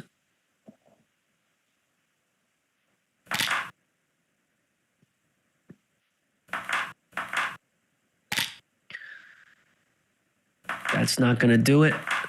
Roohi needs a double or for Tom to roll very, very poorly. 5-4, better roll. 6-1 is okay for Tom. Roohi needs a big number. 4-1, not it. I would take off, I think. But splitting seems okay as well.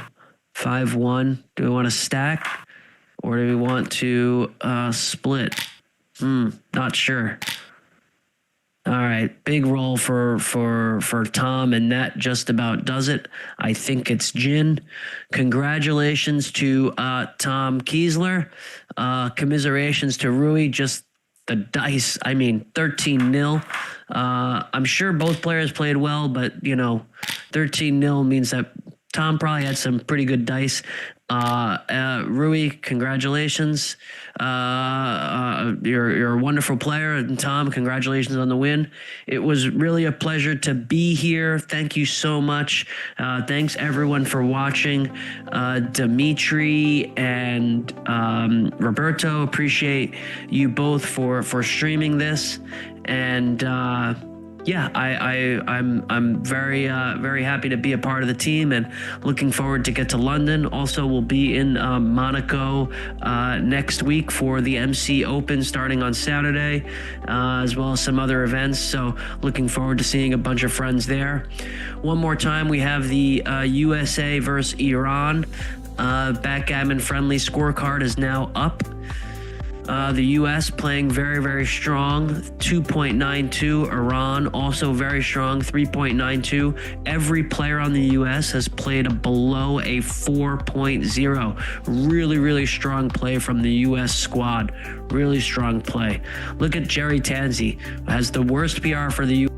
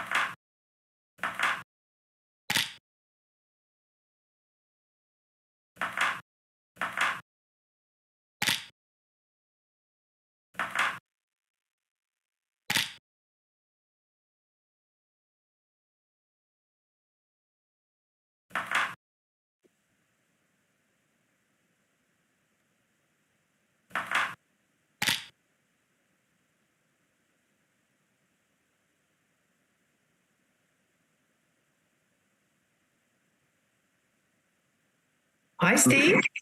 Hi, Denise. Are we on? Apparently, Okay. it's a Can you 16 hear me cube. all right? It's a 16 cube in the first game, and they let us in too late, and so this will be the last game. No, it's 0-0 with a cube on 2, and looks like Eshaghian's in a pretty strong position here, attacking, but Amir got out with a 3-5, very strong. Eshaghian doesn't hit back, and let's see. Oh, it's right. So Amir's in a good position here holding the cube. What, they give the race count? So I don't have to work so hard. Oh, I do. Okay. Yeah, 11 pips out. That's great. Not so good for John, though. Well, somebody's got to win, somebody's got to lose. I lost the third match of the competition, and my opponent played great, and I played okay. But that's history. So the U.S. leads this series 4 matches to 2. If Eshaghian can win this match, they'll win the series. If he loses and Dimitri loses, it'll be a 4-4 tie. And since it's a friendly, I guess there's no playoff. All right. So let's see what we got here. 5-3. I like that play. Yeah, me too. The double 6. Let's see what's the race now. 13 pips ahead for black. So, well, he could stay back, or he already made his choice. Okay, so Amir gets to play safely. Oh, Mehdi. Oh, so Amir was the other opponent, but Mehdi. I play with a Mehdi every week at the Gammon Associates Club. Oh, okay. Yeah, there's a lot of Iranians. About 1/3 are Iranians, 1/3 Armenians, and about 1/3 Americans at our local club. And That's nice. they're pretty well represented. So, Nice shake here for black. fantastic shape. Double 3s, and let's see, he still owns the cube. And there's the double 6 for John. I'm difficulty reading the pip count here. Yeah. So it's a simple Catching race. up in the race now. Race almost even. 2-1, that's not that nice of a shake. Be right back. 6-5, another great roll.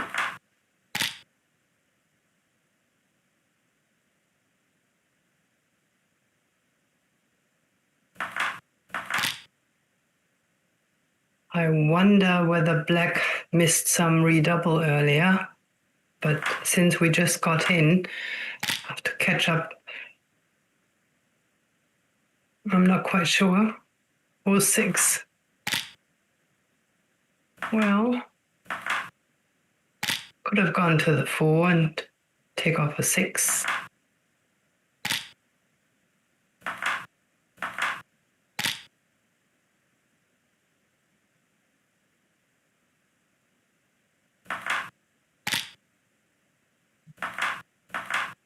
Yep. To the 5.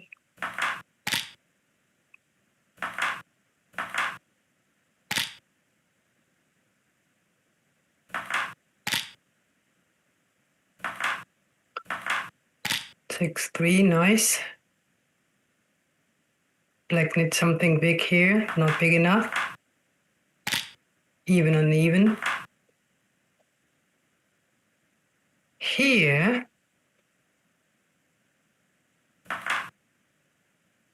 going to the 3 or going to the 2? John decides for Keep rolling the big and small numbers while I was away.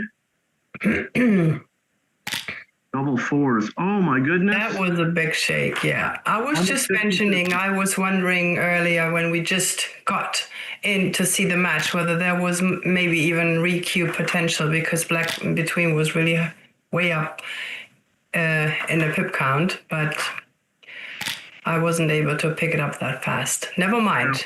2-0 for black now. 5-4. Hit and make the anchor. Good roll for Eshaghian. Nice. 2-6, come out.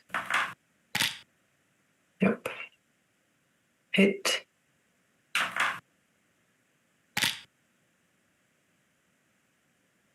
So we're going to make the 20 point.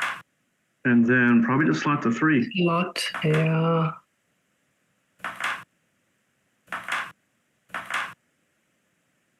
As I always say when I give my lessons, if you can't do something constructive, don't do something destructive. Yeah. So slotting the 3 point was reasonable there. Yeah, it's not really the favorite point you want to make, but you don't want to expose another blot in front of white. Yeah, the back game might be reasonable, but Yeah. okay. So Yeah, we're not there yet. Classic holding game position. Okay. Double 5 for John.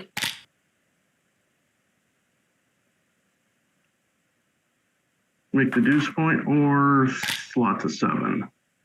I probably would have slotted the 7, give yourself a chance to make the 5 point. Mm-hmm. And the double 5s earlier was interesting for John. He could have gone all the way and left the shot. I was wondering, yes. All right. And I'm not stepping up there with the ace. Is that what he He did, yeah. Mehdi did? I mean, he's down in the race. He can control more territory. He's got the advanced anchor. He's not likely to be attacked. So I might have even slotted the 5 point. This is why John is able to slot the 4 now and put his checker in a good position for Behrad. Or make. Well, he can come out and just make the 4 point board. Mm-hmm. So he's not going to get hit here. But now he can't, exactly. And he's running a bit out of timing. Yeah, well, that was possibly as a result of that double 5 play. Well, this is actually a pretty good roll. Leaves a single shot. Yep. 16 numbers. He does not roll it. Well, he's just going to slot. Now. The cube's in the middle. Can't quite double yet. If he gets missed here, that's a thought. And now Yes. the 5 points made. And now. Well, it's pretty volatile. You know, even though he doesn't have, he has a 6-5 becomes a joker. Yeah, Plus, that's market loser, probably even 30 pips up in the pip count. There's the cube he does double. behind in the score. Seems reasonable. Yeah. Or can't leave a shot. That's what you do then. So make the ace. There With you that go. contact, I think the take was clear as well. Yeah, that's a classic. Very nice. Okay. Another double 5 for John.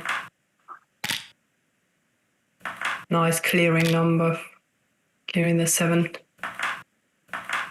Okay, that's the board for black.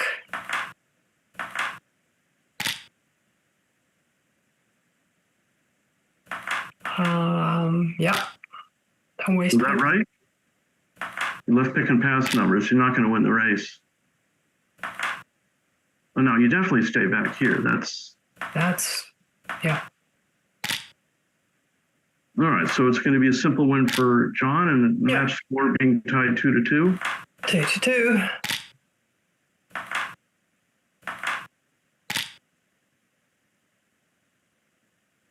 So you've been playing much lately, Denise? Well, online, yes. Practice matches, no tournaments, and real life tournaments, no. Just German championships as always. And yeah, I'm looking forward to a nice tournament in September now in Bad Dürkheim. This is where the Danes are coming, Belgium, the Europeans. It's a small, prestigious tournament, which I really like because I like the location, and it's always the same people. Well, I hope you enjoy, and I hope you do well. Yeah, me too. Thank you so much. And you? Oh, I got a bunch of stuff. Well, I am on the U.S. team playing in London for the World Team Championship, so that'll be exciting. Yeah. So here we go, 2-2. Yeah, I'm really sad I can't come. Switzerland is going to be there, but not without me because unfortunately I have to work. My time will come. That makes one of us. Okay. That's a nice anchor for white. Anchor, Same counter for black. anchor. It's only 1 pip difference in this race. See how fast yeah. I count? Well, I do differential shifting in my head. Well, I do a little bit of everything. What serves the position? right.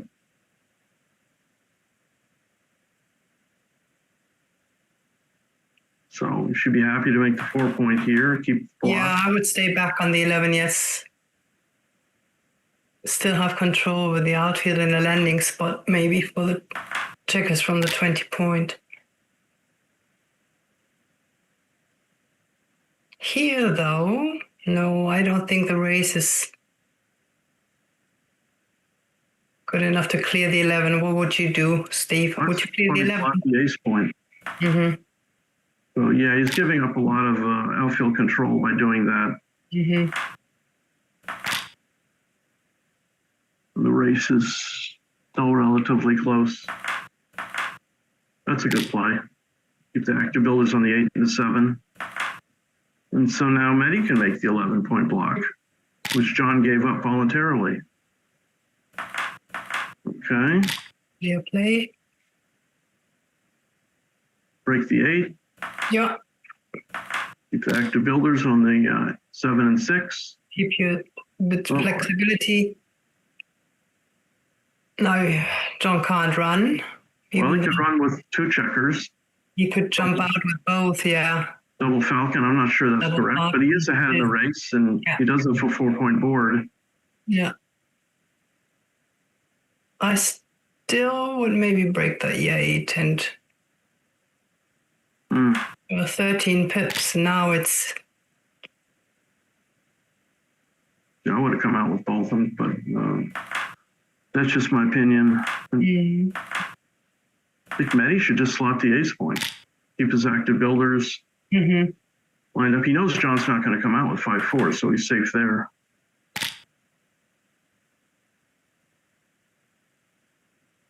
All right.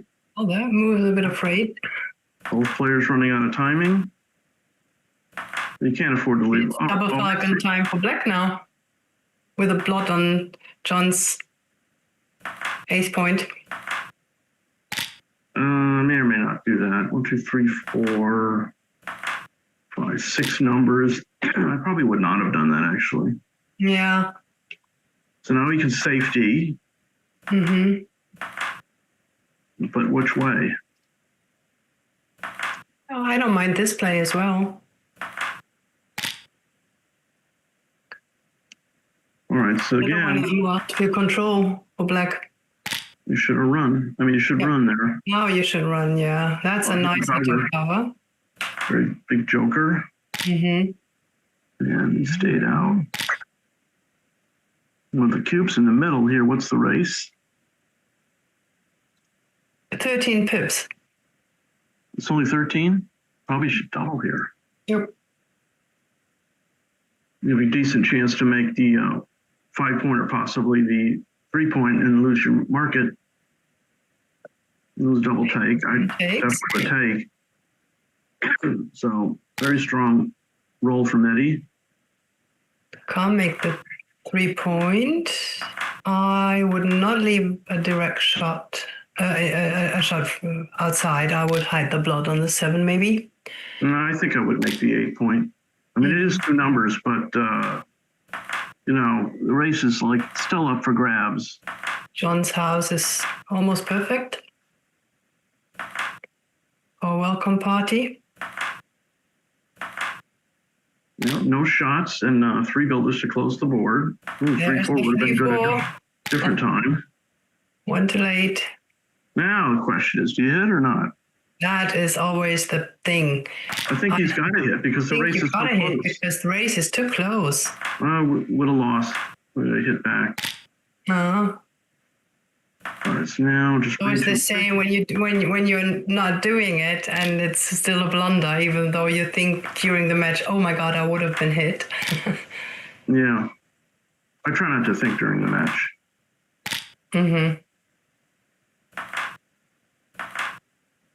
So both of these players are very proficient. They're both Grandmaster level 2. Mehdi is 39th ranked and John O'Hagan is 78th ranked on the BMAB. That's awesome. Yeah, GM2. This would explain why they play so fast when it's like normal positions. They know what they do. So Hagen might have a redouble here. He's off in 4 shakes, and Mehdi's got a miss. He doesn't redouble. Not the greatest at these positions, but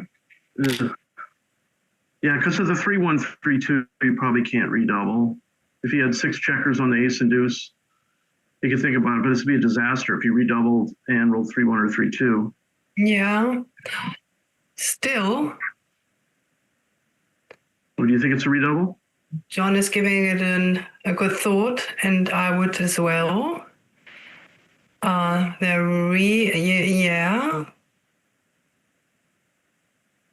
I don't think it's a redouble with the anti-jokers. 3s and 1s don't take checkers off for black. Right. If he took 2 off and then Mehdi rolled like a 6-4, then that would be a potential 8 cube. That's true.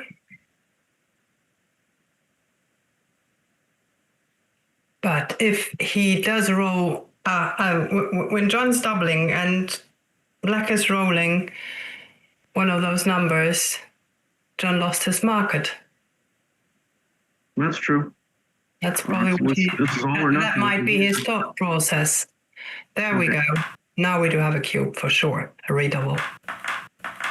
It's a take in a chouette, but not in a tournament match. 2-2, 11 away, 11 away. No. Okay, Hagen grabs the lead, 4-2, playing 2-13. Let's see. Runs.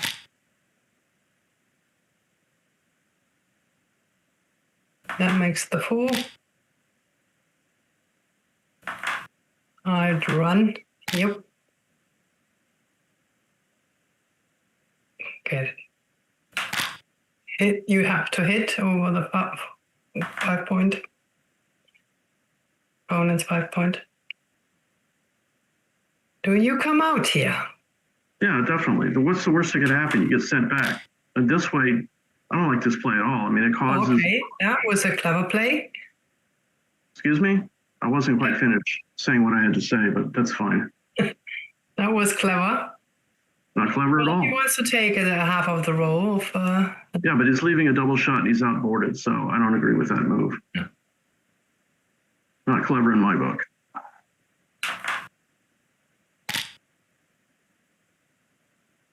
Okay, that cost him. Double 3's the joker. Yep. Come off the bar, make the point, bring builder down.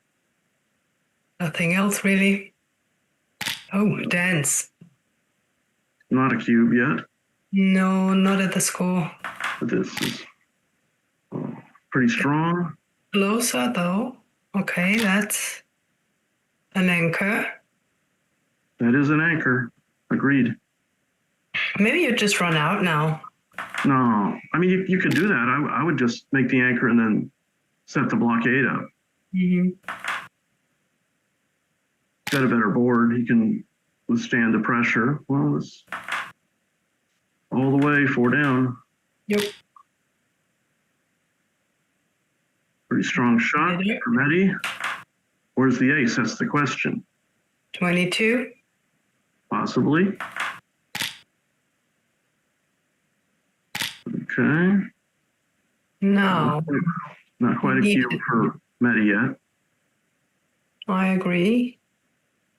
This it's a take for sure. Yeah, well. I agree on that one. 6-4. Probably just come out in safety. Go for the race for the 3 moment. checkers trapped. That makes the 3.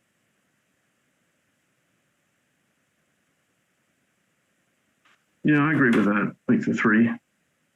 You got a lot of White's got a lot of numbers to move the back checkers forward. So, I don't know. Let's see what's the race.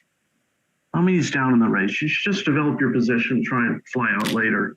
Yeah, black wouldn't be shy to hit loose with his stack on a 6 point with this. All right. So what's the race? Is 14 pips? Easy take. There you go. Hit. for sure. You need to hit with this weak opponents. Why would you hit here? Your opponent has you outboarded and outprimed, and you want to leave a direct shot? I don't think so. Yeah, and Black's got a significant race lead. Yeah, I would be just tempted because of the double blot in John's home board. Yeah, but he did. And I really want that That's a 5 temptation I'd like to resist. There you go. 5 points made. That's a shot. That's a shot. So Hagen's got some hit and cover numbers. 6 and think about the 5. Yeah. Well, he missed. Yep. See what the race is like. Yeah.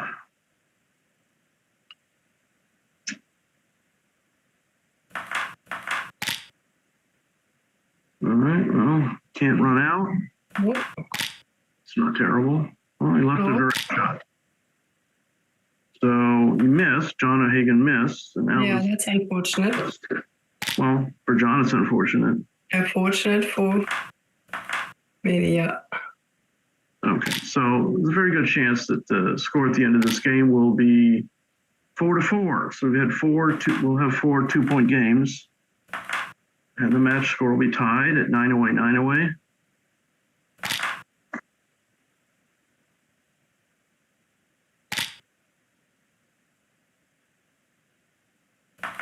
Just play 2 off the 6.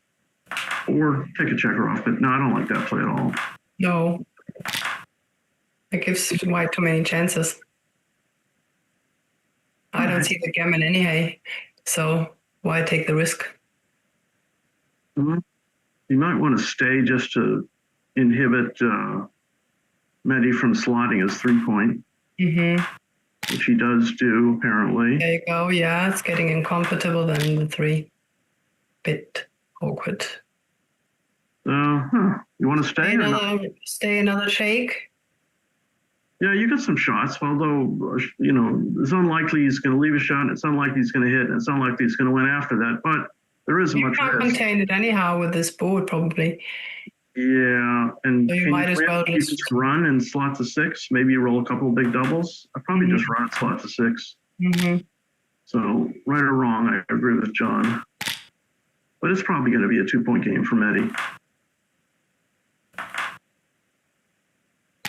Yeah, looks very much like that.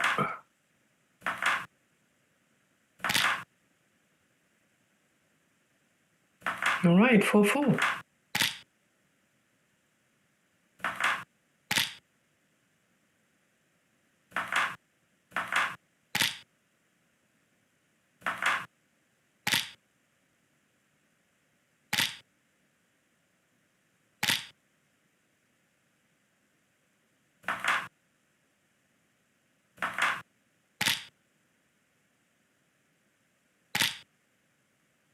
So I've been practicing a lot of 9-point matches using the clock, using XG. I know we're playing 11 and 13 in Europe, but it just find it, good practice. So here we are playing a 9-point match with the clock here. Both sides have plenty of time left. Oh yeah, they're really playing fast. And even the best players, I think that the clock management isn't necessarily the best, myself including. I think I tend to play too quickly, and I think most players do. And that's one of the general advices I give my students is take your time. Like, unless you're running down to like less than 2 minutes, you got to take your time to think about it, because backgammon is a difficult game. What would you do here with the double 4s, Denise?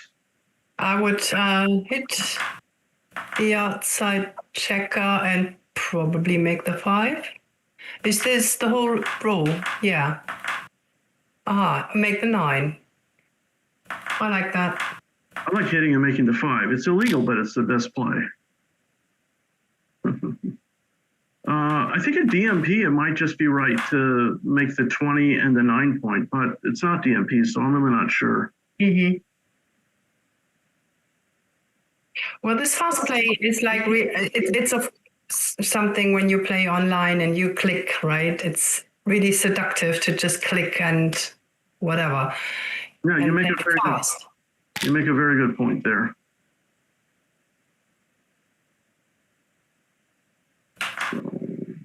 4-2. Wow. Okay. So that's a good play. Just make the 4 point.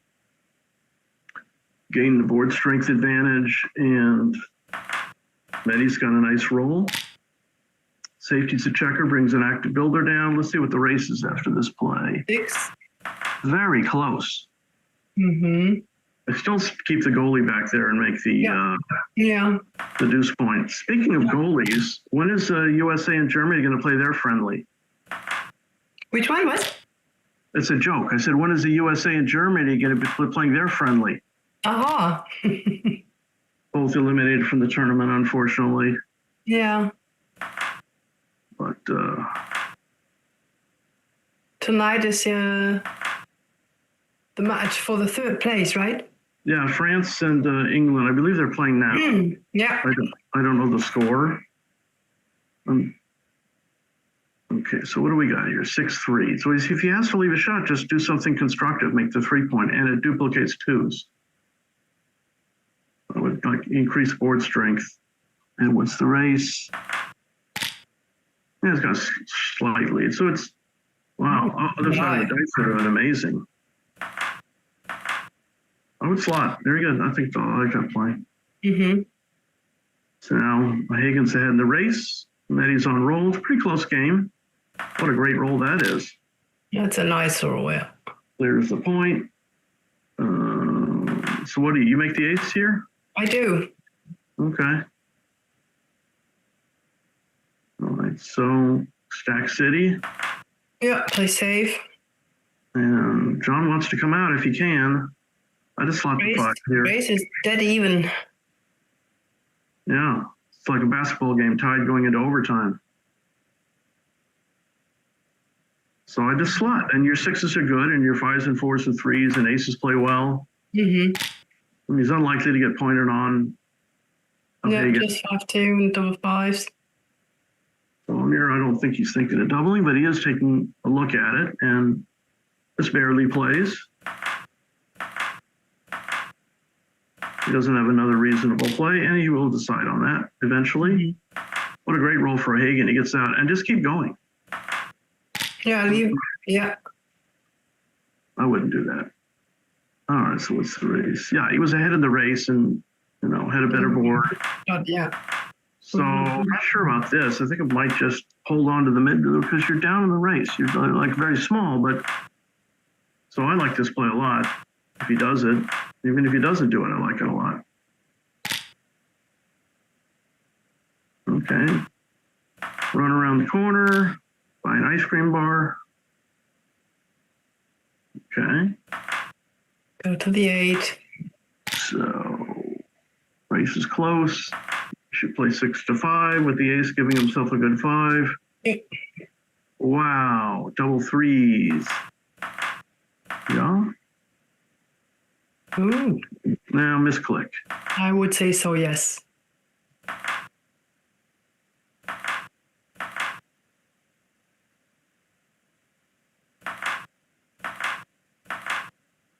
Okay. So starting position. Trying different things. I understand he wants to keep the down the race, so you should probably harass him if he rolls a 6. So it's perfectly reasonable. I mean, like that play. The race. Look at that. 6-1. Good 6. Yeah. Just to bring it in. Clear the 8. Oh, Hagen rolls a 4-3. Yeah, I'm not volunteering here. No, me neither. Oh, direct shot. Should be interesting if O'Hagan hits and doesn't lift, but he did hit and lift, and he should have a cube if Mehdi fails to enter. Mehdi does enter. What's the race now? Even 60. Ooh, I would stay back. That's a mistake.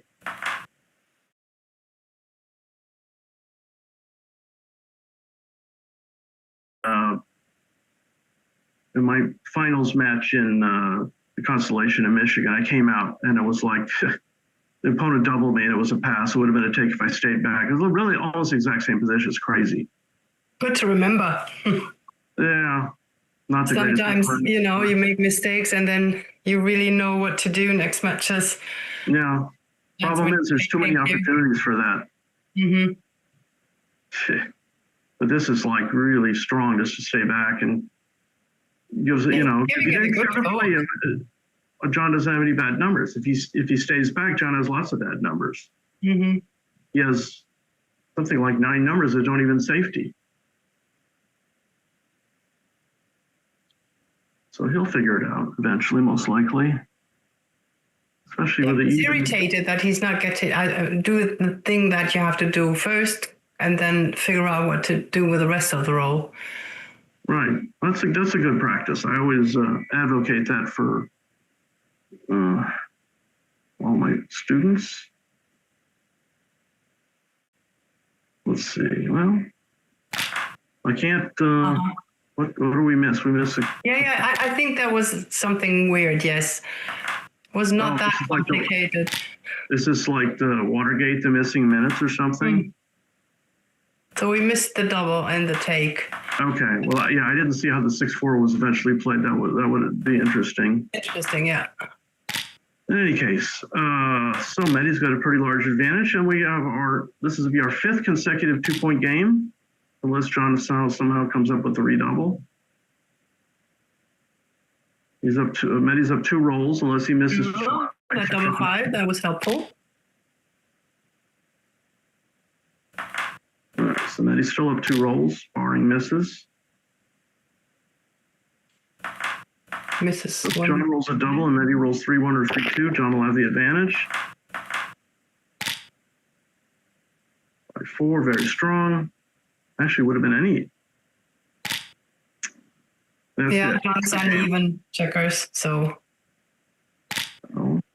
that's the lead for black for Mehdi. 5 consecutive 2-point games, and now Mehdi, GM2 from Iran, is taking the lead. 3-1, nice start for white. John. 4-5. Okay. Here, I might consider making the 4-point. Yeah, it makes it hard for Mehdi to take on the next roll. Take away his 4-3, double 3s to make the anchor, advanced anchor. You're not terrible. That's what he is thinking. What gives him the That's a little cube, too right? fancy. That's a little too fancy. I don't know, but he's going to cube here, and then Mehdi's got a tough decision. Yeah. And he hits loose.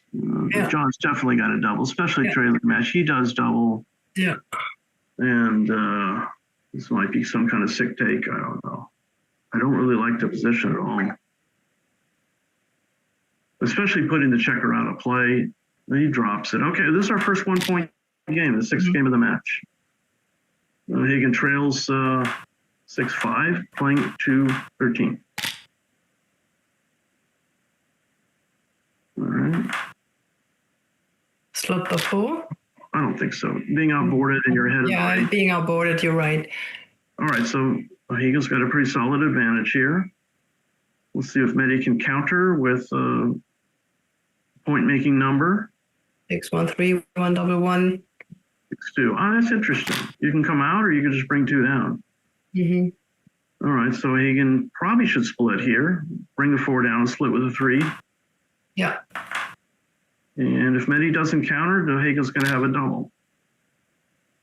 Mehdi did not counter, and John should double regardless of how Mehdi plays Got a it. tempo hit on the 1 with a 5. It's just another target to shoot at. Mm. I mean, it might be the best play, but then is it even a take? Painful. Probably split here, actually. I think it's a nice play, but I think John should double here. The race is, even. He doesn't double it. I didn't even think about it. So I would have doubled there. And now John can play on. I mean, that's my estimation. You like to play on here? Yeah. Oh, he doubles. Okay, so John possibly made a couple of wrong decisions, but the one thing he didn't do was stop and think about it. And it's got plenty of time. Fast. Exactly. All right, so now we're at 7 away, 7 away. So we have our first 2 1-point games. Yeah, nice play. So I take it that John is playing with Mehdi also, so they know each other from live playing. John knows They this gentleman? play live as well? Did they? No, I'm asking you. Do they know each other? I highly doubt it. but Yeah. anything's possible. I mean, you know. No, because I noticed the tendency, if you know someone in person and you play online, you tend to play even faster. Yeah, I mean that's a remote possibility, but I don't know the answer to that. Hmm. So he can hit here, he can hit just come out.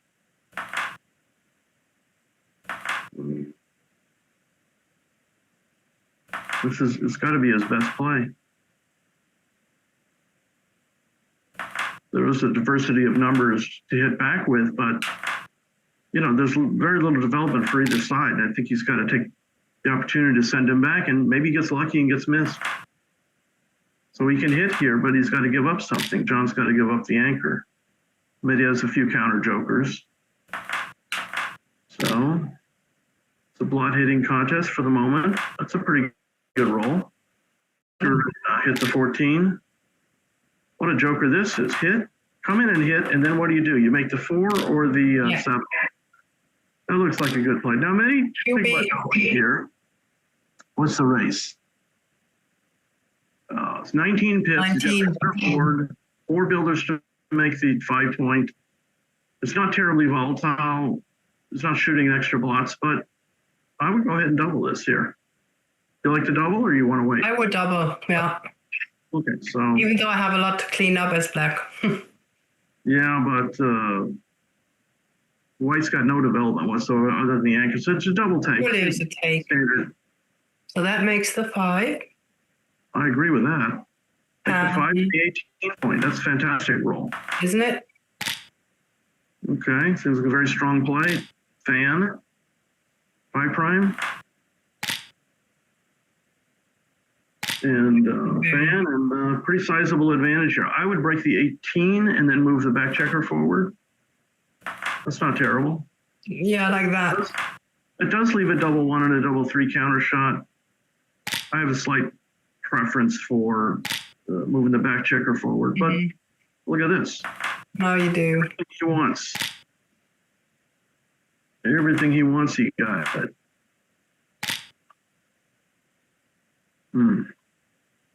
That's interesting. I think that's a reasonable risk. Yeah. Nice play by Mehdi. Yeah, you don't hit on the 2. No need to. You're blocked from escaping, but he can make a 6 prime, which is what he's going to do. Now, John did have some counter priming possibilities. It didn't happen, though. Barely safeties. All right. 4-point board. So John's going to play a pseudo back game here. He's going to, this might not even be correct. It might be correct, yeah. With that large a race lead, and you don't want to give yourself bad numbers, so I think breaking the 9 point is correct. Yeah, seems reasonable. I mean, the chance of leaving an outside shot and getting hit and losing because of that is pretty remote. And he takes away some bad numbers. I mean, if he rolls, if he breaks the 11 point and rolls 6-3 or 6-5, there could be some problems. A very thoughtful play. Mm-hmm. And I'd still stay back. I'd still stay back. Oh, no. No, I don't think so. With an anchor and script 8 and 7 point, I'm going to stay back and not worry about the attack. Do you volunteer shot here? I would, just because the gammon, you get some extra gammons. But you got Lucky John. What a lucky guy. What a lucky guy. Oh, my goodness. Can they both be lucky? Yeah, and lucky again. Who blinks first? Okay. If he can make the bar point escape a checker, he's like really going to be in business. Mm-hmm. This match could be potentially over with a redouble gammon. Not terribly likely. We won't see the 16 cube, but... Good point, Denise. So I actually would play to the 12 and 11 here, diversifying my numbers, give myself 5s and 4s and 1s to cover and 6s to come out. Yeah. I don't, yeah. He does consider that. He does make that play. Yeah. And now he's got good diversification in numbers. Prime here. Well, if Mehdi rolls a 1-6, it's all over. Yeah. John needs to come out. And he's not a favorite to roll it, but he does roll it. Perfect. And this is good enough probably for a win right here. So Is that a redouble already? 7 away, 7 away, owning the cube. You got plenty of time to roll 6. He does redouble. Here That is comes. a tough decision to make. He passes. Let's go. Ooh, that was a quick pass. I would have thought. For John. All right, so now this is the play Paul McGrill taught me many years ago. I would make the 4 and the 2 point. He goes, you know that's wrong. Really, Paul? Okay. So early advantage for Another hit. But no consideration of a cube until he makes the bar or the 5 point possibly. Huh. Stack City.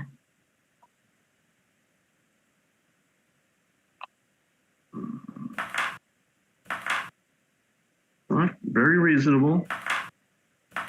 He's way down in the race, so I kind of like the first play he looked at. No, I don't want to give up the midpoint. Let's take the ace. You got a better board. You're buried in the race. You got 3s and 4s potentially. So look at this. Oh, lucky roll. But John's still very, very far from a double, especially with the match score lead.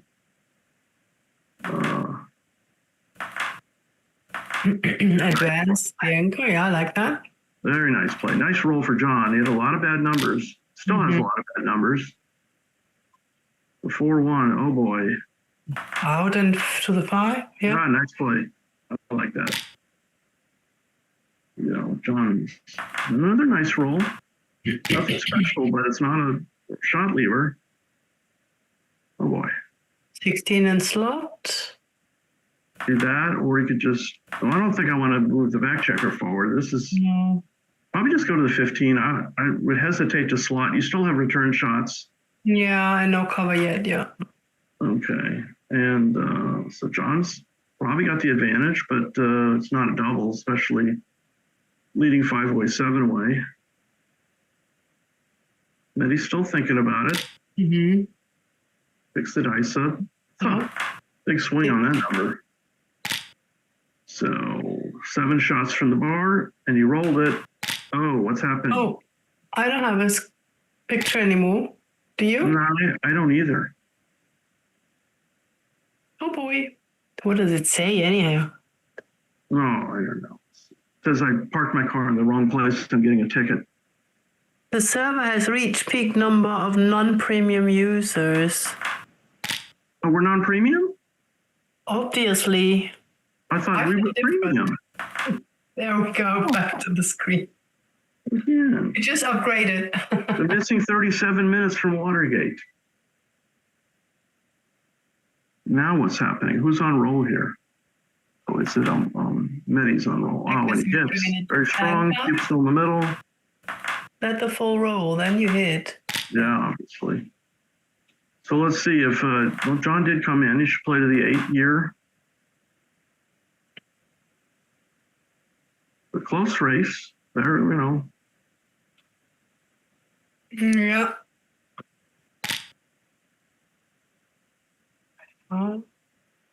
Okay, that's. Oh boy. You could hit now and make your anchor on the 22. Yeah, that's very good play. John needed a hit back. He did. Go to the 5.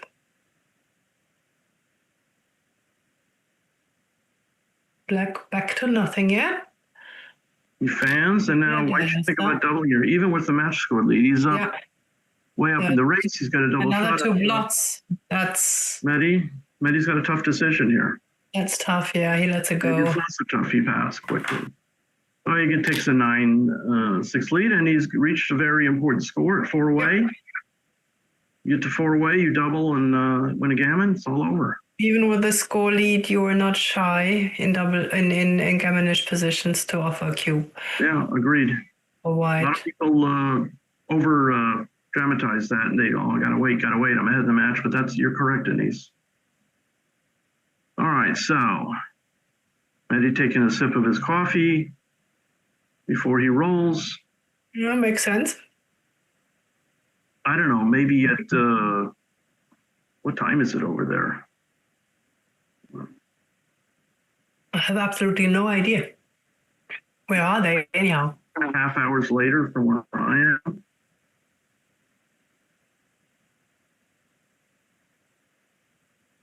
Like 11:30 a.m., I don't know. It's 10 o'clock in the evening here. Okay, that's Past easy. dinner time. Easy to remember.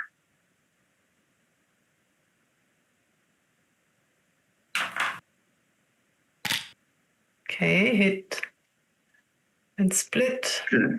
And there is one more match following this one, and it would be Dmitry Obukhov, and let's take a look and see who he's playing.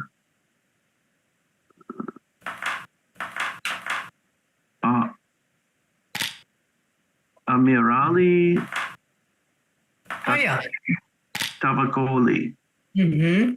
That is both GM2s. It's going to be, you can see some fancy moves in that last match. We're back in play. Mehdi stays out. John, wow, super joker. Probably maybe double sixes was better. That's about it. Okay, so John can't double here. He's got the advantage, but he can't double.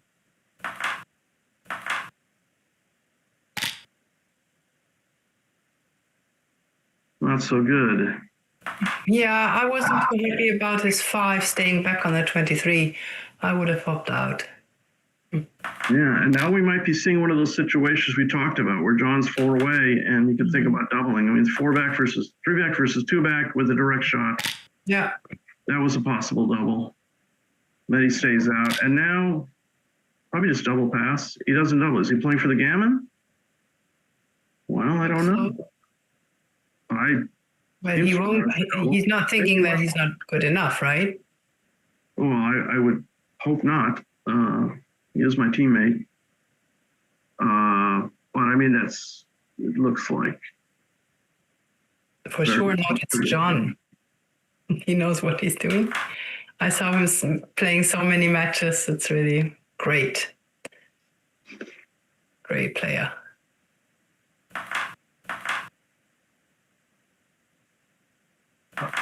Okay, 4-6. He wants to come out, but maybe hitting, preventing him. Hit and slot the bottom. Just go for it. And now, if he doubles now, we know what he was thinking. He thought he wasn't good enough. Yeah, he thought he wasn't good enough, and he was. And now he's possibly too good, and he's doubling. Okay, so we get to that funny score of 3 away, where it's, you're never quite sure when to double. Yeah, really. Or take, and then Mehdi's got the double 6, but he can't double just yet. Of course, it's not his role. It's part of the reason.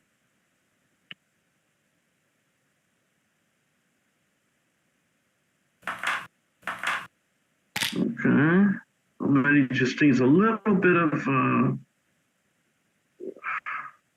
not quite yet. He doubles. Maybe it's a double. I don't know. How bad could it be? Oh, wow, what a shot. Yeah, 3-1. Yeah. He knew. So John's got to, kind of hope he doesn't get gammoned here. Look at this. Wow, what do you do here? Well, you could do this to make the 9. You can make the 4. I don't know. There's a lot of good plays. There are a lot of things to do, yes. Well, one of them's right. We don't know what it is. I mean, you can make the 4 and the 2. Yeah, I like this. Probably correct.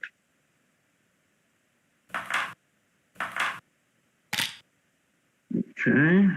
And you leave any kind of chance at all? You play to the 4 and just hope for. This I don't like. I would just clear the 14. Probably do this. Come down and. This isn't horrible, but there is some risk. Slot, yeah. This is the 8 point. Or probably do this, yeah. Okay, both down. Covers. Oh, did you come up? Yeah, you could, yeah. Just come up to the edge. Yeah. I mean, you could just try to time a deuce point game here. Maybe that's the play. because he's so far down on the race. He's unlikely to be gammon. This is a very Yeah, the thoughtful play. butterfly anchor. You don't want to fly away, right? Good one. All right, so he's going to have the 5-point board. Mm-hmm. And that was a really nice play that John made. Yeah. So Mehdi's, oh, that's interesting. We're clearing the 6, okay. I mean, you could just, Yeah, that is even maybe reasonable. looking at his options, that's what we always want the players to do. You still have plenty of time. Mm-hmm. Well, maybe this is right. I don't know. Mm-hmm. Take some of the bad 5s away. Mm-hmm. And that gap, filling that gap in, even though you're giving your 6-point up, is reasonable. Mm-hmm. Yeah, the other one looks awkward. It looks. And he looked at it right away, too. Yeah, impressive. I would not do this. If I was going to clear the 8-point, I would bring a spare checker in. Yeah, I like this. All right.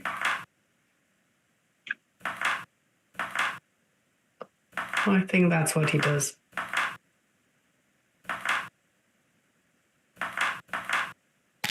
Yep. All right. I would just slot the ace point here. Yeah. Yeah, this is not proactive enough. You want to give yourself a chance to make that ace point. Now, Mehdi's got a pretty good chance to win 2 points here. Mm-hmm. 6-5 is good this roll, but it's not good the next roll. Yeah. Close board. That's ready. And no shot just yet. Go to the 1. I'd run. All right. Yeah. Force him to play That's the 5. question. 5-5. If I There's four the leave shot. the shot, it wouldn't have lifted Now he out has the legs. to. Yeah. And does O'Hagan hit? He does hit. And there's the hit. Play for the free 2% gammon. He's got no bad numbers. That Exactly. would win the match. So really, O'Hagan made a great play, Mm-hmm. and he might get rewarded for it. I think that's a nice play. Really very lucky with rolling the 2 in that exact moment. So 4-3. Let's play the 4 to the 14, but play the 3 in. You don't leave a shot on double 6. Yeah. And he's got a free play here. There's no reasonable sequence of numbers where John wouldn't be able to double. Yeah. Bring it in. Hope you get lucky.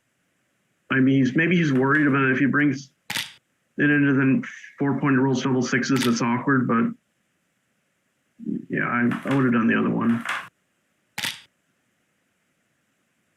All right, so. Okay, he might actually double here, and I think I would still play on. But, you know, Mehdi can't take it, and, you know, you get lucky, you roll double 6s, and even if you roll Yeah, there's not a bad roll right now.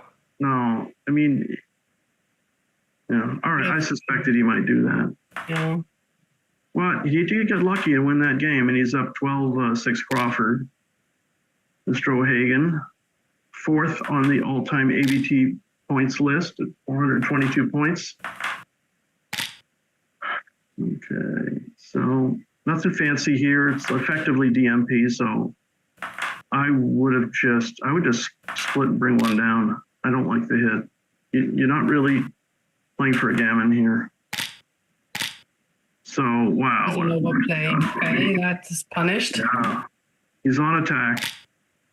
It does not work. Okay. Wow, what do you do now? You switch Wait a minute. or keep your structure? Huh? What are we missing? I'm confused. Ooh. Yeah, me too.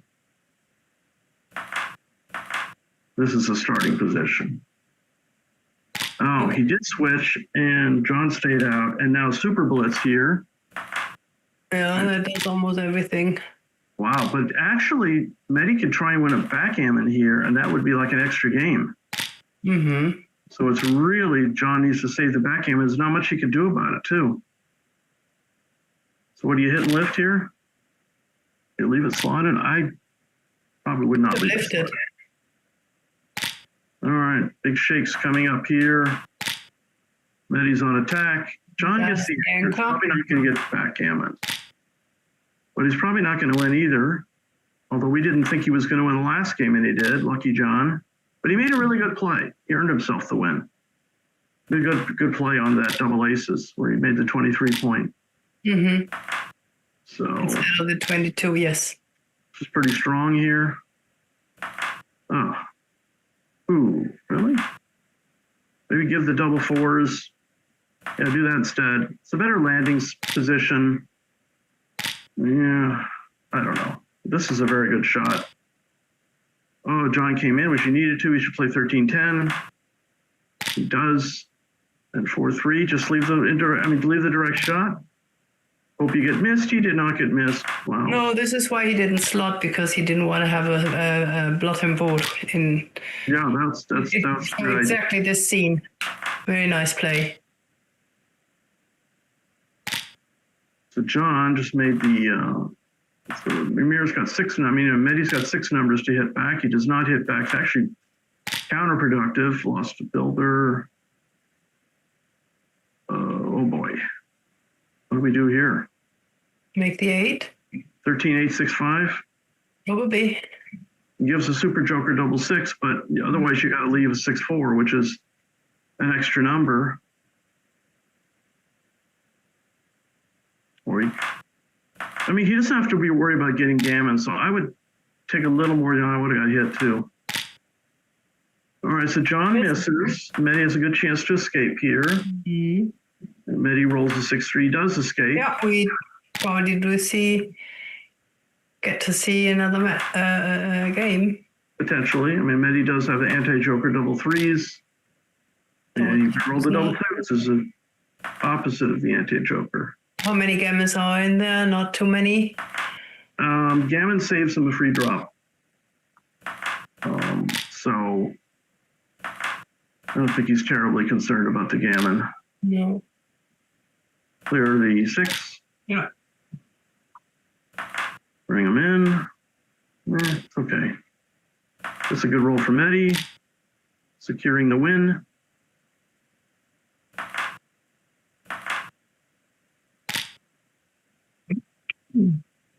So no double jeopardy, just strip the 5 point. Drum roll. Oh, Yes. wow. Close your eyes. I roll better when you close your eyes. Oh, God. Oh, yeah. All right, so Mehdi's got the win, and I wouldn't have done that. I would have played to the the 8 point. It's very much like a 12-7 now. Yeah. All right, save the game. So now John retains his free drop. 1 away, 6 away.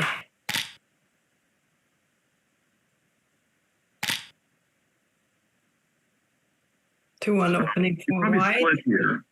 Split here because you have a free drop. Yeah, Hagen talk to me about that move. So here comes the double, and it's a take.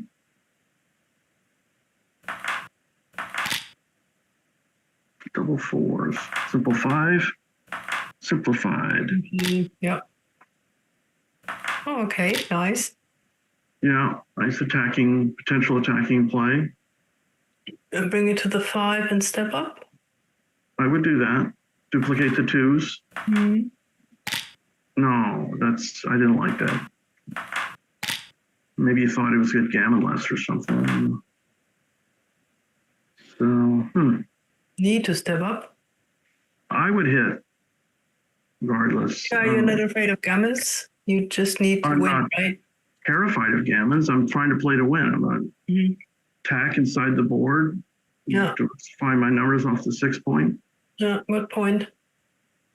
But maybe he is ahead in the race, so this is a possibility. That's what I thought. Right. But you're letting him point on you with double 1, double 2, double 4, and 4-2. Yeah. This is what I thought. Yeah. Take away half of the roll at least by hitting and keep the initiative.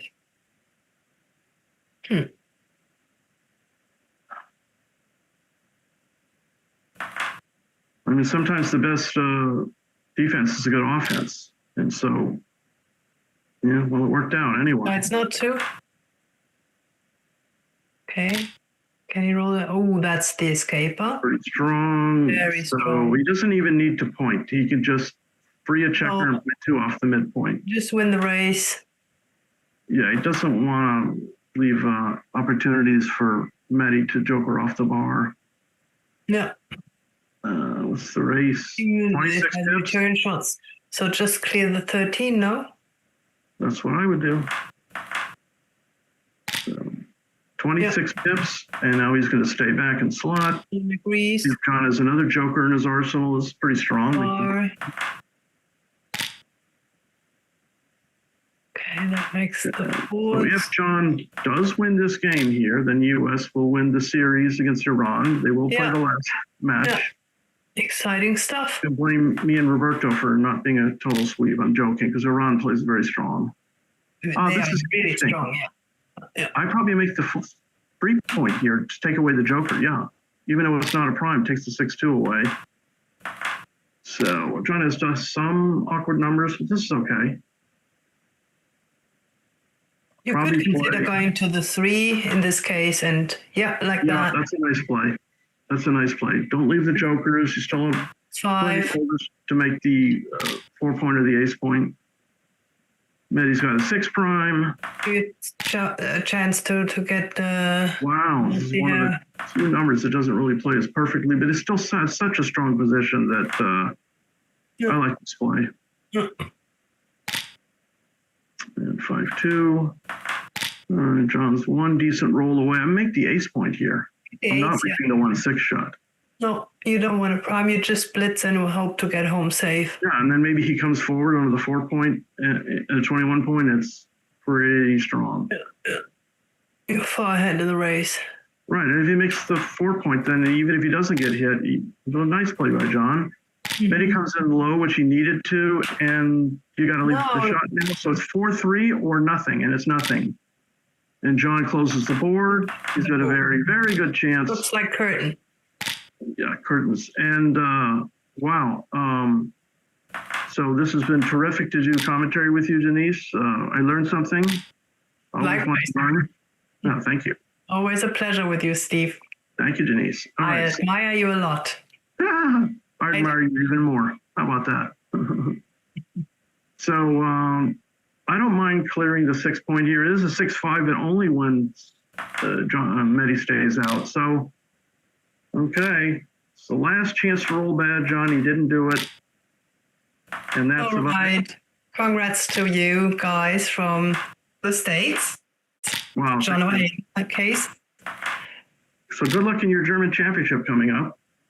Okay, and I'm going to follow everything from London. I'm looking forward to being the stream and All right, terrific. yeah. All right, well, I gotta give a lesson in a few minutes, but so thanks everybody for watching and continue to watch. Are you gonna do commentary with Rory in the next match? No, I'm not sure. Oh, I'm not sure either, but I gotta get ready to give a lesson, but Yeah. so it's concluding and John O'Hagan wins the match, and so fun to do this, and we'll see you all next time. And have a safe trip to London. All right. Bye, everybody. Thank you. Bye-bye.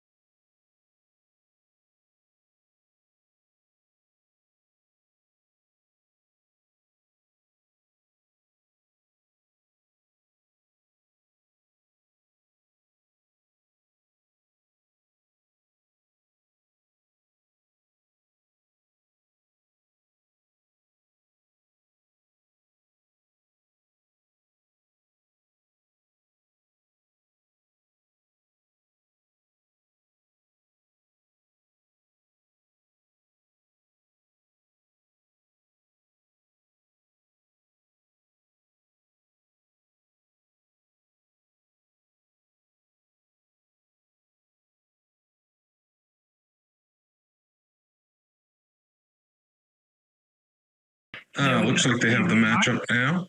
Okay. So, Looks contestant like start.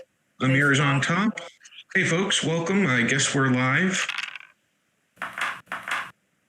Yes, we must be live. And it looks like Amir opened playing the white checkers on top with a 5-1. Dimitri replied with a 6-1, and then a nice 3-2 advanced anchor. So we're off and running.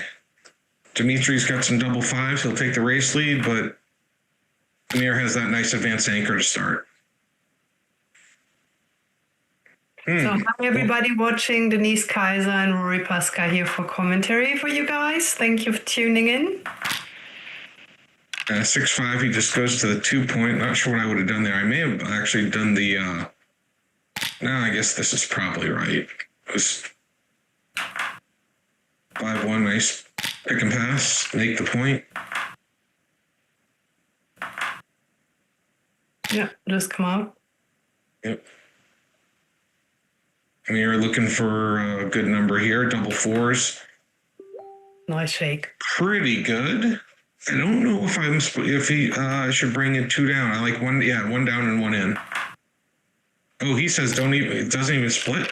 Oh, I think that's a mistake. He should have brought 1 down from the mid. Yeah. You'd have a triple shot right now instead of just a double shot. I agree. Is the cube coming? Races. He's up. No, the race is basically even. Yeah, he has 2 blots there, but I feel like missing is pretty bad here. And even if you get hit, there's still some Swiss cheese to come in on. So awkward position. Obviously 2-6 and double 2s are jokers, but I would just roll. I'd be tempted to cube this with 2 blots in front of my nose. Yeah. I'm a scaredy cat, so I wouldn't. 6-3, that hits. And what are you doing with the 3? Yeah, good question. This is another reason why, like, even some of these hits are not, they're quite dangerous like this. Look at all these return shots. I play big here. He does not hit. He'll just, and the 4 isn't even good. Wow, that's. I think just come up, or you like this come up, come down? I like coming down, but there's a joker now. Super joker. That's everything. Almost. Okay, 1 in.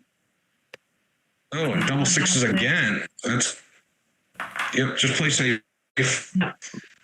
Dimitri needs a 5 to. Desperate 1 anchor. Yep. Double 5 would be awesome. Any 5 would be awesome. 3-6. I think I run off the front here.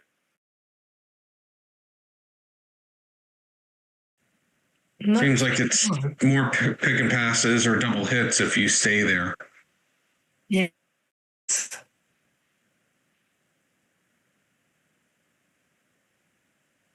Of course, if he's getting hit on the 20, he might re-anchor on the 22, which he'd like, but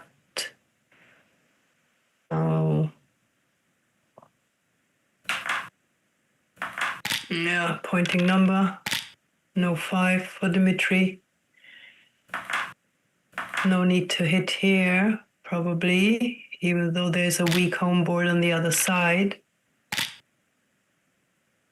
Pick and pass to increase gammon. For sure. Get some more gammons out there. Just hoping to avoid the 5-1-6-1, and he does. Steering number even in the back. And now gammons are really on. Oh, okay. What was that?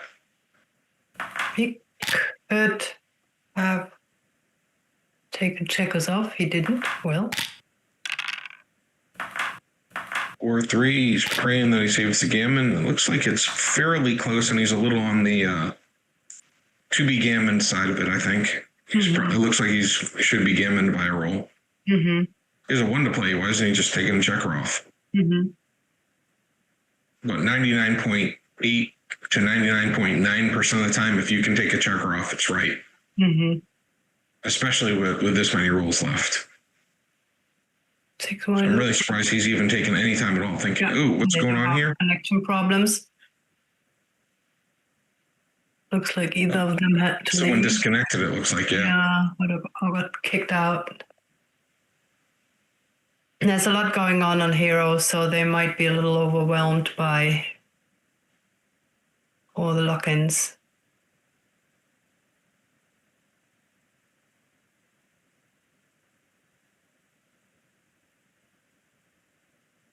So someone has to re-enter and restart There we the go. match. Yeah, we'll probably be back up shortly. Dimitri knows they both need to step out and then re-invite the other person. Yeah, just resume. Sorry for the little bit of technical difficulty we're experiencing currently, but we should be back up momentarily. Yeah, usually it's fixed quite. So I heard you're saying you have a tournament in September. Is that correct? The German Open? But in Germany, it's Bad Dürkheim. It's a small and prestigious one run by the German Federation. And who's the director of the tournament? Is that Tobias? No, it's Volker Sonnabend. Oh, Volker. Sure. Of course. Mm-hmm. I don't know whether Toby is going to be there. Sometimes he is. I have no idea where he is right now in the world. I suspect that I'll be seeing him in about a week in Monte Carlo, but to be determined. Going to Monte Carlo. I'm so envious and I squeeze thumbs. Well, yeah, for me, I work the tournament every year. I'm director of registration for all the major events. Oh. So it's a great opportunity that I've been given to, meet and hang out and see and so on with many of the great players of the world. It's truly a blessing. I'd be dying to go to Monte Carlo. Oh my God. It's a great experience. Mm-hmm.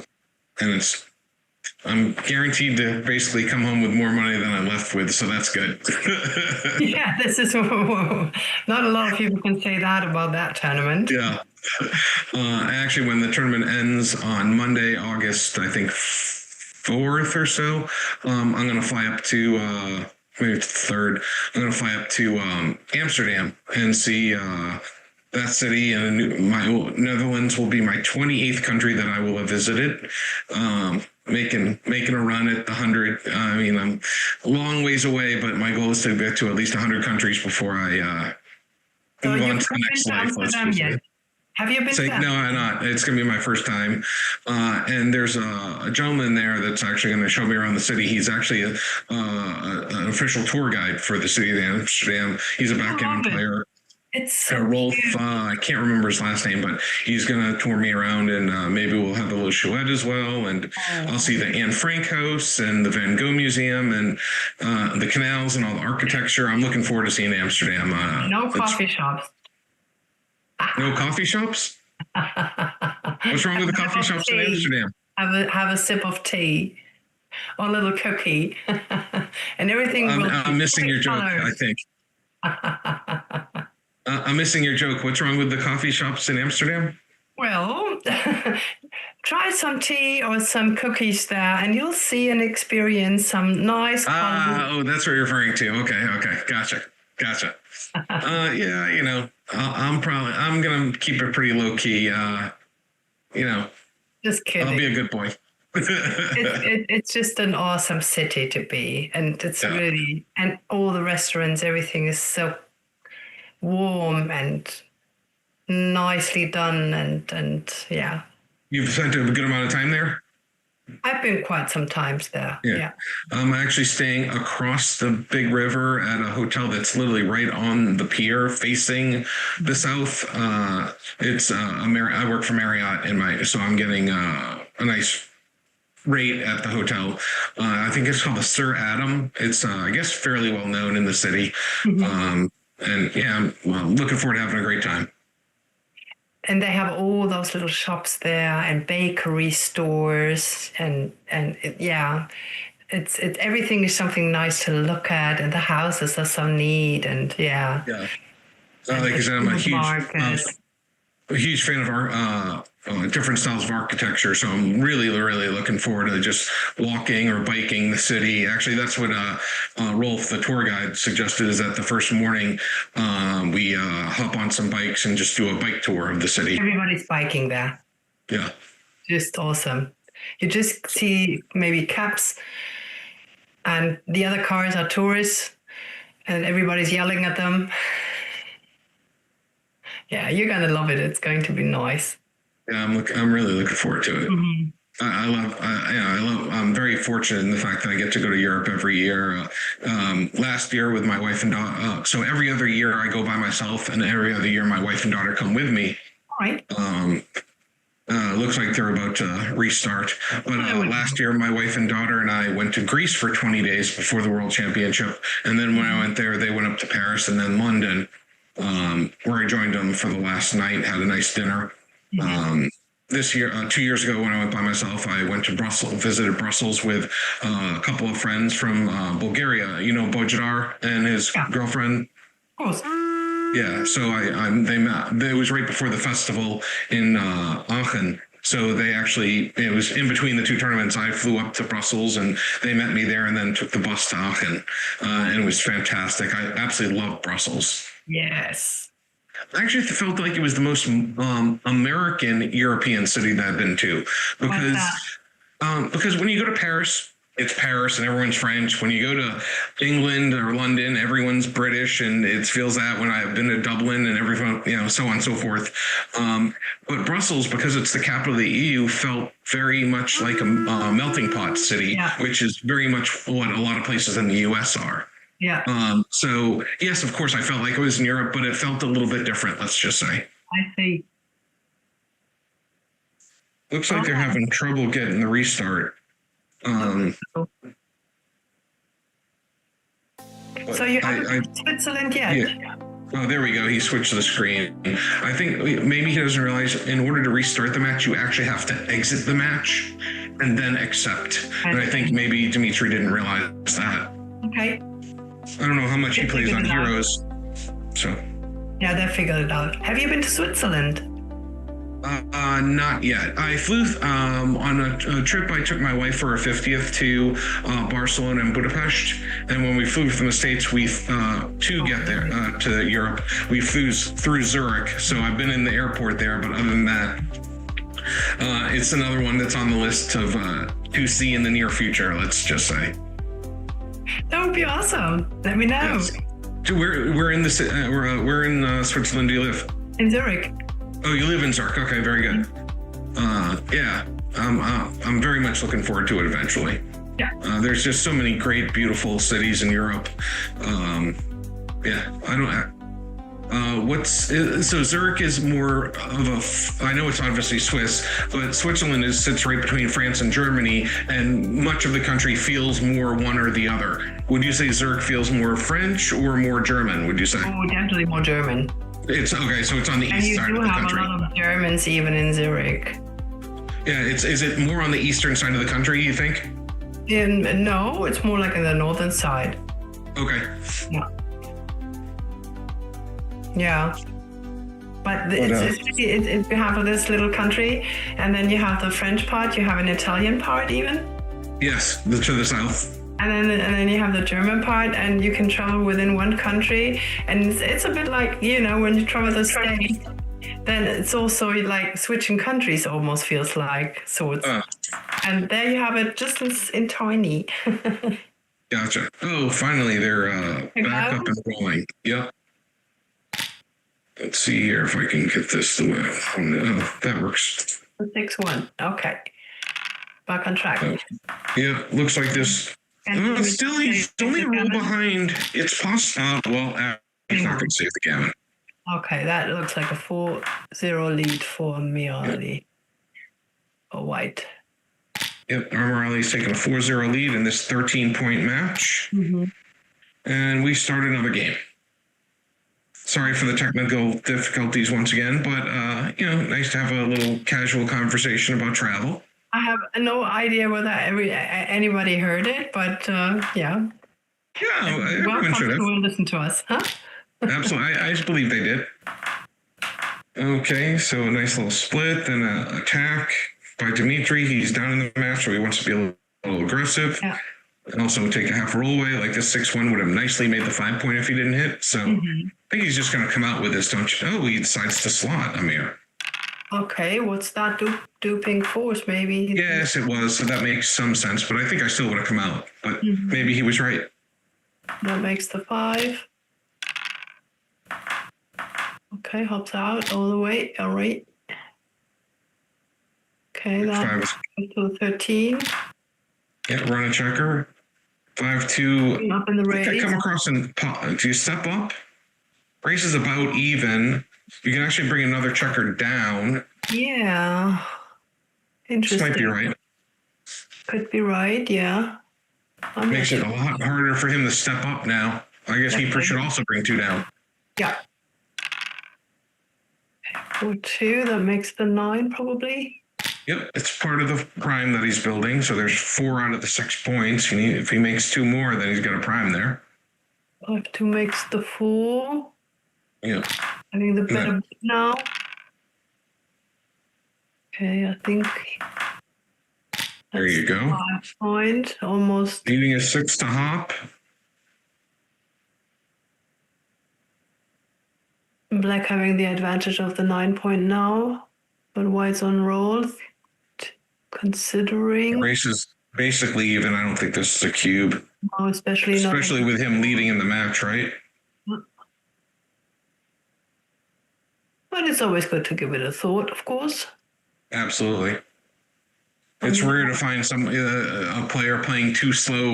It's common to find someone playing too fast, so it's absolutely fine to be taking. And they don't have so much time on the clock, so Okay, that's a nice little pick. I think you got a point on him. That way he can't potentially make the prime himself. It actually gives you time to roll a 6 and out. Do you have a cube then? That's the real question. Does he have a cube now? I think not after he comes in. I could be wrong. Where do you get in? Do you want to see daylight? You're so much down in the race. Yeah. I think, putting the builder on the 5 point seems right. Even knowing this doesn't allow you to see daylight, but maybe coming in 22 and into the 6 is better. Doesn't seem like 6-4 is right. Yeah. Okay, 5-3 would be the market loser, double 5. 6-5 followed by a miss. Double 1s should switch. Yeah. Only a 5-4 hits back, essentially. Oh, there it is. There you go. Some luck. Big roll for Dimitri. Now this could be a cube. Exactly. If he makes the bar, then the market's gone. Yeah. This could very well still be a take, but I'm not sure. Yeah, bar point's not made yet, but potential gammons. So maybe you just give your opponent 1 point and continue and protect your lead. Seems more than reasonable. Bit down. That makes the anchor. That makes the bar. Probably could make the 10. Yeah, this looks good.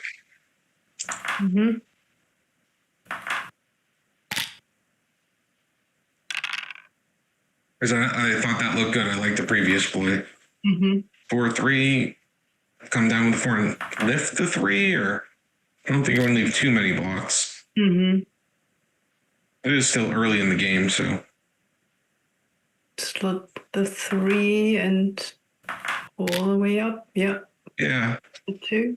Hope you don't get pointed on. There's the pointing number. Up. So now Dimitri owns both 5 points. He's trailing by just a few pips. 4-2. Okay. He makes the point, but leaves the 6 shot. Hoping if he can't roll a 4 or 6, this is gonna probably be a double. Yep. Maybe even a pass already. 5-4. He gets to. Oh, I'm sorry. I'm sorry. I thought he was a direct shot away. Was I mistaken? Yeah. No, it wasn't. Oh, okay. I just looked at it wrong. 5-2. I think I bring the 5 in and leave him no shots. I don't see enough benefit from bringing this in over the other play. This should definitely be a cube. Yeah, there it comes. Dimitri knows. He's only down 4 pips, so it's probably a take. 3-1. Then lift, maybe? Or go to the 5. Yeah, I like this. There's no board on the other side, so... Right. So even if he rolls the Super Joker 3-6, he's still... He's still in. 3, he hit. And also now his 6s that come in also hit. Whereas if you lifted it, your 6s that came in didn't hit. He stays aggressive. 3-1. He's going to hit again, of course. Yeah. Let's go to the 7. Mm-hmm. Not sure what he's thinking about here. Yeah, looks like they might have connection problems again. That makes sense. Because, I mean, not a lot of options with this little 3-1. There you go. Yeah, looks like Amirali is having some serious connection. For this inconveniences in the stream. Fortunately, this happens sometimes with the online matches. Yeah, especially when there are lots of people locked in and it's weekends. And there's lots of tournaments that are going on Heroes. Like the Opens, the Championships, the Asian Women, you name it. Mm-hmm.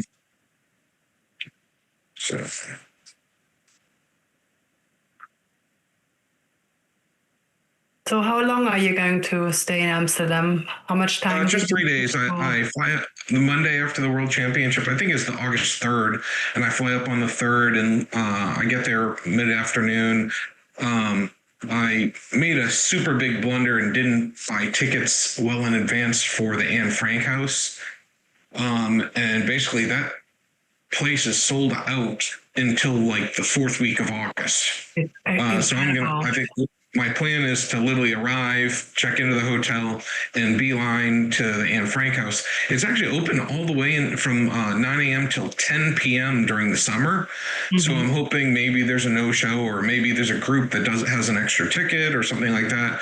So I can get in that first evening and see, I was born and raised Jewish in Boston, Massachusetts. And, I read it in school and, it's, an important piece of Jewish history, as I'm sure you're well aware. Yeah, I just remember being in Amsterdam and I saw the line and they stay, they're like around the block waiting in line into this little house. It's like, it might take you half a day just to get in there. So whatever it takes, I'm just hoping to be able to make it in. I see.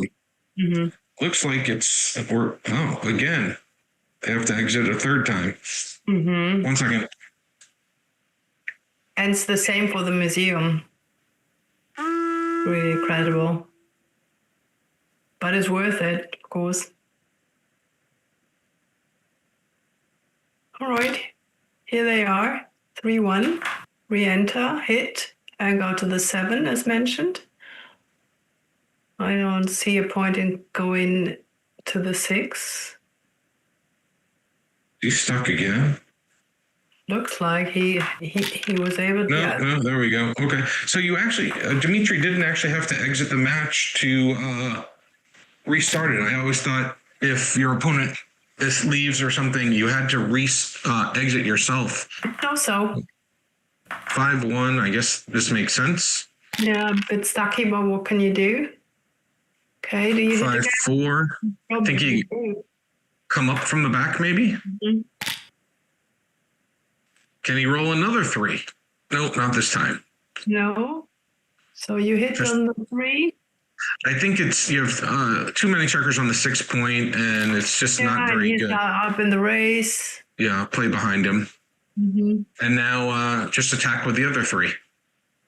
I know you don't have a cover anywhere in sight, but you can switch. I didn't even see that. Nice find, Dimitri. Mm-hmm. That's a great find. Bring the last checker up so you have. Well, the 4 would be the tremendous joker. Yeah, Molly.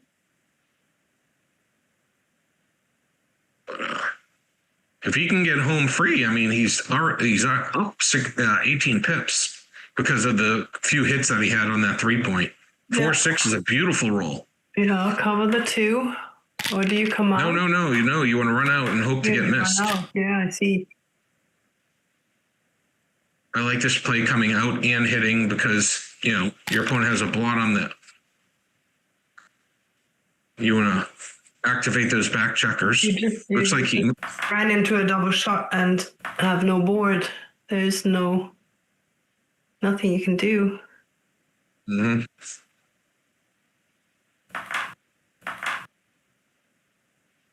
This might be a little too big. I think I would make one of those points. Okay, well, I think I'd play big as well because You like it? Okay. not on the other side and no board, and you really want that point. Take away the double. The bar here. You can either make the bar or you can make the 13 and the 8. Mm-hmm. To making the 8 point takes away that double 4 super joker. Mm-hmm. He goes for the bar. Yep. Open.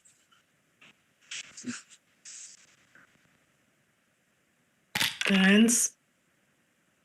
6-4. Oh, if he had made my play, he would make the 4 point. Mm-hmm. I'm not saying my play was right, but I'm just saying it would have happened. It would have happened. I like this.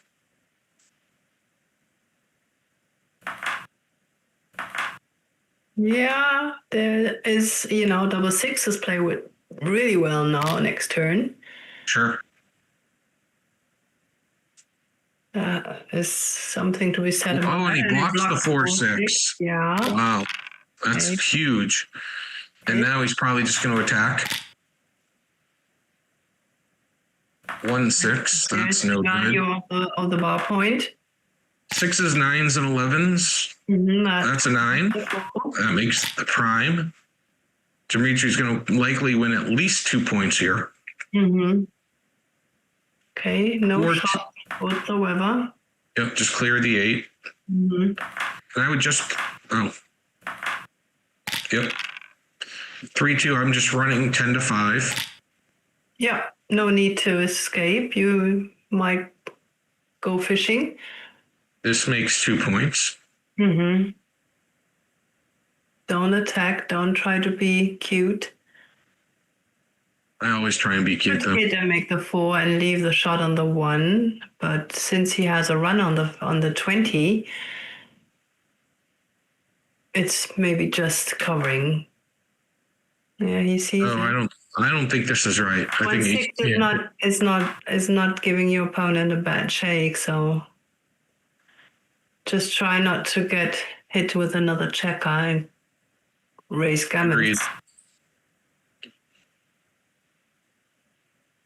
It's tempting though. Not tempting for me. I just play safe. Mm-hmm. Yeah, that's what he does, obviously. Well, he is. He's still thinking about it. Yeah, giving it a good I thought. think he's,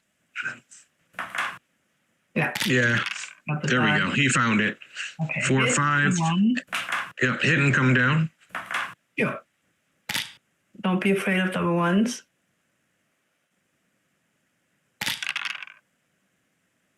Like 5s, just bring a couple guys in.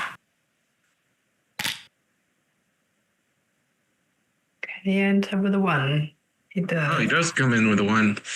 Okay, come down. Fortunately, he's going to have to expose those blocks, and he gets hit again. Oh, he needs an ace badly, or he's likely to be gammon now. Now he can go fishing. Oh, he rolls 2-1. He can't cover or hit. Yeah. Yep. Keep it going. One more. That gives yourself a good 5 because you have 4s and 6s inside. Yeah, exactly. Don't duplicate your good numbers yourself. Versify. Mm-hmm. Needing an ace. Oh, and he gets it. Wow. Huge roll. Oh, and double 5s back. There's the second check on the bar. Yep. Well, a second checker back. He brought the other one. Second checker back, yeah. Now he wants to attack with a 4 or hit with a 3 Hit. and keep it going. Yeah, seems 5. Fine. You could go in to have more numbers. I just don't like going to the 2 point here. Mm-hmm. Yeah. Okay, remake the bar. I don't think you need to. I would just play the 1 in and the 3 up. But it's probably close. Mm-hmm. I mean, you're only protecting him against an ace 6, and you really want to put him in on inside your board on good points. Mhm. So this ends up being another checker on the bar point, which you really don't want. This is not what he wants to be That's what doing. you want to clear now. Mm-hmm. Yeah, the other would have been much more flexible. Okay, here he is. Okay.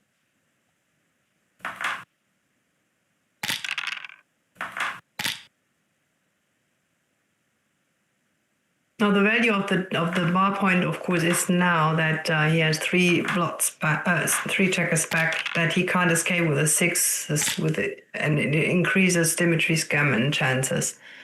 Yeah, Dimitri rolled a 6-5 though, gets him a shot. now Oh, and he does hit. hit it. Wow.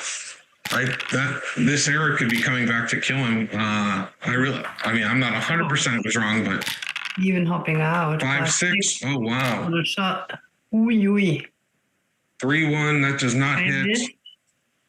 But he has saved a lot of the gammons actually. Yes, he does. Look, Dimitri's looking to make the ace point, and he does. He does. Now he's looking to avoid rolling double twos. Way low now. Say again? But the gammons went down by a margin. Oh yeah, but there's actually still a pretty good amount here. I'm probably in the 25% range. Yeah, when you do have a midpoint still, the crossovers, I think 25, right? I would be aggressive and just take 3 off. Yeah, for sure. I mean, the home board is weak, quite weak. Yep. With that 5-point and 3-point open, for sure. That's a shot. Yeah, Can Amirali hit it? From roll, he does. hit it. And I would split the back of those two checkers, That's great. What does that do? Dimitri just needs to come in to win this game.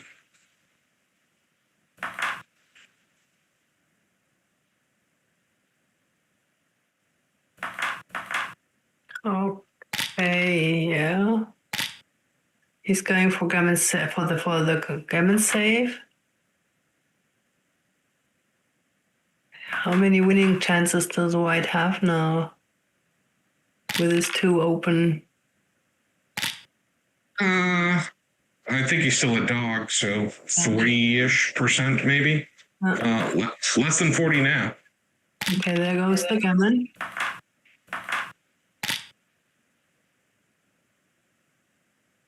I'm sorry, more than 40 is what I meant to say. Oh, what a huge roll. Great shake. Do you just make the 3-point and not take any checkers off? I would maybe go to the 5 and take one more checker off. Yeah, but this makes the 5-point board. That's true. This is serious possibilities. Yeah. I don't think he doesn't have a recube yet, especially not leading in the match. Exactly. But especially there. Yeah. Okay, missed. Being on roll now. Do you redouble? I still think this is a little short of a cube. I could be wrong. He does redouble, but I think this is a take. I agree. Since I'm not sure it's double. Yeah, Dimitri is considering.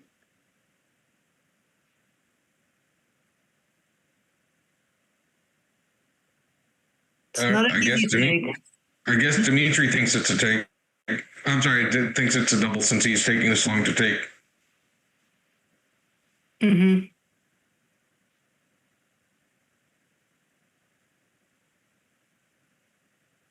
Oh, wonder what he does. I'm very confident I would be taking, but I'm not very confident it's right.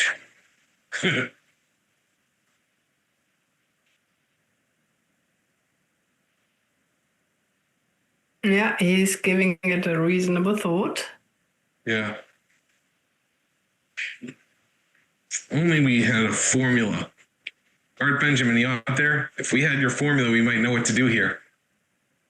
Yeah. A little shout out to the mathematician. Mm-hmm.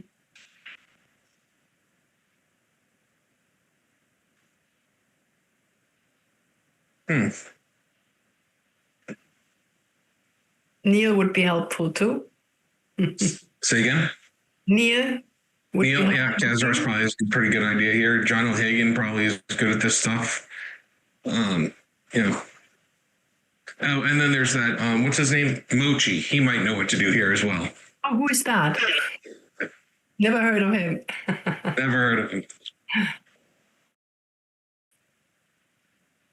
He does take. He gets not a good roll, but he does get 3 off. Mm-hmm. So that reduced his wasted significantly, but now he can afford a miss. Yeah. Okay, Dimitri needs some big rolls here. Yeah. For a And big unfortunately, doubles. really wanted to get 2 checkers off that roll if he could, but he did not. There should be 6 to 5, I'm pretty sure. Oh, he plays 4 to 3. Interesting. That would have been my third choice. Yeah. I would have played to, yeah. Oh, he knew he was going to roll a 6-3, so great play.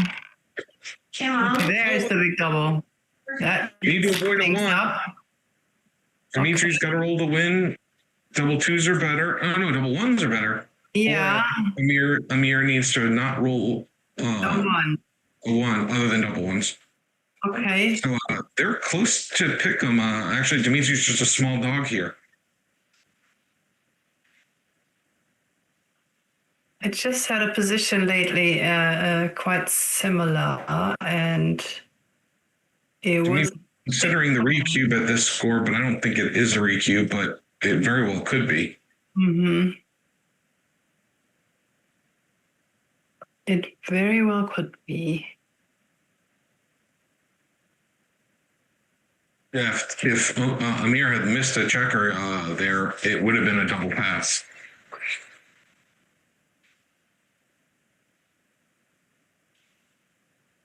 Those are really He's got important. 16. He's got 16%. He wins 1/6 of the time. Dimitri does, and then of the remaining 5 out of 6. There you go. He does send the 8 cube. 8 cube. Wow. Mm-hmm. And you have to take it. For sure. It's like he's like 50. Drum roll. And exciting. But there's no reason for this to go. There's no reason for him to redouble because it I puts hope him. he didn't disconnect yet. No, he can't. What is he my doing? God. Are you serious? It would have put him Okay. at Crawford. Oh my God! Oh my Dimitri, how did goodness. that happen? Why did he do that? He Favor. That was it. I don't know what to say.